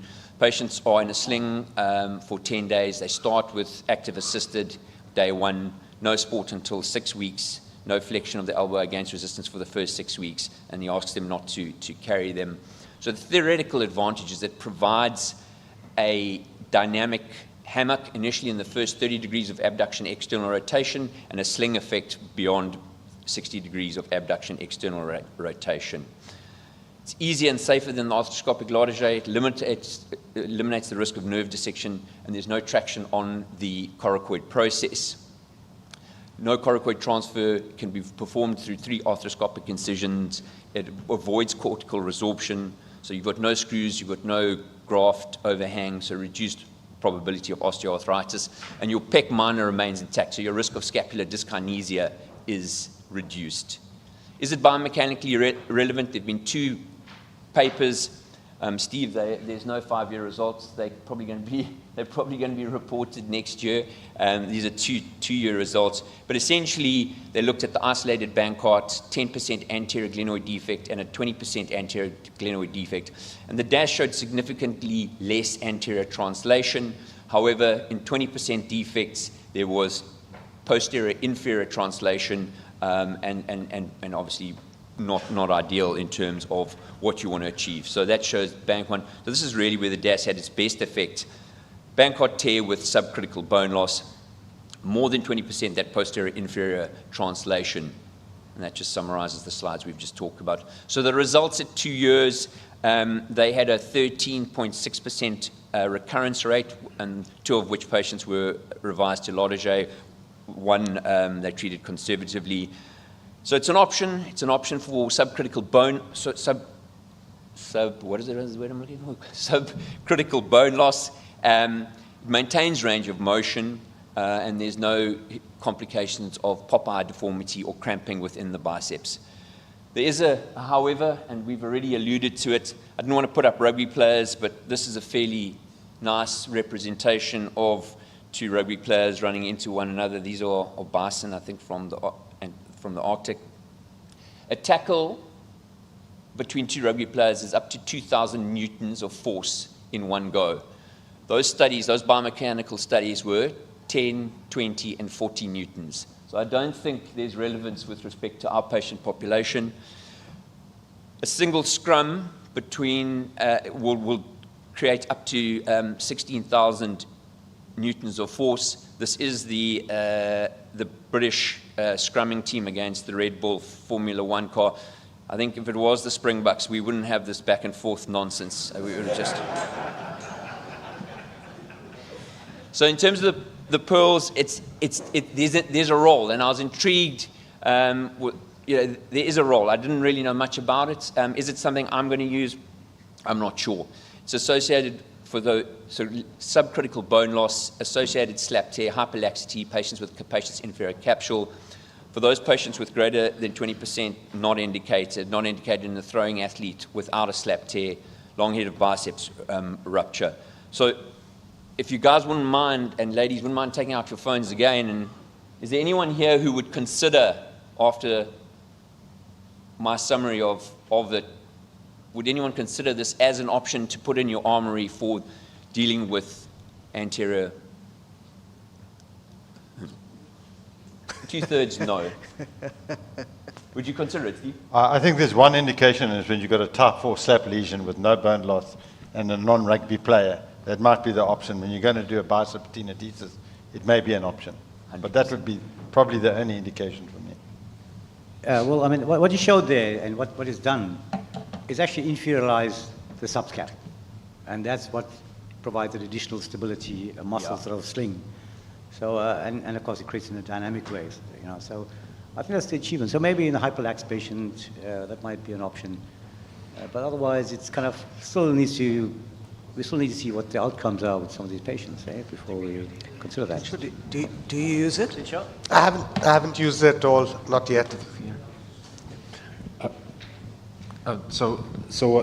For now, I do not understand who's the real candidate for that.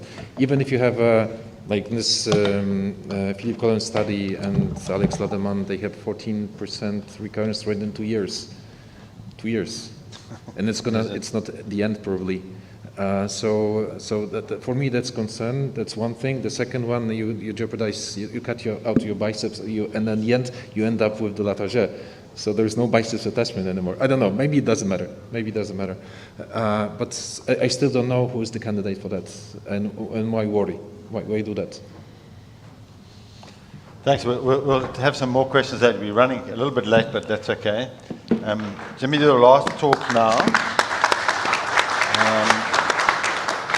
is going to be on free bone block and what's the role, which is actually important because we heard some comments earlier about Latarjet and what to revise afterwards.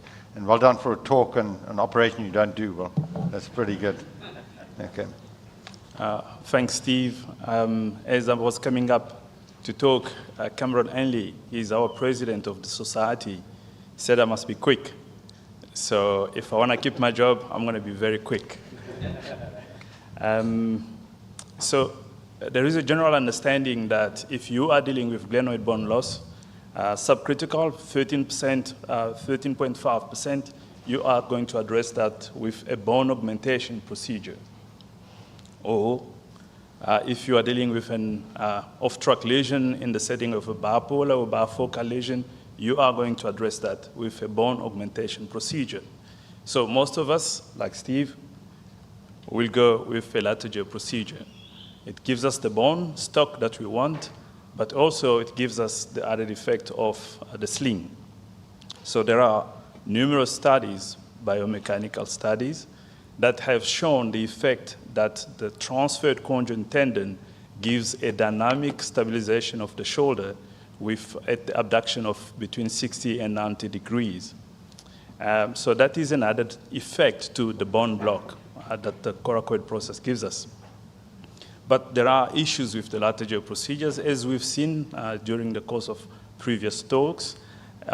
What's been quoted is that you have screw problems, you have important problems with nerves. There are reports of complete loss of musculocutaneous nerve function, which is actually disabling. But of recent, there are concerns being raised about a possible decline in structural integrity as well as function of the subscapularis muscle and tendon, as shown by Dr. Moroder. So this then leads us to think of alternatives to the Latarjet, and those alternatives will then come in the form of free bone blocks. So the question here is actually, is the Latarjet procedure superior in terms of outcomes to a free bone block procedure? And there are a few studies in the literature that have tried to address this question. This study here by the Americans in 2018 have compared the outcomes of a Latarjet procedure to those of distal tibia allograft. This was a prospective cohort, 100 shoulders, 50 cases in each group. Follow-up 2 years, Steve, not 5. 2 years follow-up, and they found that there was no difference in all outcome measures that included recurrence rate, residual instabilities, pain scores, instability scores, and complication rate. Another study by Dr. Moroda, this actually won an award, the NIAS Award in 2019. They compared letter J versus the AliaCrest autograft using the J technique. And their result, they had 60 shoulders, 30 in each group, follow up 2 years, again, 2 years. And they found that there were no difference in all outcome measures between the two groups. That included recurrence rate, pain, return to sport for those that were involved with sport, and there were also no difference in outcomes with regard to complications. They noted, however, that the latter J group had decreasing internal rotation ability. So we looked at a meta-analysis. Here they looked at a mixture of studies, some retrospective, some observational cohort, and about 4,000 plus shoulders. And they looked at the outcomes of the latter J versus free bone block. And again, no difference in all outcome measures. So when we look at these studies, one will see that the free bone block is actually, or could be, a valid alternative for a latter J procedure, considering the complication or potential complications of the latter J procedure. The technique is easy to learn, has no potential issues with nerve damage as we worry about traction injury to the musculocutaneous nerve during the latter J procedure. But when you look at these studies closely, the follow-up is only 2 years for most of them, so it becomes difficult to extrapolate this result to a certain group of patients. And the population of patients used in these studies were quite heterogeneous. The age varied between 15 to 50 years of age, and the activity levels were also different. There were sedentary patients. There were patients that were not involved in contact sport. So again, it becomes, we cannot extrapolate this result to what would be the result for the high performance contact athlete. But there is definitely a role there. And where do we get the free bone block? John Turkish was the first one to describe the use of the distal clavicle. Now it is becoming popular, and there are many ways you can use it. He uses the articular part of it. Jules Walsh used the undersurface of the clavicle. You can also use the medial side of the harvest graft. Dr. Moroda uses the scapular spine. And the clavicle and the scapular spine graft are usually for smaller glenoid bone defect. And this is what we are most familiar with. We use the AliaCrest autograft. There you can harvest quite a large amount of bone for the larger glenoid defect. But of course, the donor site morbidity rate is much higher for the AliaCrest compared to the other two options we had. We also have allograft options, distal tibia being the most commonly used. So is there a role for free bone block in the setting of recurrent traumatic anterior shoulder dislocation? I think there is a role, and we have to individualize the treatment we choose for every patient we see. We use it in revision surgery for the failed latter J's. We also use it in cases where we're dealing with larger glenoid defect and we feel the AliaCrest would give us a much better graft. But I see that it can also be considered in bone loss for treatment of patients who aren't high performance contact athlete. Thank you. Are we going to go straight for tea? I think we go for tea. And We're going to have one question, and then we're going for tea. And I'm going to make one comment, one question for you guys. Who does AliaCrest bone grafts? Who does them for primary cases? Who does them for chronic dislocations? so he does it for, for primary cases. So revision cases. Yeah, so mostly for revision cases. Sorry, Archie, you want to? Okay, one comment and then tea time. I also use it if the patient has a coracoid fracture and I can't do a lateral J, then I'll do a free bone graft and fix the coracoid back. Do you put the coracoid on top of the graft then? If it depends where the fracture of the coracoid is. Okay. If it's a tip, I'd rather put it on top or just fix it back to the normal position. If it's at the elbow, then I'll use it for lateral J. Okay. We're going to stop there, guys. We're going to stop.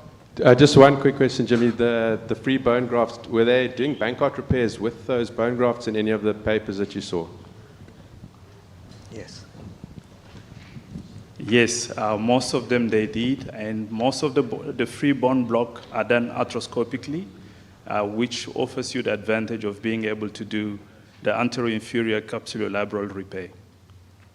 Thanks, guys. So we're going to break for tea. We're a little late, so we're coming back at 4:30 to continue the next session. 4:30, Nice please. talks, huh?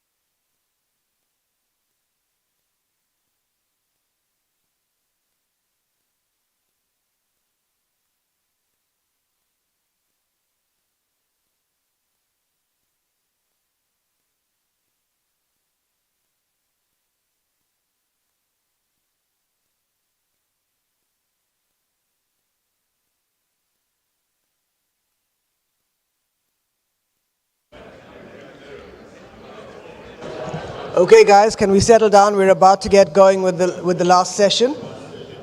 This is going to be, we're going to make this as interactive as possible. It's more case presentations and as much discussion as we can. So Johan will start, shoulder dislocation in the older patient.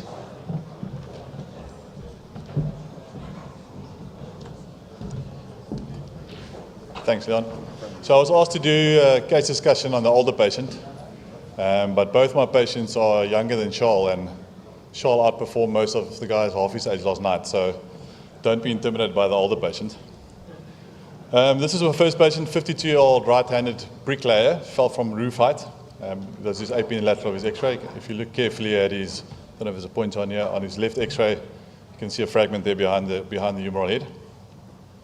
When I saw him 3 weeks post-op, he was neurovascularly intact. His Barton score was 2, apprehension and relocation positive, and bony apprehension positive. And if you look carefully at that post-reduction x-ray, you can appreciate that there's loss in that sclerotic rim of the glenoid. This was his CT scan, so this is a sagittal view coming from lateral to medial, and you can appreciate that bony Bankart fragment there. So it's important to measure that difference because we know that the smaller fragments have got a higher tendency to resorb. Once we measured this one, this was a small fragment at around 14% of the glenoid distance. These are my pictures looking from posterior. The one on the left, right shoulder look from posterior. You can see that fragment in the glenoid. The picture on the right is what you get when your rep is updating his Facebook page. Got the water in there. Once you've loosened up that fragment, that's a fragment I got. So there's a small little bony fragment attached to the labrum, and I repaired those with a bony bridge technique described by Peter Millett.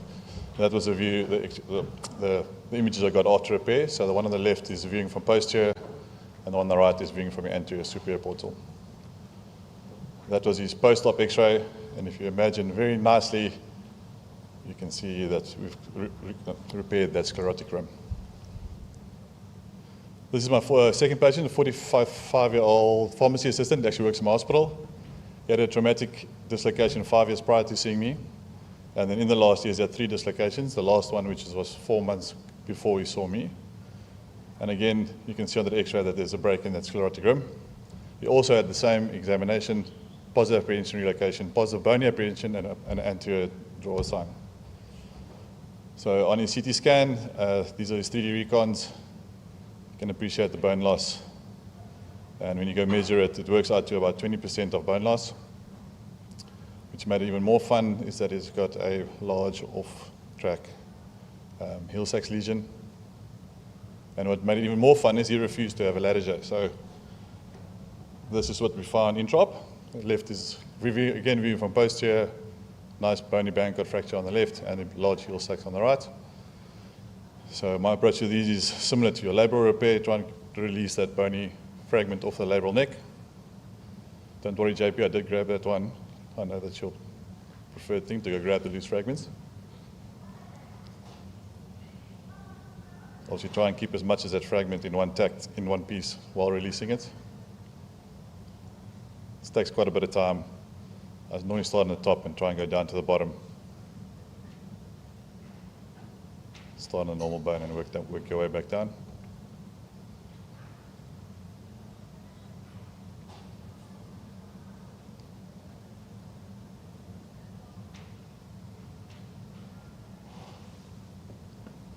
And once you've got that fragment loose, debride with the glenoid neck, make a nice bleeding bed for it to heal back onto.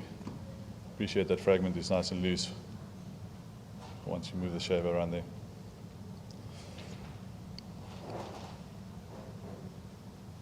So similar to the acute one, try and put an anchor as low down into that fracture site as you can and do a cerclage or bony bridge technique described by Peter Millett. And then I just repair the rest of the labrum back to the glenoid neck. So that, again, that's a picture post-repair. One on the left is from posterior and the one on the right is from anterior superior. And if you imagine really hard, I don't see the rim there, but that bony fragment doesn't seem to be there anymore. He's only 2 weeks post-op, so I don't know how he's eating. We'll see how he does. I think we'll, Ben, are you here? I think we'll take the next case and then we'll do a discussion. So Ben, while Ben's coming up and getting ready, I'm just going to ask Johan, so if you look at that second case now, there were 2 principles that we heard earlier on, which ones you're going to do, a lattier, when you're going to, so you've chosen to do a Bankart repair in somebody with a significant hill thanks, and probably he's at 3 dislocations and the bony fragment looks like it, to me on that x-ray, on the CT, looks like it's resorbed. So in fact, you've got a diminished glenoid and you've got a hill thanks. And why didn't you add a remplissage there, or why not do a lattier, which is the best operation in the world? I suggested lattier, and he refused. Sorry? I suggested a lattier, he refused. Okay. I did a remplissage, I didn't add it. So I did You actually. did a remplissage I did a as well? remplissage on top of that, yeah. Would anybody have done anything different in that last case? Prof. Pariwala, This is not my you've done first choice, by the way. With that last case, eh?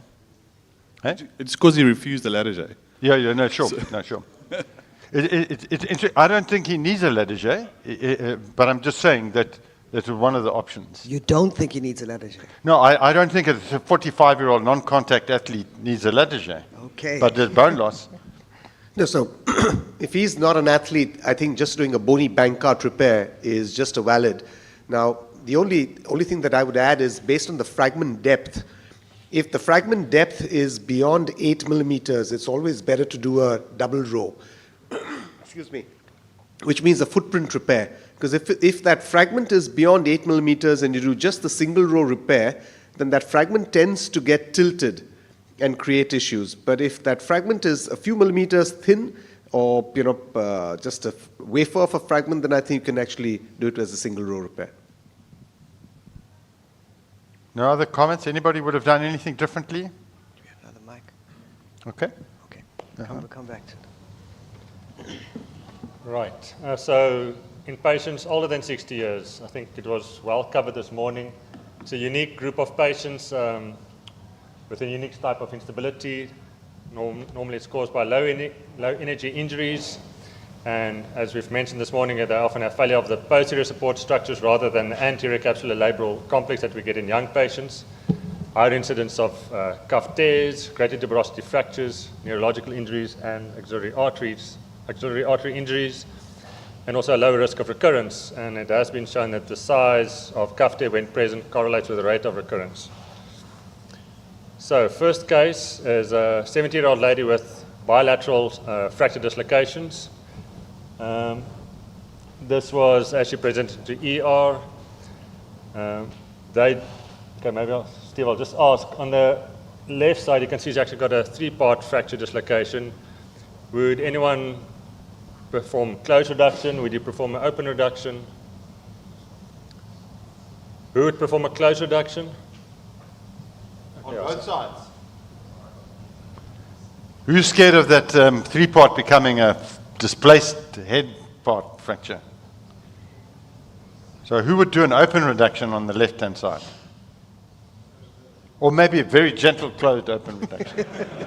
Okay, more hands up. Okay. Yeah, so the Okay, ER doctors, I think, did a gentle closed reduction. So that was a left side displaced and obviously needed something done. So can I ask, is that displaced more than it was? It looks a bit like, Yeah, okay. So the neck fracture displaced more. On the right-hand side is just a greater tuberosity fracture, and maybe you can say it's minimally displaced, 5 millimeters, so it's borderline.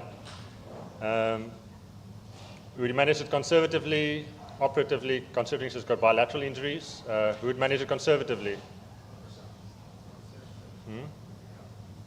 So I'll come back to the cuff now. In a case, so I decided to treat it operatively, considering I knew what was going to happen on the left-hand side.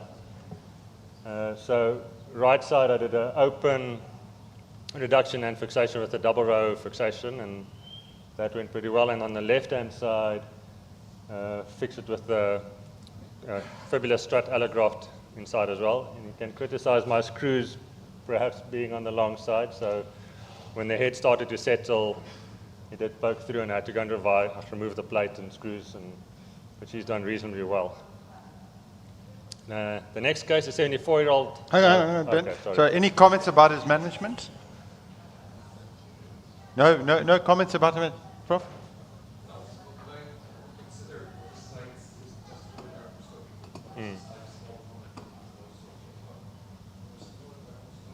For the small fractures like that, that can also be done arthroscopically as opposed to the open, but it's a small comment. Who would have done that arthroscopically on the right-hand side? Okay. No other comments about the management? Yeah, Philip? Why did you use sorry. Oh, sorry, go ahead, Prof. Paliwano. Why did you use the fibula for this one? Just as I lifted the head up and I brought the tuberosity in, it just felt like there was a lot of metaphyseal bone loss, and that I just used that cortical strut to keep my head up to prevent it from. So Philip?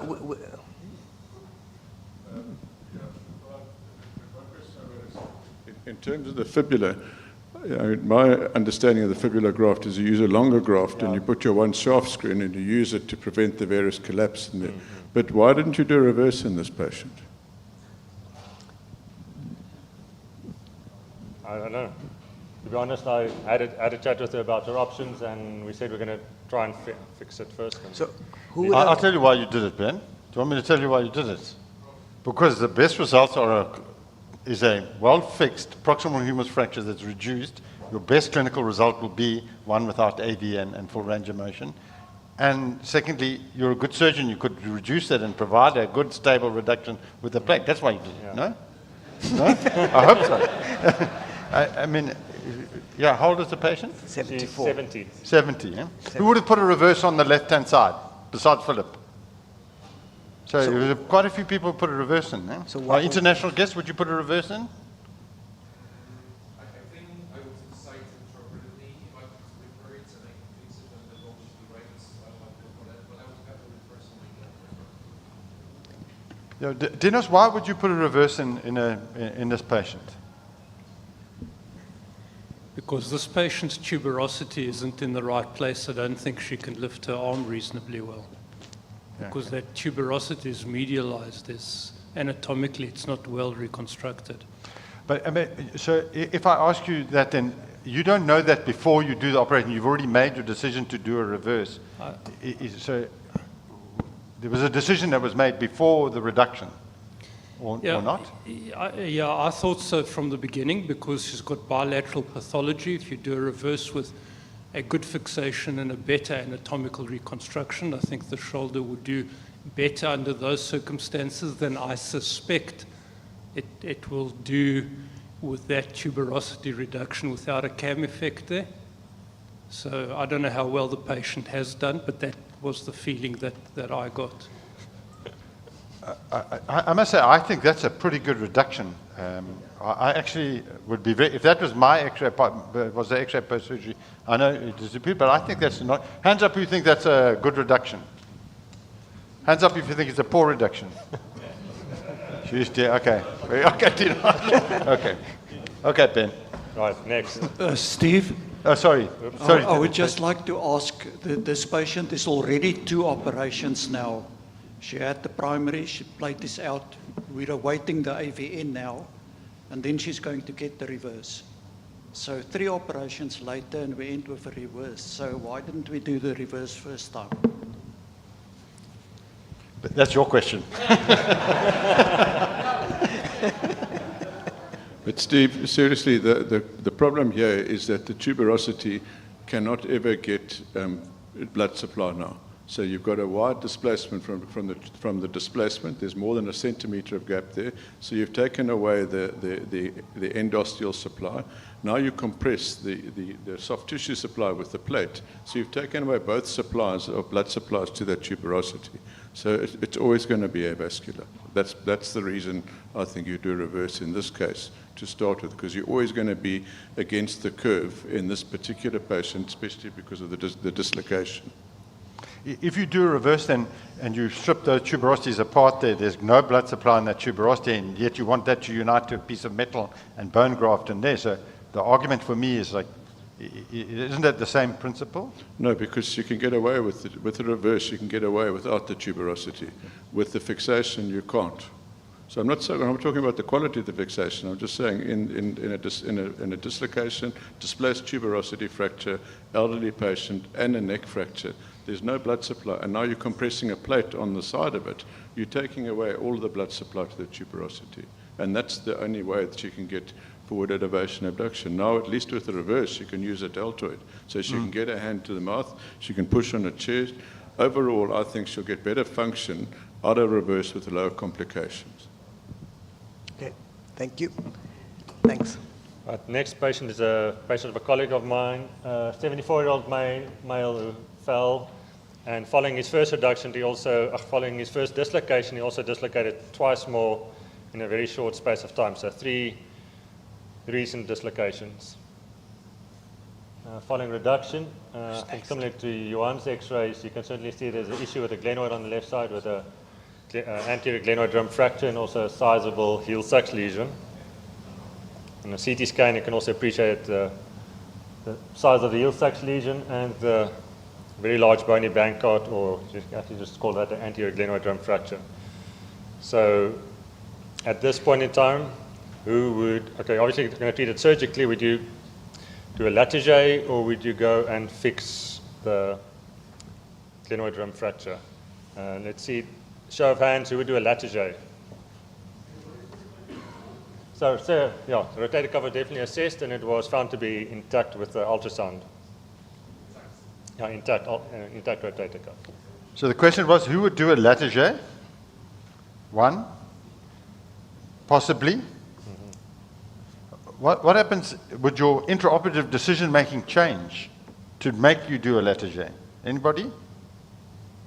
If that piece was comminuted and soft, Prof? So what I would do, I would do arthroscopy and decide conservatively.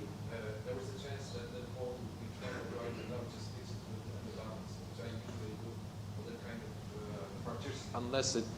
Unless it fractures or something happens, then I would consider coracoid transfer. But at least I would try to fix it with the underbuttons.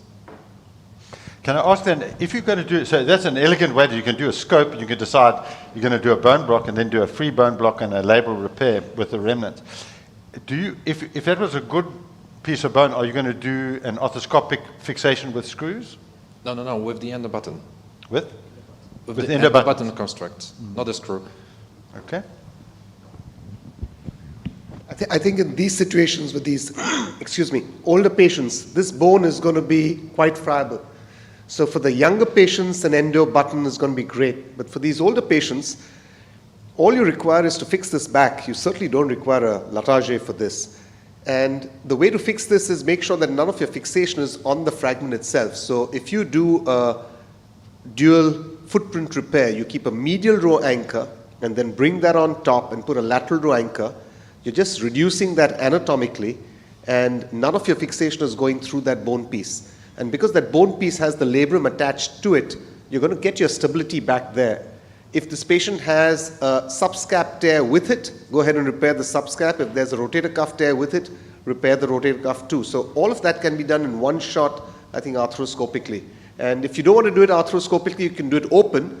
But if you do it open to, I would suggest you use just the anchors, and with that you can get a great fixation. I think doing that open is actually more difficult than arthroscopic, way more. And I forgot that you can also have an option of the anchor, so that's just a small. Theo, at the back. I think you should be very careful of doing a Latarjet in a patient of this age. If you move that coracoid, you're stuffed if you want to do a reverse. You're going to have a weak flexion, so I would think twice of doing a Latarjet at 74 years of age. So that was what was done. It was treated with an open reduction, single screw fixation with an additional anchor of the capsule underneath. And yeah, patient united and was stable following this operation. And that's it. Arthroscopically? No, open. Open. Okay. Who would have done an open, like, who would have done this? How old is the patient? 74. But yeah, I think all the dislocation episodes was just before the surgery, so it was it was actually still a fresh injury. So the bone quality was still good, and it was. fixable. Treat it like a fracture.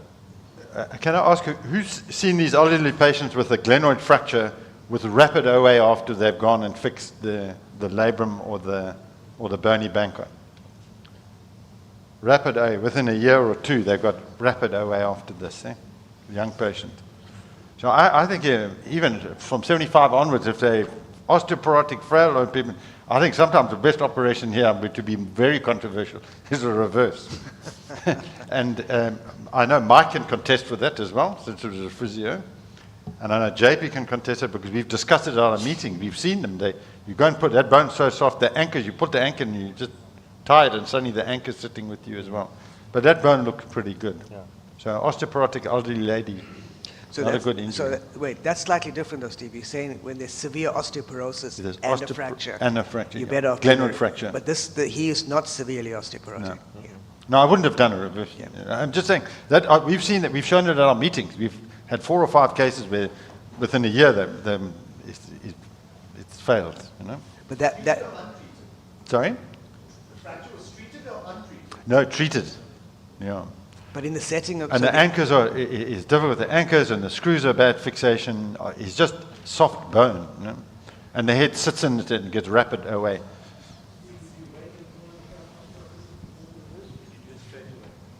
I haven't done straight to... I've done some down the line, but I've done nobody early. Repeat the question. Would you do them early or later? I've done them later, I haven't done them early.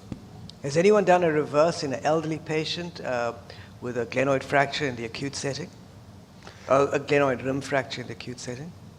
Yeah, so in the chronic dislocation, elderly patient with a large cuff tear, who's sitting out, so you're going to, large cuff tear, bony Bankart or big anterior glenoid rim fracture, elderly patient, they get a reverse. They usually they get treated somewhere else, and they come in at 1 or 2 weeks, and they're sitting out the front, they would get a reverse. Okay, now second stage of the Steve Roche show. Okay, so I'm talking about open haggle. You can maybe talk about arthroscopic haggles. Some of you have heard this talk. I know some part of this talk, but I did do some arthroscopic haggles, but it's a very difficult operation if it's an anterior haggle. If it's a posterior haggle, it's actually an easy. Actually, we saw it very elegantly, Shante. It's almost a haggle repair with the remplissage. But the anterior one's difficult, and I know of at least 2 anterior axillary nerve palsies following arthroscopic repair. So I don't tend to do them arthroscopically, and most of the ones I've seen recently are rugby players. So there we can see that second picture. If I can get, which is the pointer? The green button. No, the green button's a thing. So that's our arthroscopic. This is that we did a long time ago. Where's the pointer? The red, guys. I don't have a pointer. Yeah. So you can see the haggle on the left, the arthroscopic one. As we heard today about seeing it in visual, you must look in the inferior pouch. I think it was Leon was saying, and there you can see on the right. That one, so the green button. So over here we can see this is subscap and this is the inferior haggle that we can see them. So, so what are my indications for haggle? So as we heard today, first time dislocations in an athlete in a contact in somebody who's competitive. So we've heard you must fix them because there's an 80% failure rate. If they have, so people have an isolated haggle. You don't have a dislocation, no Hill Sachs, no labral tear, nothing else, but they've got a haggle because they remain painful. And then if you have associated injuries, so if you've got a type 4 slap or a rotator cuff tear as well, and they're not uncommon with the haggles. And as we heard earlier, 10% of recurrent dislocations have a haggle. 27% of shoulder instability patients without a Bankart will have a haggle. So if you're unstable and you can't see a Bankart, you must think there's a haggle. And if you haven't done an arthrogram, you can miss it. And you remember that 3% of injuries are missed on MRI scan. And in fact, if you don't read your own MRI, I'm not sure who was saying that you must read your own MRIs because you will miss it. And I'll show you in one of the other cases. And then 18% of anterior stabilizations, failed anterior, have a haggle. So it's either missed on MRI or missed at surgery or decided by the surgeon not to repair the haggle. So you need to do something else. The next thing I'm going to say, you have to understand anatomy. If you don't understand your anatomy, be careful, because this is where you can injure yourselves, injure it. We've seen 2 open haggle repairs, also with axillary nerve palsies afterwards. So if you don't understand the anatomy, you can't find the axillary nerve, probably get somebody else to do the haggle. So it actually falls away, and it's actually very, very safe if you know where the anatomy is and you find it. You just need to know it, okay? So there's a paper from last year. It tells you on the outcomes. Basically very similar. Maybe the arthroscopic repairs are a little bit less painful early on, but there's no real difference in out failures with failures and stuff there. Okay, there, as I mentioned, about 1/3 of haggles are missed on MRI. There's less, if you've got a haggle, you're less likely to have a labral tear or a Hill-Sachs with your instability, and open procedure more frequently than patients without haggle lesions. Okay, so as we saw a bit earlier on a couple of other people, always do an EUA. And if you look here, this patient's dislocating. Can you see that? It's actually subluxing. And this is a 15-year-old who had an injury. They think he subluxed at the time of surgery, and he's now 4 to 5 months. He's failed conservative treatment, and in fact, he's subluxing as you put him into this position. And you compare to the other patients, which I'll maybe show you in one of the other talks. This is the arthroscopic view. You can see the haggle. Here it is, anterior, inferior. It can be very easily missed, and as whoever said earlier, if you look in everybody's pouch, you will see some people have a deficient inferior capsule. It's not a haggle. It's just that their natural history. So you must be able to distinguish between the two. Okay, so this is an open, and you can see there's the inferior head popping out underneath the haggle. And in fact, the haggle in this patient is actually an inferior subscap tear as well. The inferior subscap is off. So it's actually an inferior rotator cuff tear. But it's a 14-year-old. To tear your rotator cuff in a 14-year-old, bizarre. Usually what would they do? They would do a tuberosity avulsion. So we see the tuberosity avulsion. So this is very unusual. You can see that head poking out from there. So what you do is just rasp up the neck, as we saw, and you put in 3 anchors along the neck, and then you just suture the capsule down, and then, as you can see there, I'm not sure how clearly that is, it's coming down, and let's go to here. And then you repair the subscap. You can use those sutures to repair the haggle through the capsule, and then you repair the subcap to that haggle. So there you go. So there's the subcap. Fortunately for this, you don't have to make some decisions about where the blood supply is or where the nerve is, because it's pretty obvious, pretty clear. You can palpate the nerve all the way around.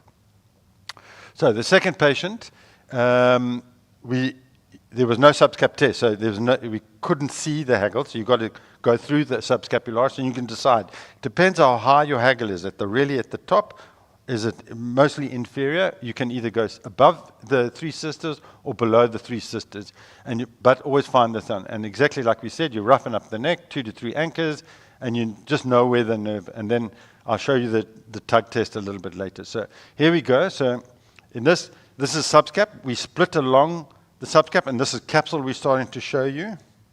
I'm just going to see the video will show. Okay, and so that's the top of subcap. Here's the haggle. So we split the subcap. There it is at the top. There's the bottom half there with the blood vessels, and we're just pulling on the capsule.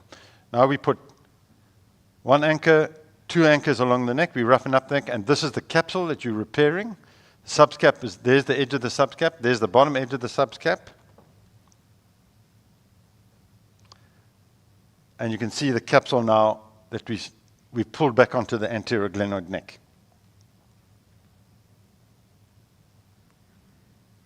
So how do you get to the bottom there? Because it's quite difficult. And the way you do it is actually, the structures are tight. You forward elevate and externally rotate, and you can get to that inferior neck. And then you can put your anchors in that bottom half, as you can see there. You can see right all the way around to 7 o'clock. You can put your anchors in, then you turn it back in, and now you put the arm in a neutral position so your capsule's not tight, and now you can put your partial sutures through the inferior for the haggle. And I'm not sure these videos are going to show. So that's after the repair. And then we just repair the subscap like you normally do after So, and this is, on the left, we'll show the video after the repair. You can see they've got a little partial tear of the infraspinatus. You can see his labralism, he's got a little thing, but not a Bankart tear, and there's his Haggle repaired. You can just see the repair there now. There's been pulled back up there. There he is. He's playing 4 months. So return to play is 4 months. So that's the Haggle. Any question? Okay, third patient, a rugby player. He's got 3 dislocations. So somebody asked me earlier. So the other ones didn't really have dislocations. No Hill-Sachs lesions and anything. So this patient, second dislocation. There's his Haggle. You can see. There's his Haggle. There's his Lattiger. I'm not sure why it's not playing. So there you can see. That's his Haggle. So we threw the subscap split. That's the subscap. There's the 2 screws.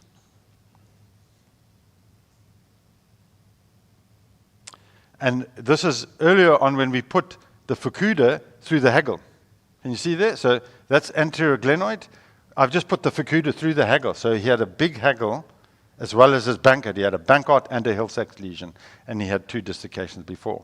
So the question is, do you repair them or not?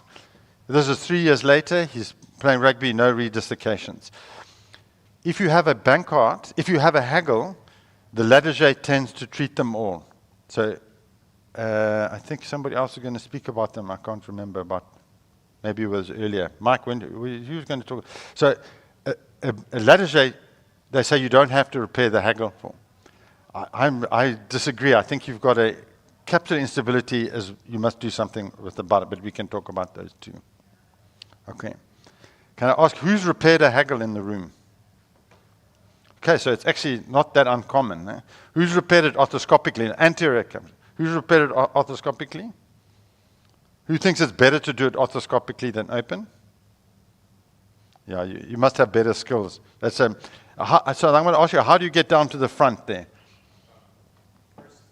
First, I think what is very helpful is to use the 70-degree scope, because then you really see that. And it's actually, without that it's really hard. The second is that I use the 2 portals. I also sometimes use the portal that goes a little bit more distally than the back portal. So you actually enter parallel to your camera through the pouch, through the pouch. So that's one piece of the advice that I can give you, or anyone can give you, and one superiorly. So, and then another tip that I use is the curved anchors. You get a nicer purchase of the bone when you have a curved anchors. And you're putting that through a subcap split portal? I put it through the normal rotator-interval portal.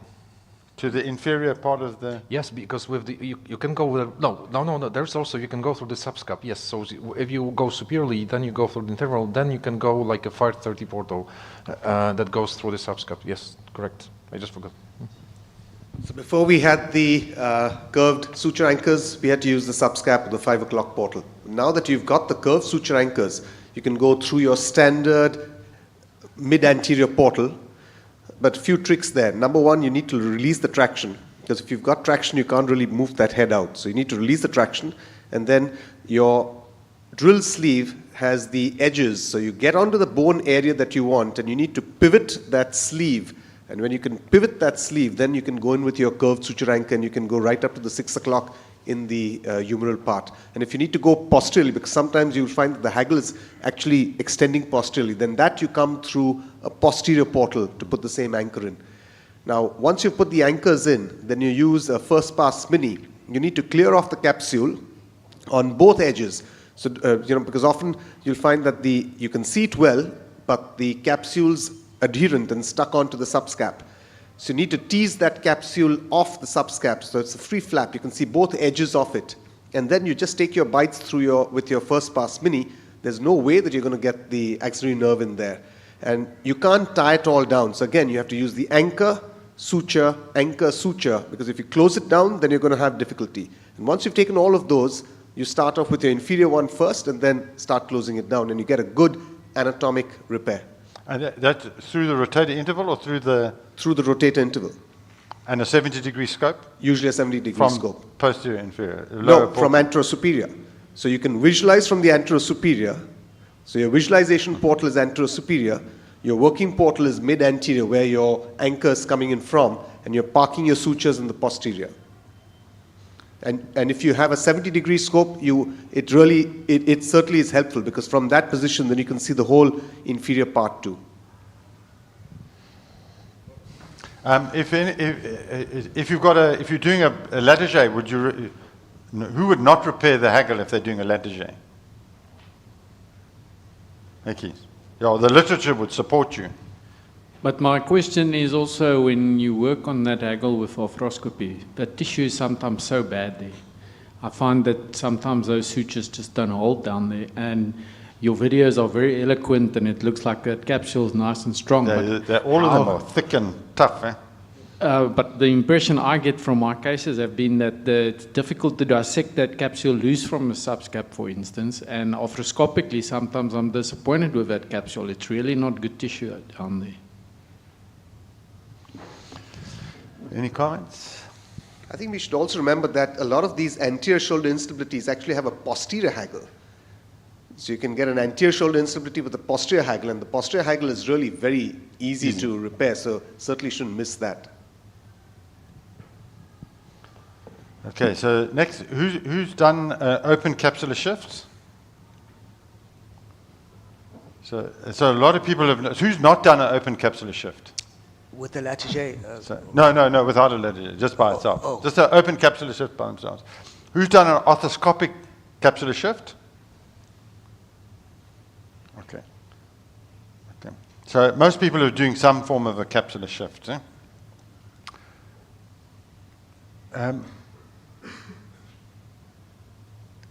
This, if you want to read, which patients do we do capsular shifts on? We do it on the multi-directional laxity patients with instability.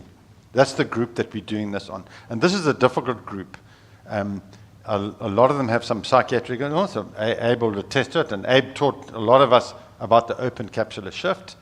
And like I said, it's for the group that we used to call AMBRI, that we teach as AMBRI to the students, or if you believe in the other classification, Christian Gerber's is a multi-directional instability with hyperlaxity.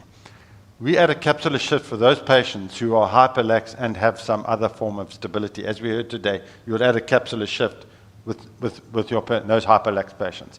And it's very simple. I've taken off their review from the last 2 years.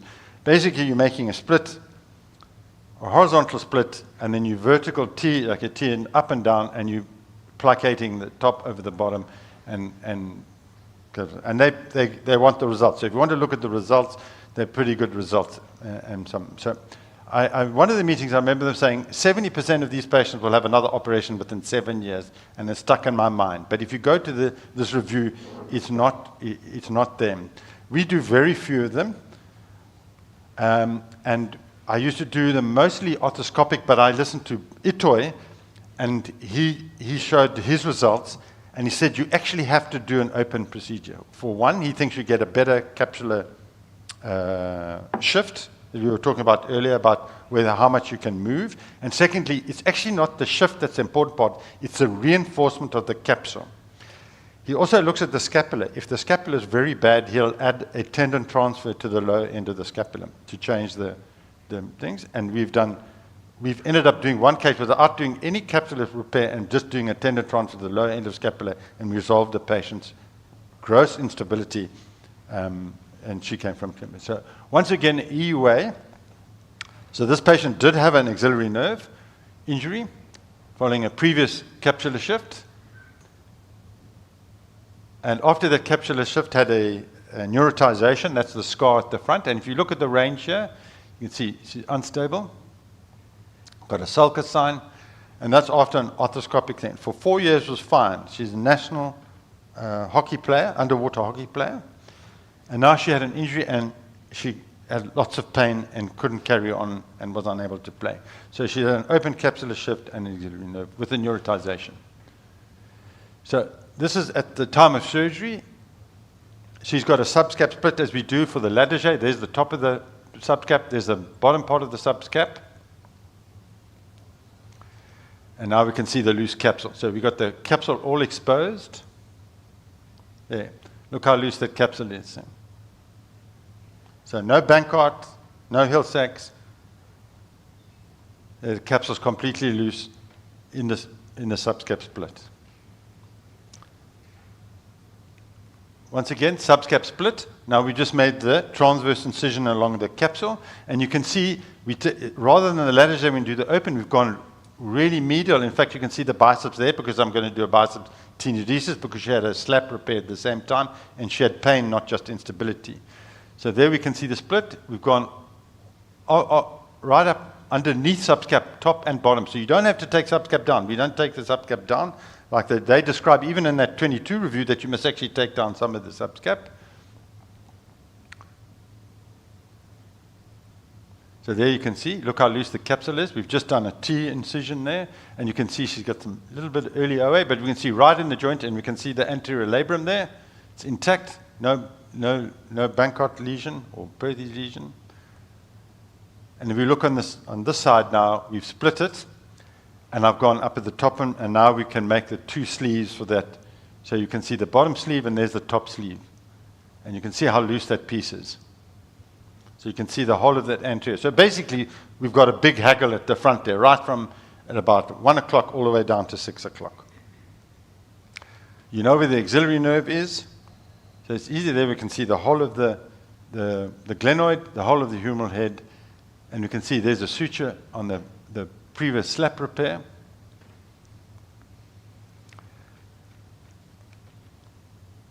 And there we can, the sutures are in the bottom part and come through the top flap. So we're reducing this by at least 1.5 centimeters from inferior to superior, not from medial to lateral. And we then tie those up, so exactly like the diagram. There we go, they're tied up now. And you can see suddenly the shoulder's no longer unstable. It's much tighter. And we've pulled it up, so the posterior instability is gone as well as the anterior instability with the capsular shift. This video will show that I now pull those two fragments together. We pull them underneath the subscap and repair it. So it's a dynamic closure. I don't put anchors along the glenoid. They're actually tied to the subscapularis. So it's actually it's a dynamic shift. It's not fixed onto the anterior glenoid. So the subscap is pulling it across to come down. So here we go. And there we pull those things through the edge of the subscap there. Okay, now I'm going to show you, this is the tug test, so now we find the axillary nerve, and I just give it a little pull, and I want you to watch here, and you'll see the deltoid contract. So here it goes. There. So it allows me, I can tell her when they wake up, I can tell her that we didn't damage your axillary nerve, so I can wake up immediately. When she wakes up, there we go, put it a little bit higher, watch the back here. And you can see, unfortunately, only her posterior deltoid is working. Her neurotization has not worked in the lateral anterior deltoid. Here's another patient who's showing that same test. So in this one, watch her muscular canal. This is after a Ladeger. Look at that arthroscopic hole, an open Ladeger. Okay, you can see that jumping, musculocutaneous, and then you'll watch the back here, and you can just see the delta jumping as well. So when the patient wakes up, I can tell them your nerves are intact, and I can go to bed that night without worrying about them. And this is the final, I think, closing the subscap like we do with the Ladeger. There we go, it's closed, and the biceps tenodesis is done next as well. This is post-op. You can now see, look at the shift. You can see, look at my thumb, it's pushing hard there. Her shift is gone, her anterior posterior shift is gone. And look, I've not tightened her up. So what position do you turn them when you want to tighten them up? We're actually not tightening them up in this position. We're tightening them up in anterior mid position. And that's her position. This is at 4 months. There she goes, the abduction, external rotation. There's her internal rotation. So despite that big shift, she's regained some range. There you can see some anterior posterior shift. You can check it's the same patient, in case you thought I was cheating. There you can see the scars. And we go to the other side. And she's back playing, and she's just been selected as the captain of the SA national team after this thing. So open capsular shift. Steve, so you do a T-shaped capsulotomy, right? A T-shape, so laterally based. Laterally based. Just explain your repair on the lateral side again. You said you used no anchors. Lateral, so you do the shift, so you inferior superior shift. And then the sutures are passed from each one of those underneath the edge of the subscapularis to tighten up, and they repair to the subscapularis. So it's not anchored to the glenoids. Because that's what the capsule is actually on the subscapularis. So I just repair to the edge of the subscapularis. Okay, right. Yeah, Archie.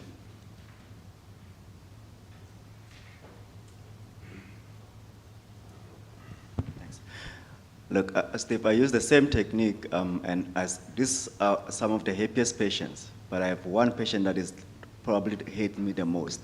And the question is, how do you judge how much shift must you shift the inferior capsule up with? Because I think in here I might have shifted a bit higher, and she got too tight. How do you judge that shift?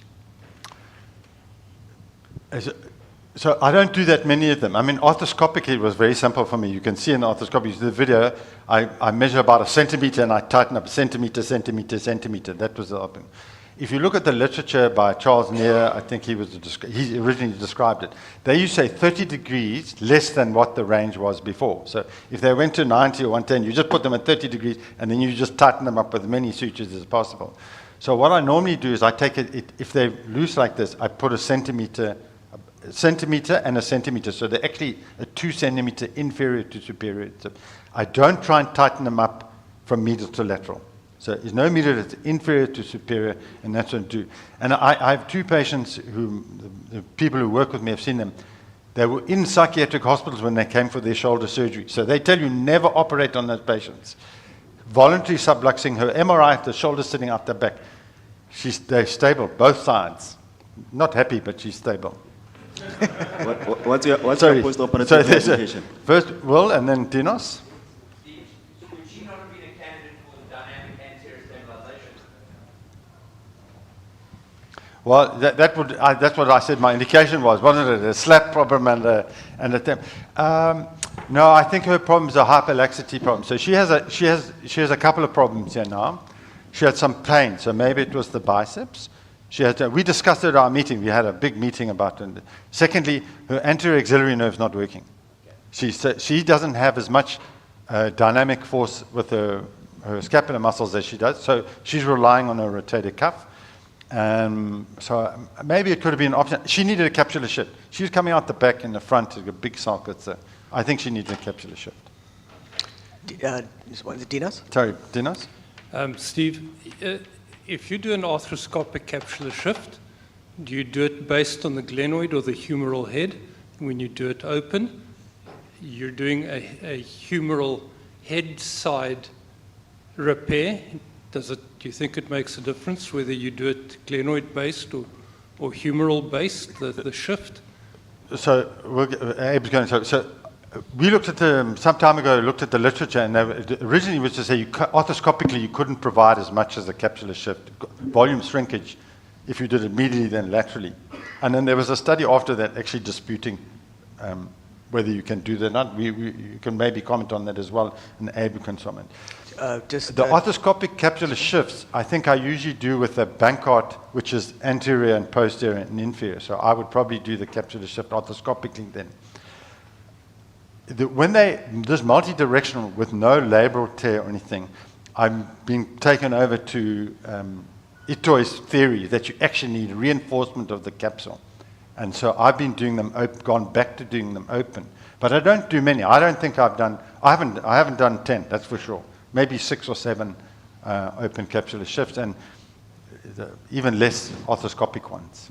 So I don't have a big experience, but I know we don't commonly do this. I mean, who's done more than 5 open capsular shifts? So Abe, so the senior guys, and yeah. So I think the volume reduction, arthroscopic versus open, is no problem at all. You can get the same volume reduction. The only thing that you can't get arthroscopically is your reinforcement. You've got a double layer of the capsule, and often these patients have a very thin, friable sort of capsule. So I think that's the only advantage of the open. My question actually to you, Steve, was that nerve stimulation test is very interesting. So what exactly do? Do you pinch the nerve? No, literally, I just go like that, gently, and I just do that. Just flick it. And there's 2 things that, first of all, if you put your arm in a different position, you tighten up the nerve. So you can feel it the subscap. So we try and, with those nerve injuries with the Latarjet that were all reported, we paid a lot more attention from 2012. So we find the axillary nerve. Every time we find the axillary nerve. So you know where it is, it's safe, you protect it. And at the end, you just give it a little tweak and it jumps. We do it when we do the fractures, we do it in the joints. This happens every time? Every time. Virtually 98%. Not, if you say every, you're lying. So it's most times. Okay? So you don't really need a nerve stimulator. You could actually just stimulate it with your nerve finger. stimulator. And all the people who've worked with me can vouch for that. The second thing is, I like to find the musculocutaneous. So we've had 2 people now who've had a brachial plexus problem following lateral J surgery, one of mine at 3-4 years, and somewhere else. The musculocutaneous nerve is actually lateral to your axillary nerve. And I think, well, I didn't, but I mean, how many people knew that the musculocutaneous nerve is lateral to the axillary nerve? Put your arm up. So a couple of people. I didn't really realize that until we had to start exploring a couple of the brachial plexuses. And if you put your arm, when you're doing the lateral J, if you want to protect it, you put your arm in abduction and external rotation, you tighten up the musculocutaneous nerve, and you can find it every time. And in fact, I'll show one just now. So we don't look for it, don't expose it. We just feel it, and we know where it is, and then we can protect it. And that's what we do. Abe? Yeah. Sorry. Just yeah, wait I for just want to reiterate just hold on, that. Cham. Well, take it. Sorry, there was a good paper to say that you reduce the volume if you do it on the lateral side much more. You can reduce the volume by 60% if you really need to. But on the medial side, you don't reduce the volume of the shoulder by doing a medial capsular shift. I can make a comment because we've published 2 studies. One that was a technique that we've used for arthroscopic capsular shift, and it's so easy to do that. Really, it's actually a nice procedure because the joint is large, so you see everything, and it's a lot of fun. And we've done the studies, we've measured the volume, so you can reduce easily the volume as much as you can do with the open. It's not a problem. And I stopped doing that because patients, after a while, kept coming back with the recurrence. If we are talking about the patients who do not have any damages, any tears, just, multi-direction instability.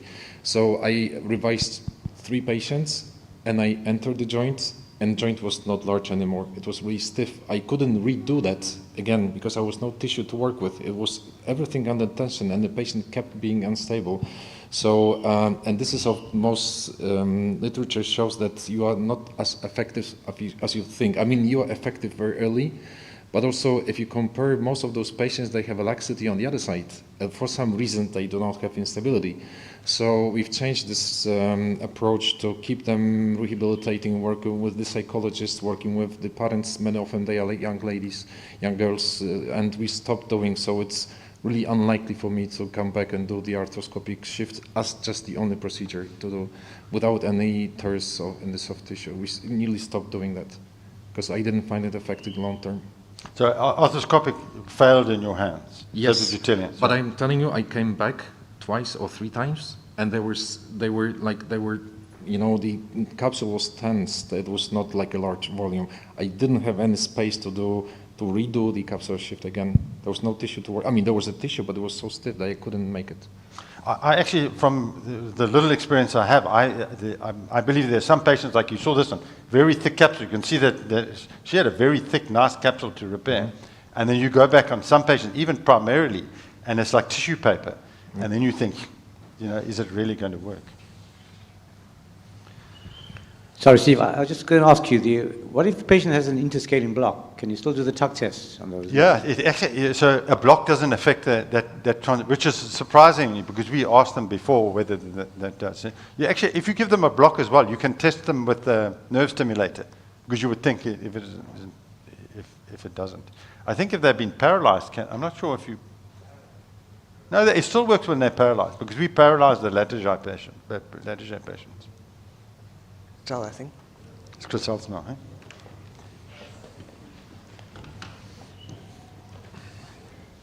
That's forward, that's a pointer.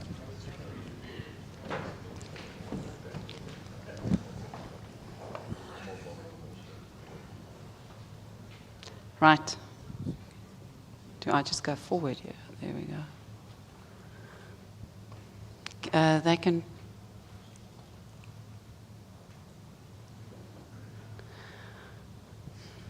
Can you see it? Okay, there we go. Right, so I was asked to come and show this case here today. It's not a very long discussion because you don't speak about your disasters very long, but it has been discussed wide and far and we still don't have answers. So I would like to know if there's someone maybe in the audience that can give us a little bit more of a plan forward. So this is a 16-year-old rugby player that came to me. He had a history of 3 dislocations. His last one was about 3 weeks before he came to see me. He didn't have to be taken to the emergency room, but he had a dead arm feeling. It's never been put back into in the emergency room. He is 1.9 meters tall, 100 kgs plus, and plays for the B team of his school, but wants to play A team, wants to play first team. His x-ray showed that he had a Hill-Sachs lesion without any glenoid bony defects, and I've requested an MRI scan. The MRI scan showed a full-thickness chondral lesion in the anterior glenoid and a labral tear of the posterior labrum, and a Hill-Sachs lesion. So for me, it was a clear-cut indication for a Latarjet procedure for a young rugby player who has an anterior labrum and a posterior labrum tear. We've discussed it on our group, and the feeling was to do a Latarjet first and then turn the patient on his side and do a posterior labral repair arthroscopically. This was what I'd done, and I took him to theatre. You can see the needle there's in the anterior labral tear that he has. There was some cartilage damage on the glenoid in the front, and he had a posterior labral tear. I did a Latarjet procedure, and this was my post-op x-rays. I felt I had a good day at the office, and I saw him 3 months post-surgery. He did very well. Well, I saw him a couple of times, but at 3 months post-surgery, he started having pain. An ultrasound in my room showed that there was increased fluid around his biceps tendon, and I sent him for his x-rays. The axillary view showed that the one screw might be a little bit prominent, and I took him to theatre. I was quite happy with the bony fixation at the time. In theatre, this was the scope that I have, or what I found during my arthroscopy. He had a huge chondral lesion on his humeral head, with loose cartilage in his joint, which I have debrided. His posterior labrum was intact. I did an open removal of the of the Latarjet screws, and just to prove that my screws were not in the joint, I've put a McDonald's into the joint on the joint surface, and there's my one screw. The other screw is at the bottom of the bone block. I then proceeded to take out the screws and repair the labrum again, which I did do in the first operation as well. I did a labral repair for him. He's now 6 months post-surgery. I saw the gentleman last week. He has no pain. He has a loss of about 10 degrees of external rotation. He can do push-ups. I did biopsies during the second surgery, and there was no positive cultures. And the one thing that I didn't mention in the beginning, he is hyperlax. He's a hyperlax patient. So my questions to the audience is, why do you think this has happened? Any ideas? Yes. In the chondral lesion at the first arthroscopy? I did not, and he also had an MRI scan that didn't show it. All right. Have you done the CT scan after he kept having pain? No, I didn't. He did very well in his first 3 months, and then he came to me again and he said he had pain. And when I saw the increased fluid on the ultrasound, I was afraid that there might be infection, so I decided to take him to theatre. But the bone block was very solid when I took out the screws. It was fixated. Okay.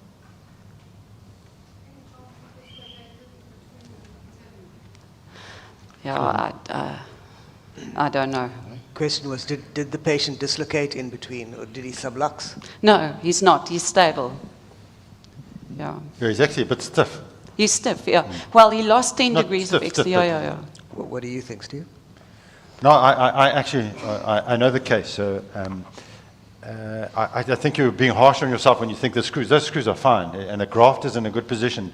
We've seen some of the grafts when they're malpositioned, if they're proud medially, or the screws.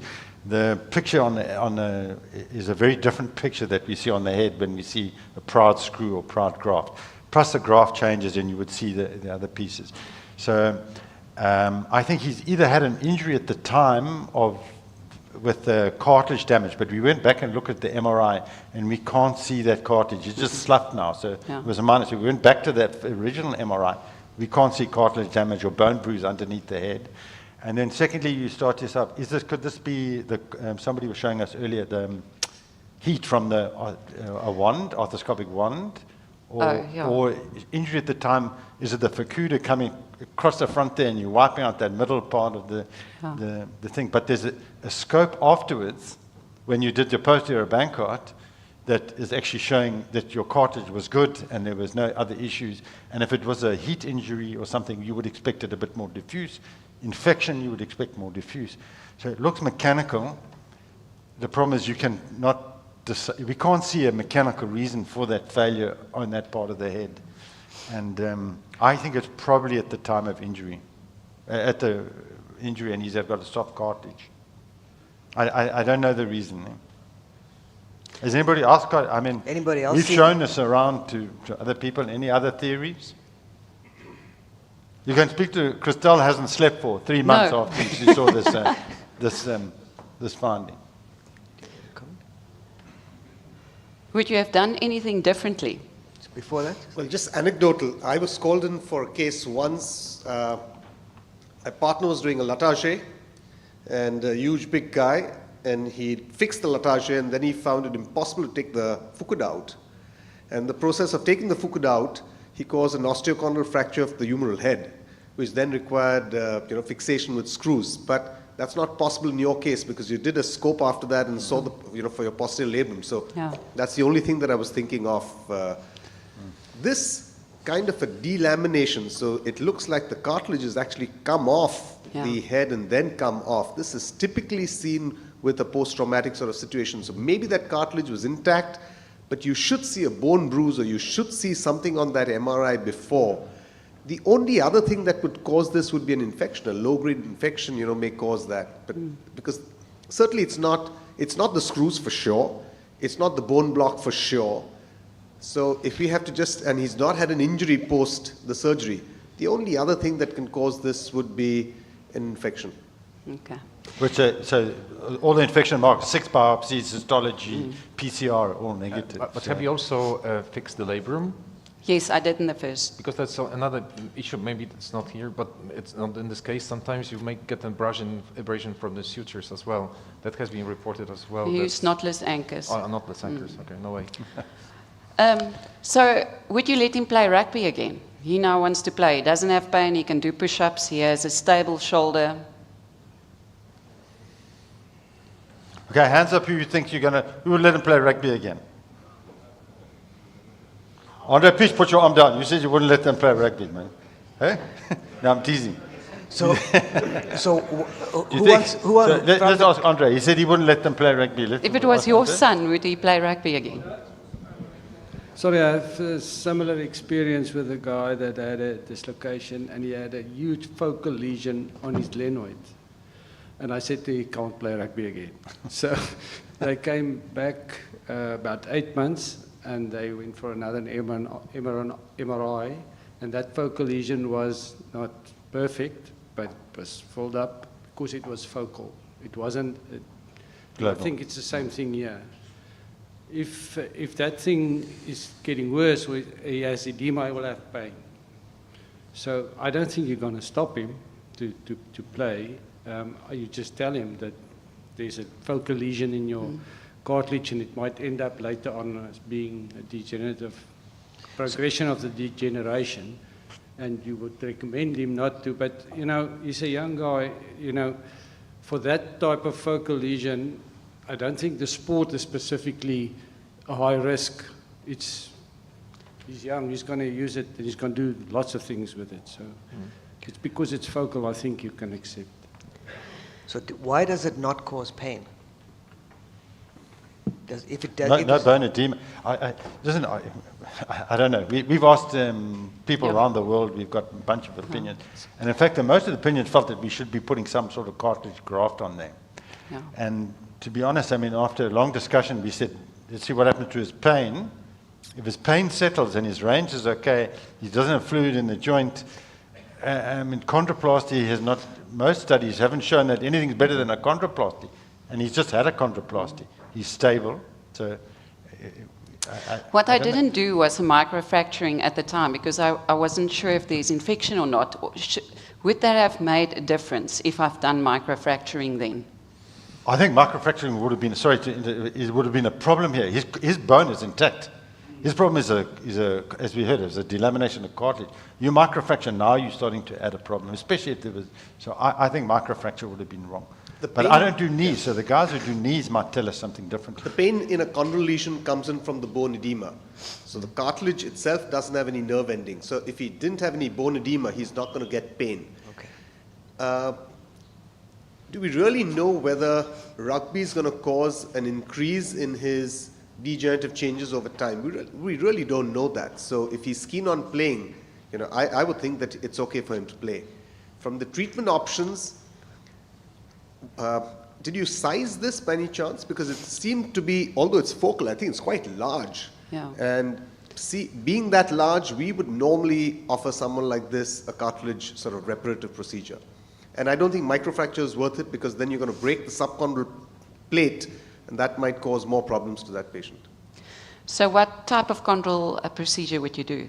So we have a gel-based autologous chondrocyte implantation, an ACI. Okay. So it's 2 steps. But that's 2 steps. So you're going to have to take a small chondral biopsy, and then 3 weeks later when that comes in, that's a fibrin gel-based, so you could do it arthroscopic. And you know, you don't need to open the joint. That would be the advantage. With all the others, the Macy's and all, you're going to have to open the joint again. And you know. Have you done a few of them to tell us how long do they not do sport after that and follow up almost 1 year? A year.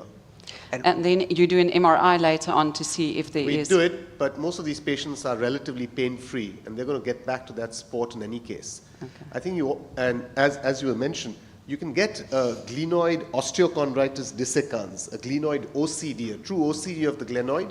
We see it a lot in our overhead athletes.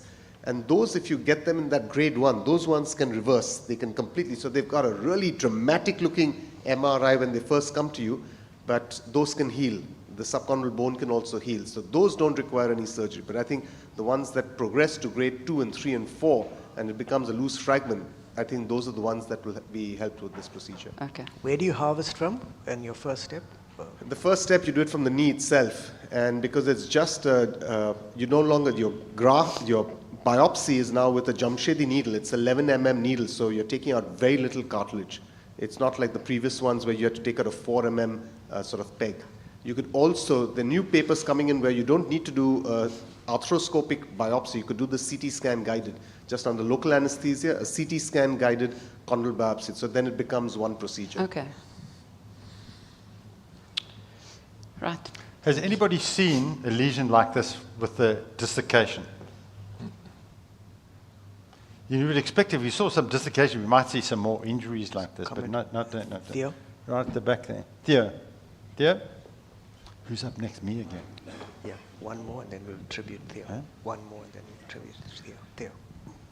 Isn't there somebody after me then? No, down.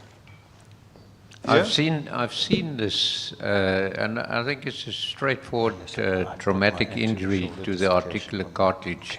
Sometimes you won't, it's like osteochondritis in the early stages. You can't see it with the arthroscope because the cartilage surface is still intact, but the cartilage is not attached to the bone anymore, and it comes off at a later stage. It's like tiles falling off the roof. And I would have done, I don't do microfracture in that case, but I make shallow little drill holes with a round burr until there's some bleeding bone there. So I don't puncture it right through all the way. Okay, we can proceed. Steve, your next case. So I apologize if you're hearing so much from me. They gave me the talks. It was Cameron and Leon and the other guys, and Mike.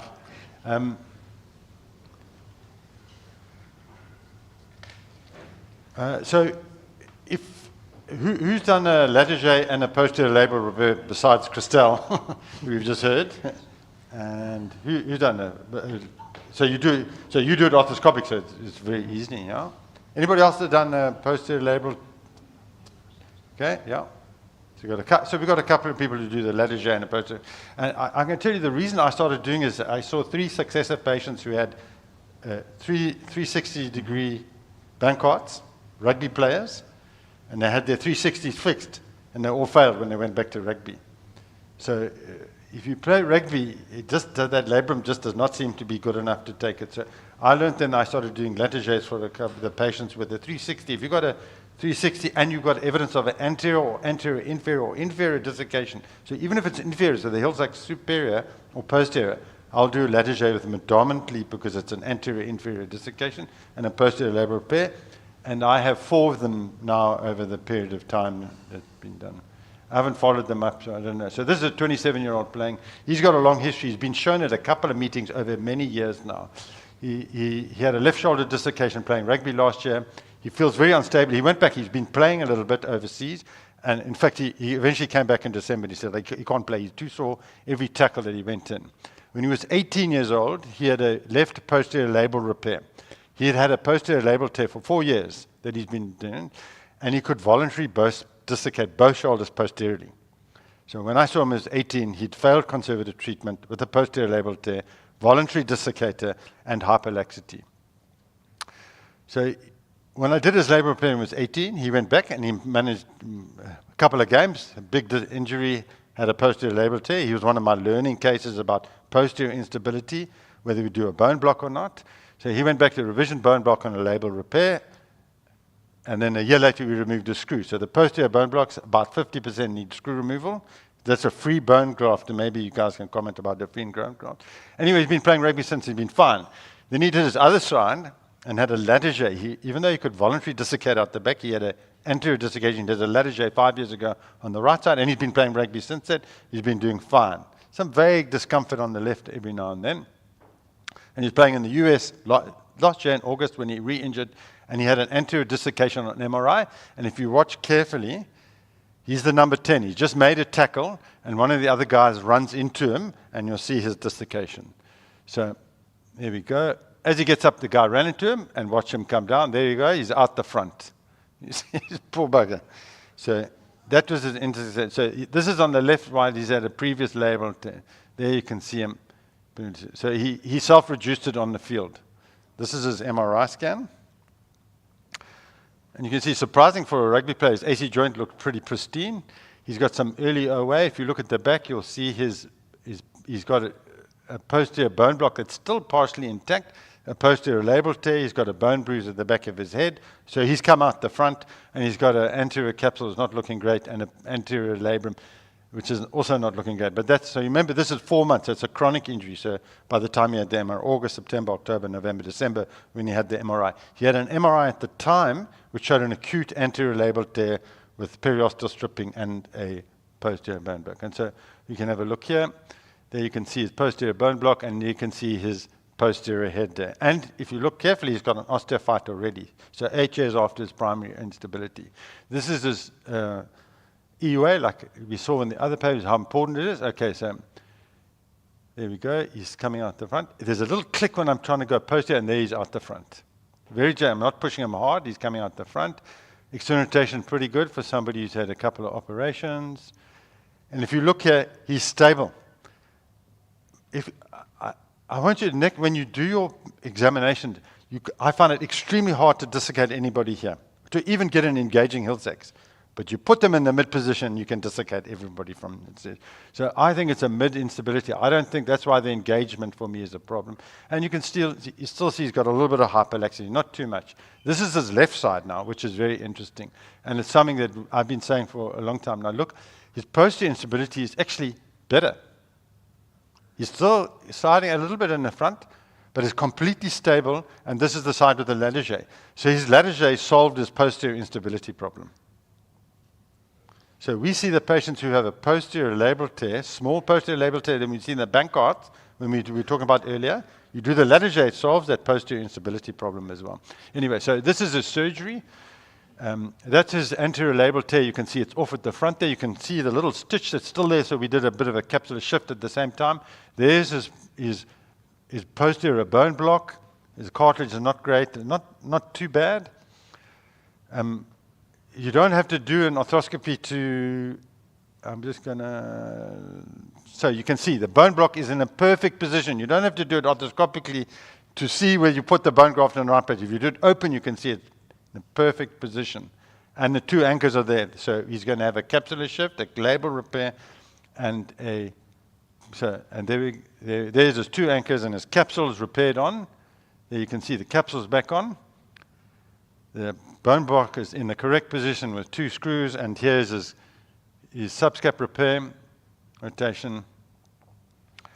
So I don't change them and turn them over. They do it in beach chair, and I carry on with the posterior bone block, the posterior labral repair in beach chair. We carry on. It's part of the same operation.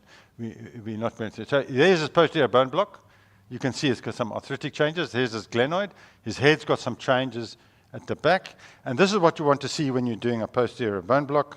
You want to see this position, and you're using the needle to get the direct position that you're going to pass your implant. So here's the posterior labrum itself. There's this posterior bone block. The head changes. And this is what you want to see when you're doing the operation. So now we have a look here. So there we are. That's his posterior bone block that we put on. There's his labrum that's come off the back. And you can see it's actually loose. It's frayed. Some earlier, so we just got to mobilize it. We saw earlier some of the videos from Prof. Padawala. And so we're just mobilizing that posterior labrum. And that's the repair afterwards. You can see we've got a 3-anchor repair. We've got a bumper effect. And if you look carefully, we put it onto the posterior bone block. So we've shifted a little bit more because he's slightly hyperlax. Normally, I would not repair a posterior labrum if they got OA and stiff, and that wasn't his problem. So I'm just going to show another posterior labral repair, what we're trying to do. This is what you want to see when you're doing, you want to see the posterior cuff like we saw earlier for the remplissage. Here's the glenoid, and this is what you want to see when you're doing the perm. I use different portals depending on how easy it is to get it. This is an anterior portal to mobilize the posterior labrum. So you don't have to mobilize it from posterior. So let's have a look here. There you can see the posterior labral tear. And you can see we're using the needle to come in here where we're going to direct the anchors and get the repair. On the left, you can see this, the rasp is coming from the anterior portal, and we're viewing from superior. We're mobilizing it. There we're putting the anchor, just some things. You practice the maneuver first. So what we do is, you can't see it. Once it's in that labrum, you can't see it. You can see here, now you lost it. You don't know where you're going to put it. So what you do is practice like a golf swing. So when you come in, you know exactly where you're going. And there you can see we're going to be able to push it through. We're doing a capsular shift on this patient. You can see adding some capsular shift that we talked about earlier. And with a little bit of practice, you can see how it came through straight first time. Instead of trying to find it, that's with the golf swing. My golf's no good, but this is a little bit better than the golf. And that's the repair. You can see the bumper effect onto the labrum, exactly like we saw Prof. Padiwala's there. And there's the posterior. I hope you didn't see that little cartilage damage. That wasn't me. That was the assistant. It was Mike Mulder who was helping me that day. So this is post-operation. So here we go. And see, there's, with the Latarjet, he's a bit swollen from it, but now we've corrected his instability. And more importantly, you hear everybody saying we're making everybody tight. Look at his external rotation, abduction, external rotation. He's got good range of motion on the table. We haven't over-tightened him. And what happens, they come back and they see me at 4 to 6 weeks and they're a bit stiff and sore, and they start blaming me, and they go and see another surgeon. The surgeon says, he made you too tight. I show them the video after the operation and say, there was your range of motion. It's not me. It's you and your physio that's made the problem, not me. So I take a video after them. And this is his 3-month video. Sorry, his 3-month. Let me go back. Let me go back again.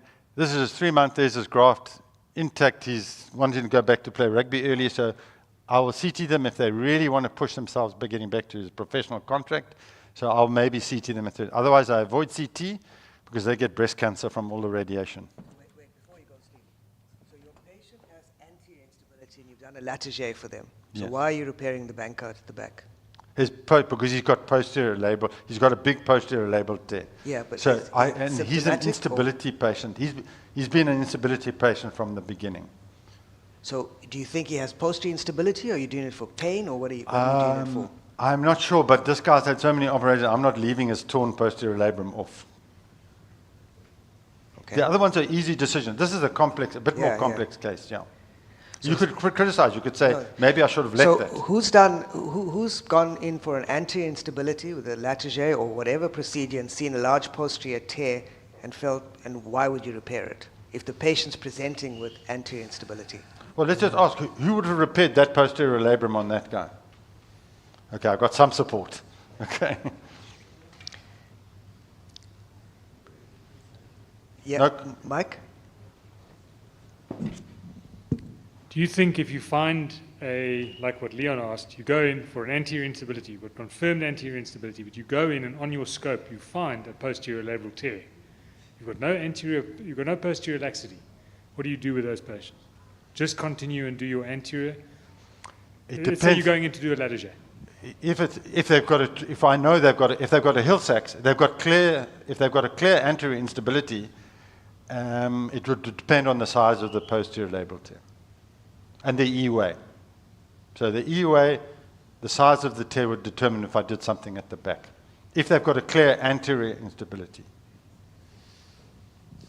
I don't know if that answers So it. what on the EUA would make you decide to do the posterior labral repair? Increased posterior shift compared to the opposite side. Yeah. So would anybody go in for an anterior instability for any surgery and if they have a significant posterior labral tear, leave it alone and just treat the anterior instability? Philip?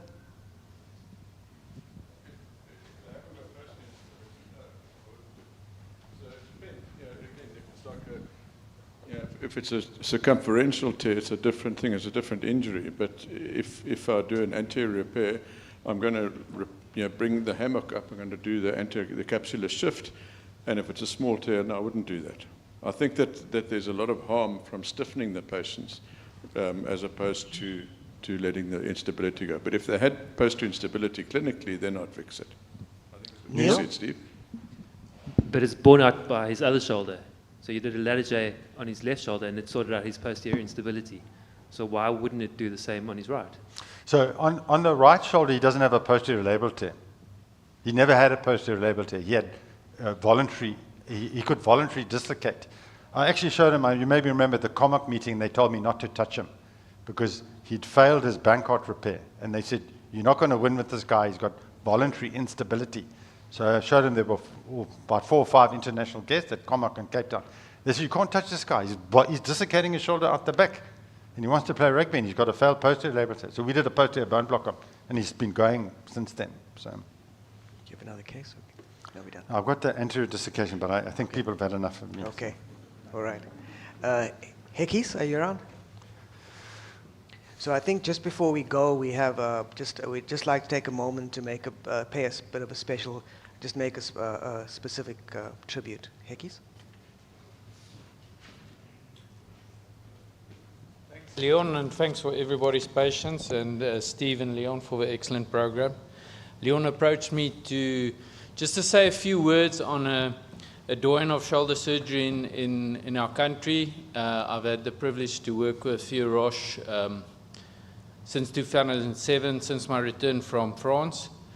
Few announced his retirement in February.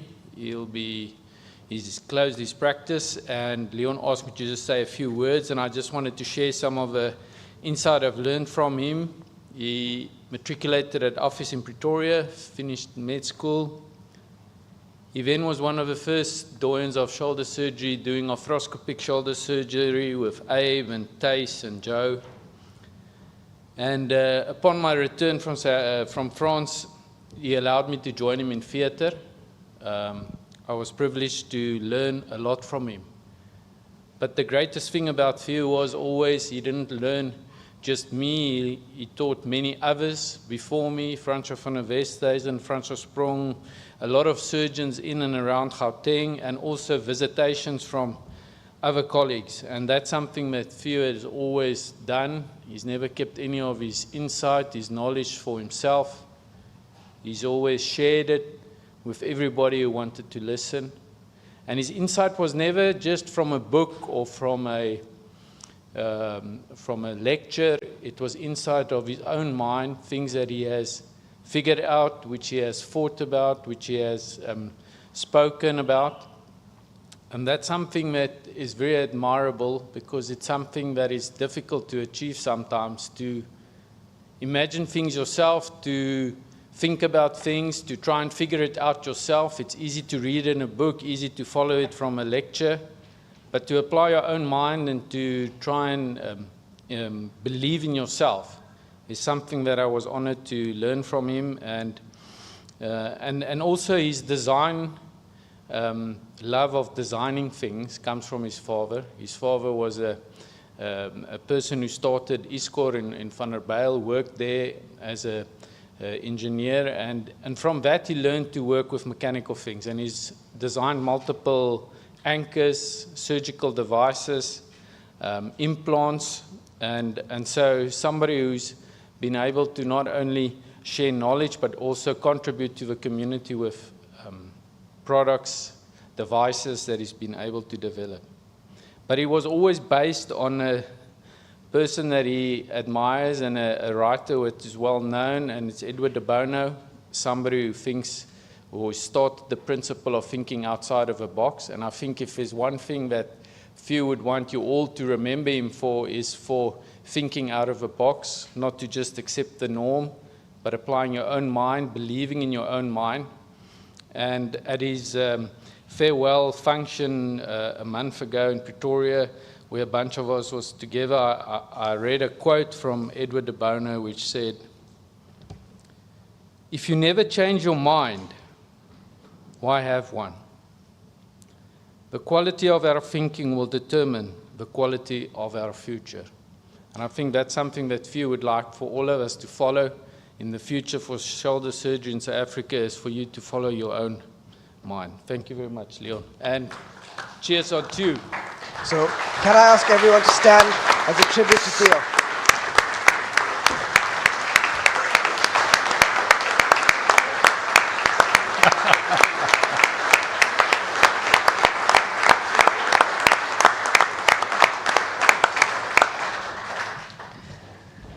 So on that very positive note, I think we can adjourn for a social function, and thank you for an excellent first day. Then I was actually thinking, did we not talk about